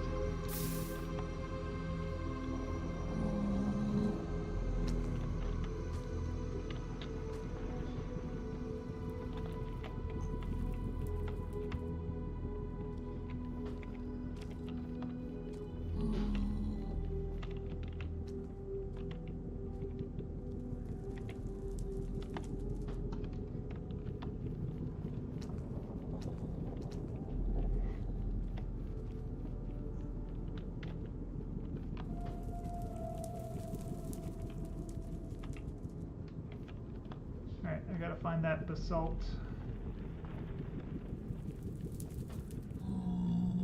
area again.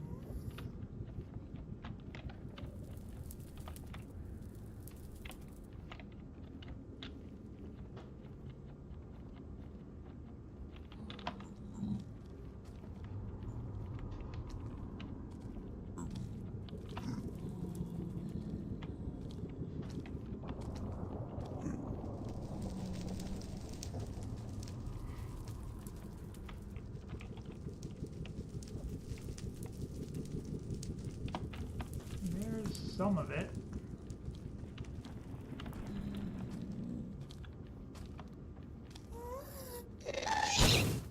Oops, there's one of the big enemies.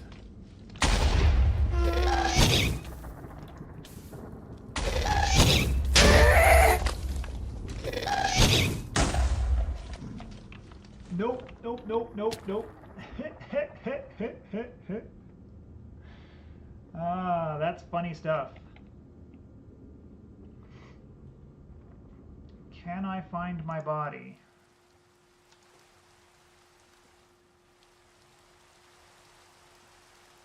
Can I go back in and find my body? I don't think it's that important. It was just iron armor. I had a diamond sword, but that's not that big. I had a diamond pickaxe, which was enchanted. That's not that important either.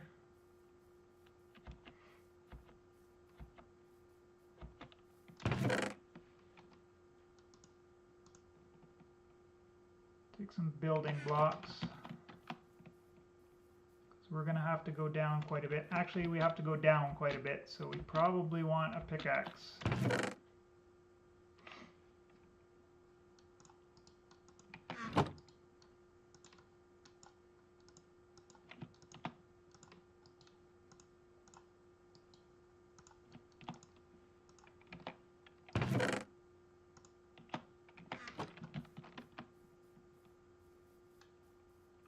I was lost when I got killed, so not very hopeful of actually finding my body again.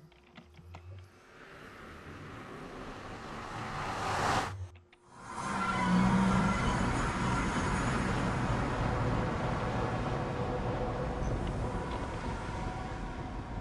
went down there and up that way, right?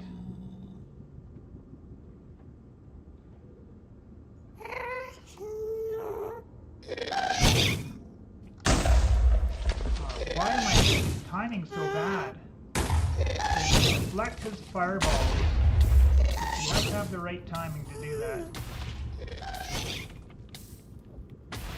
I'm gonna burn to death.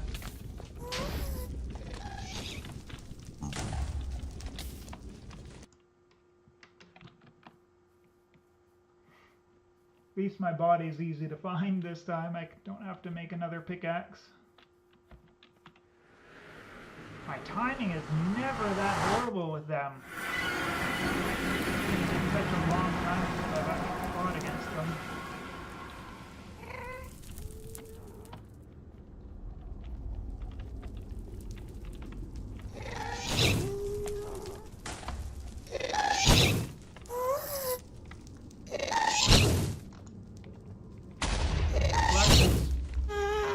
Fireball back into them.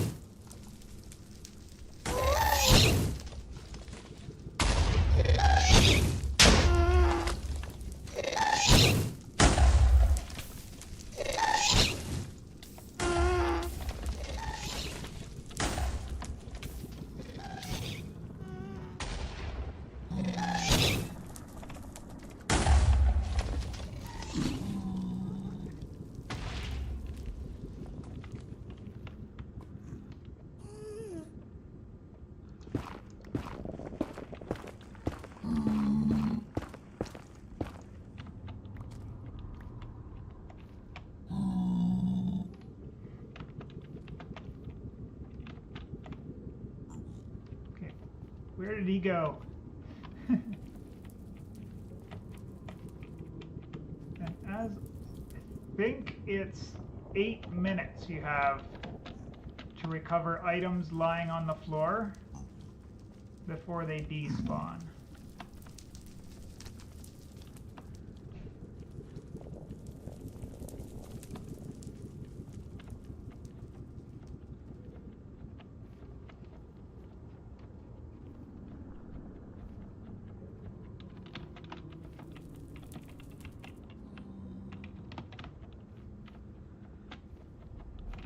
I think where that gas knocked me off,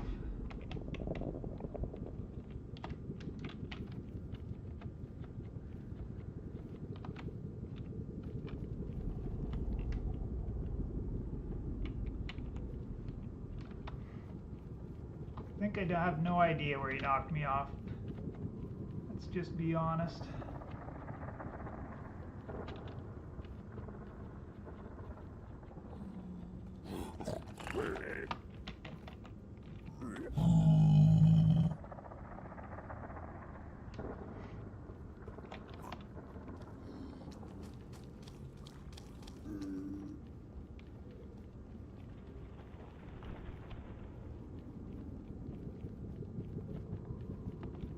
I don't remember being over here with all this glowstone. I think I went this way.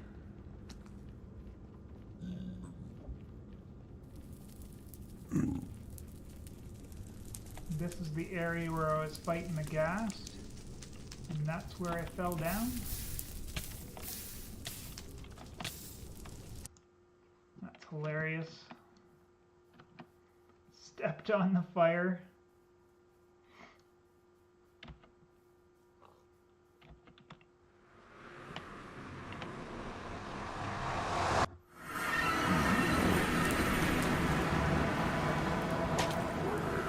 Leave me alone, you sniveling little piece of garbage.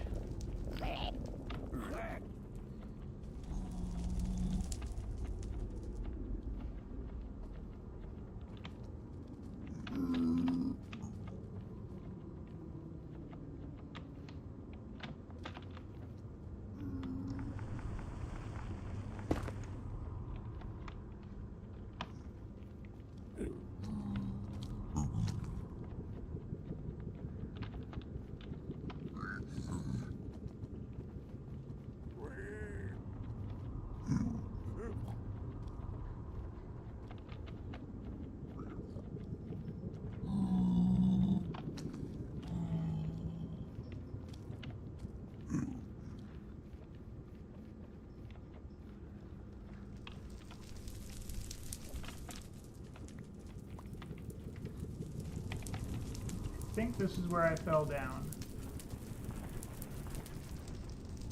I think I fell down to there.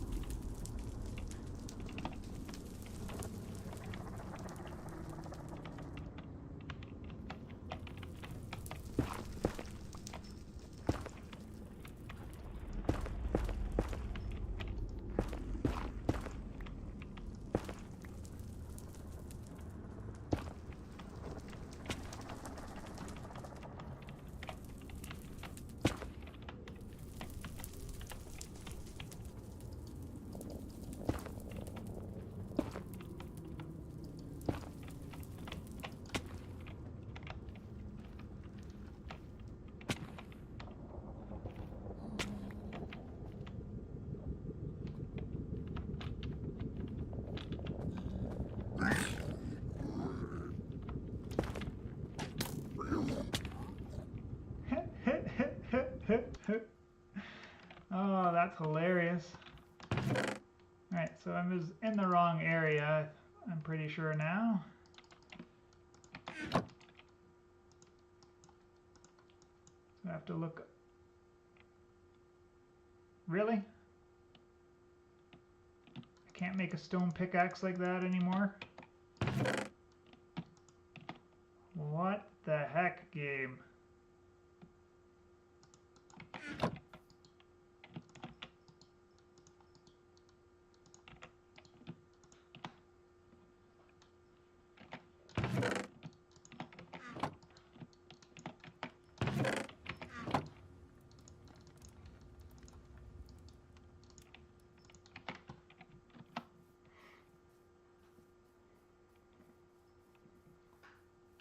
This is generally what it's like when you start dying in the end. Or not the end, the nether. You die again, you die again, you die again, you die again, and you die some more.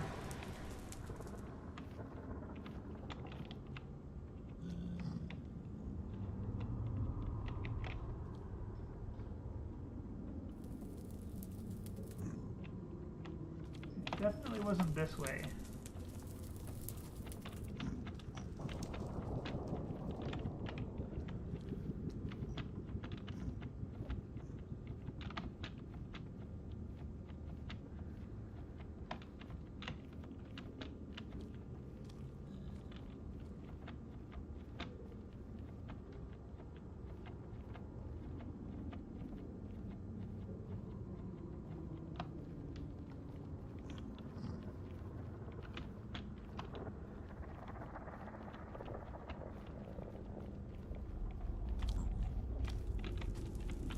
Nowhere to fall here. Yeah, maybe my stuff did go down there. It was just despawned by the time I finally got all the way down there. Like down, right down there.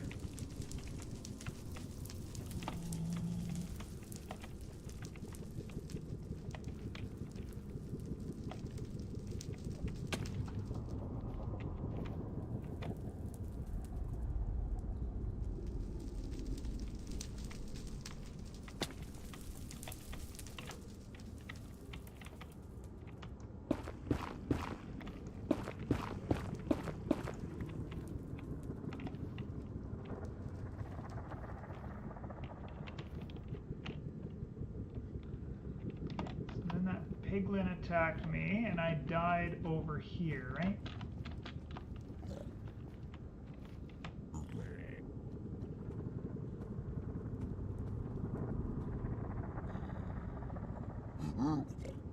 Right there. That's where my stuff is.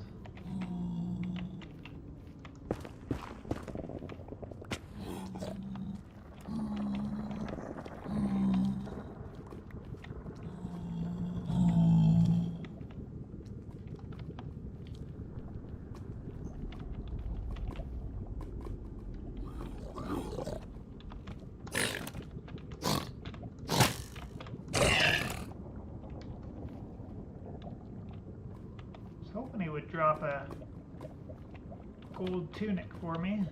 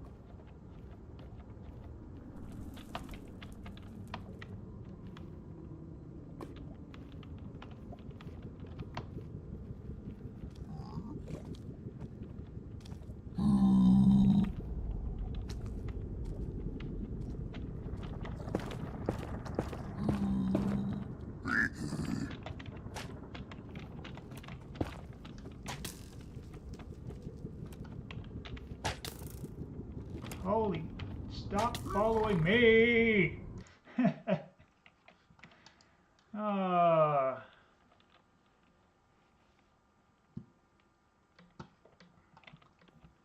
I even mine enough gold? Yes, I did. Alright.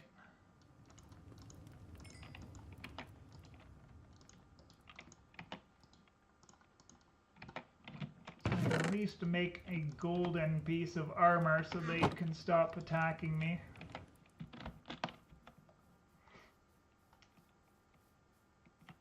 I do want to figure out how I got so lost on the first run, though.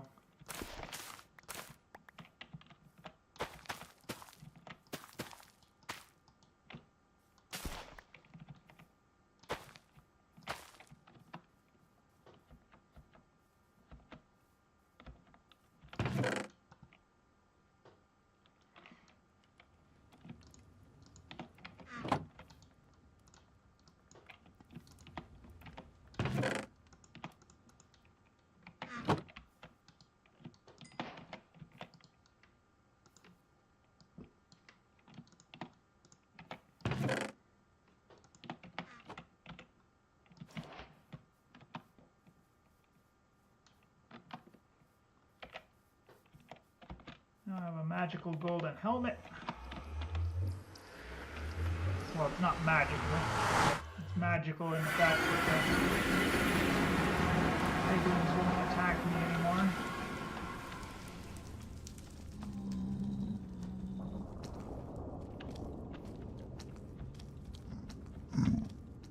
Oh wait, we're going down this way, right?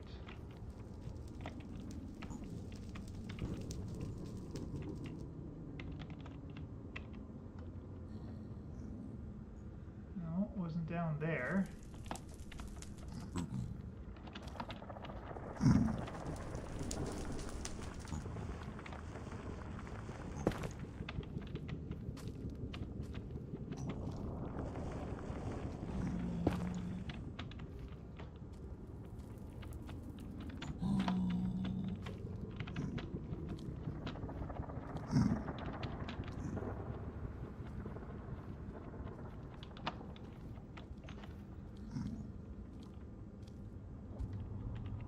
Maybe it was down there where... No, I don't think it was.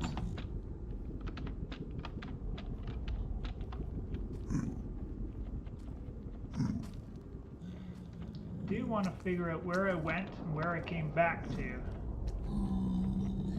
Not to find my stuff again, but just so I know. And solve that mystery for myself.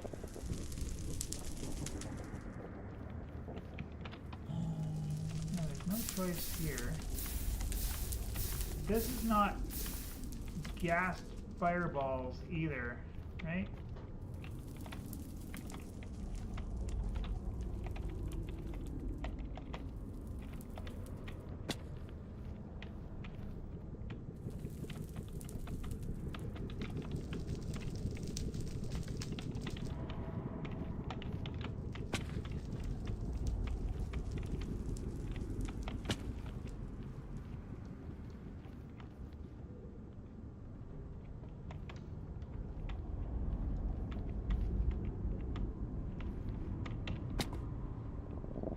Where did I get rudely killed by that guy?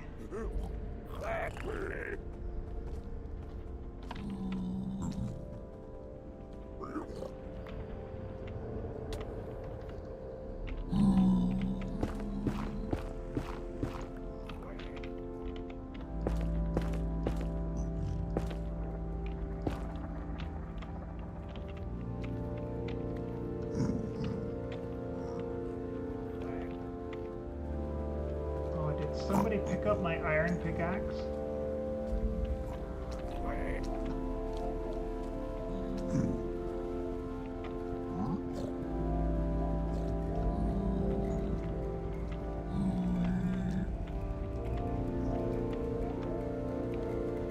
Didn't they?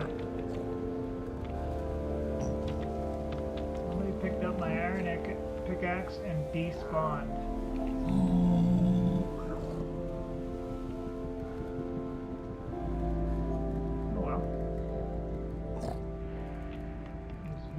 Ah, there it is.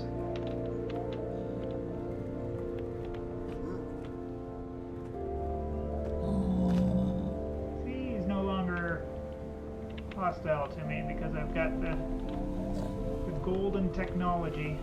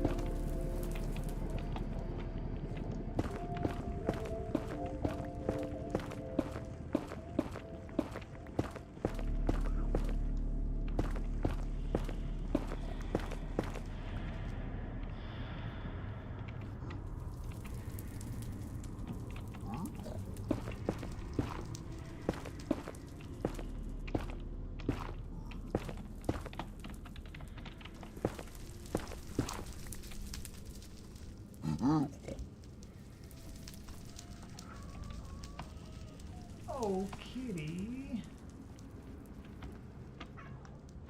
Really? Is it snack time already, buddy?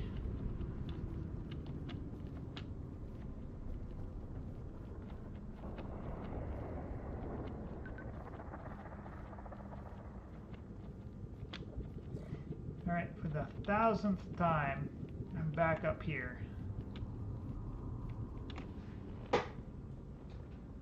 Ugh. Now, where is that stupid basalt biome?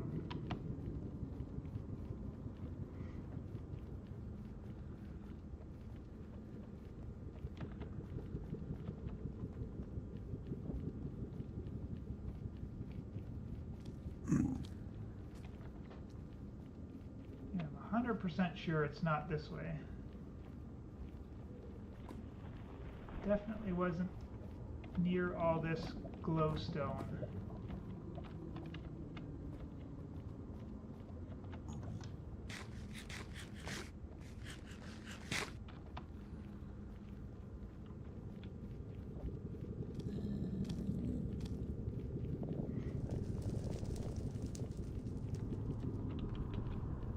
Pretty sure I remember coming over here and looking for another different biome, and there was nothing over this way. Right? Don't remember standing exactly here, but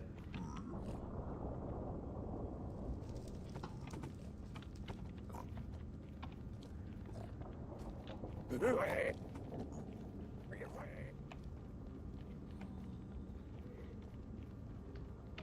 came back this way. Check to make sure that I knew where I was, so I looked at my portal.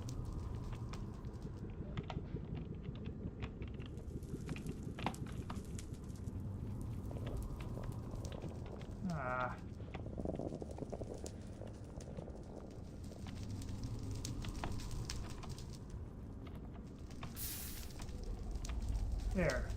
Yes, I looked there, and then I went this way. Right, I went down this stuff. This is why I couldn't find my way back, because I forgot about coming up this, or coming down this part.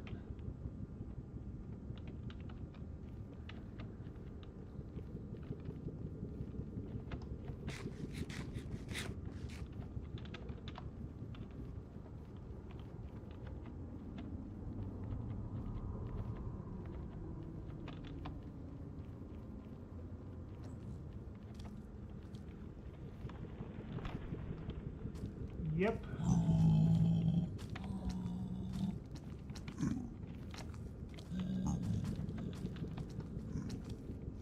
So yes, after I came out of there, I started running back this way.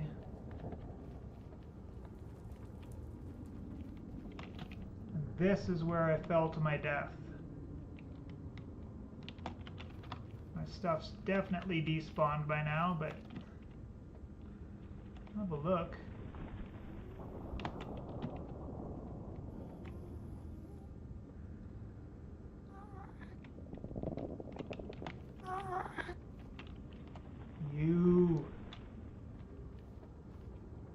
You caused me to die.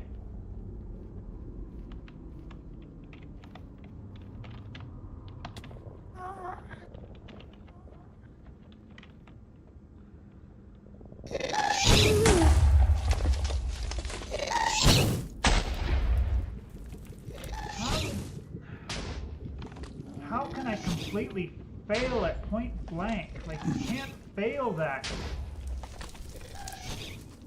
It's just not possible.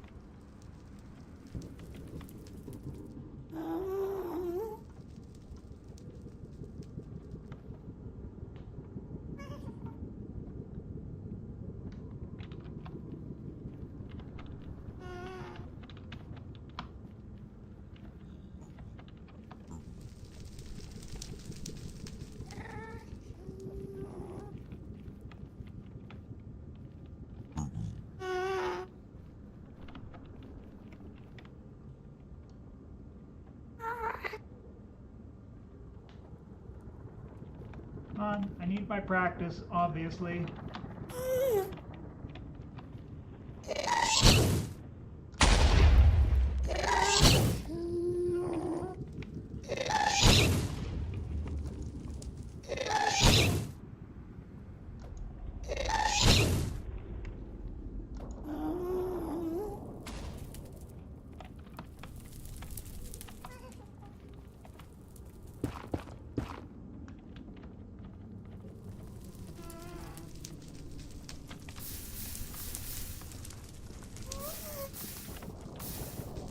One biggest thing that you have to be careful about with these gas,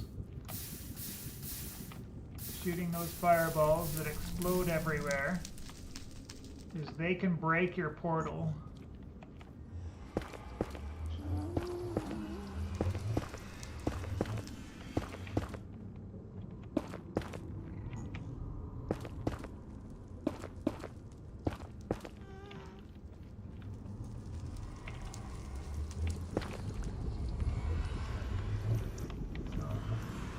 Generally, it's a good idea to have like a little blind like that to be able to not spawn into the world, have a gas be right there and shoot at you, break your portal, and if you don't have a flint and steel on you, you can't get back.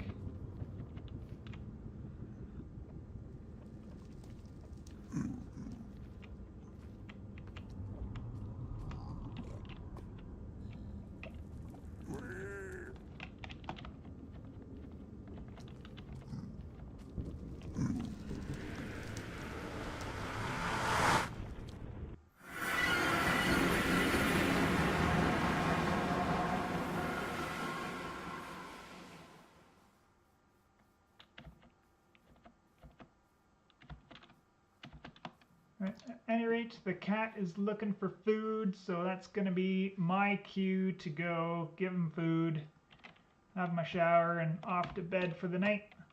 I do appreciate everybody for hanging out, chatters and lurkers, and people watching after the fact as well. I love you all, and I hope you have a good one. We'll see you in the next one. Bye!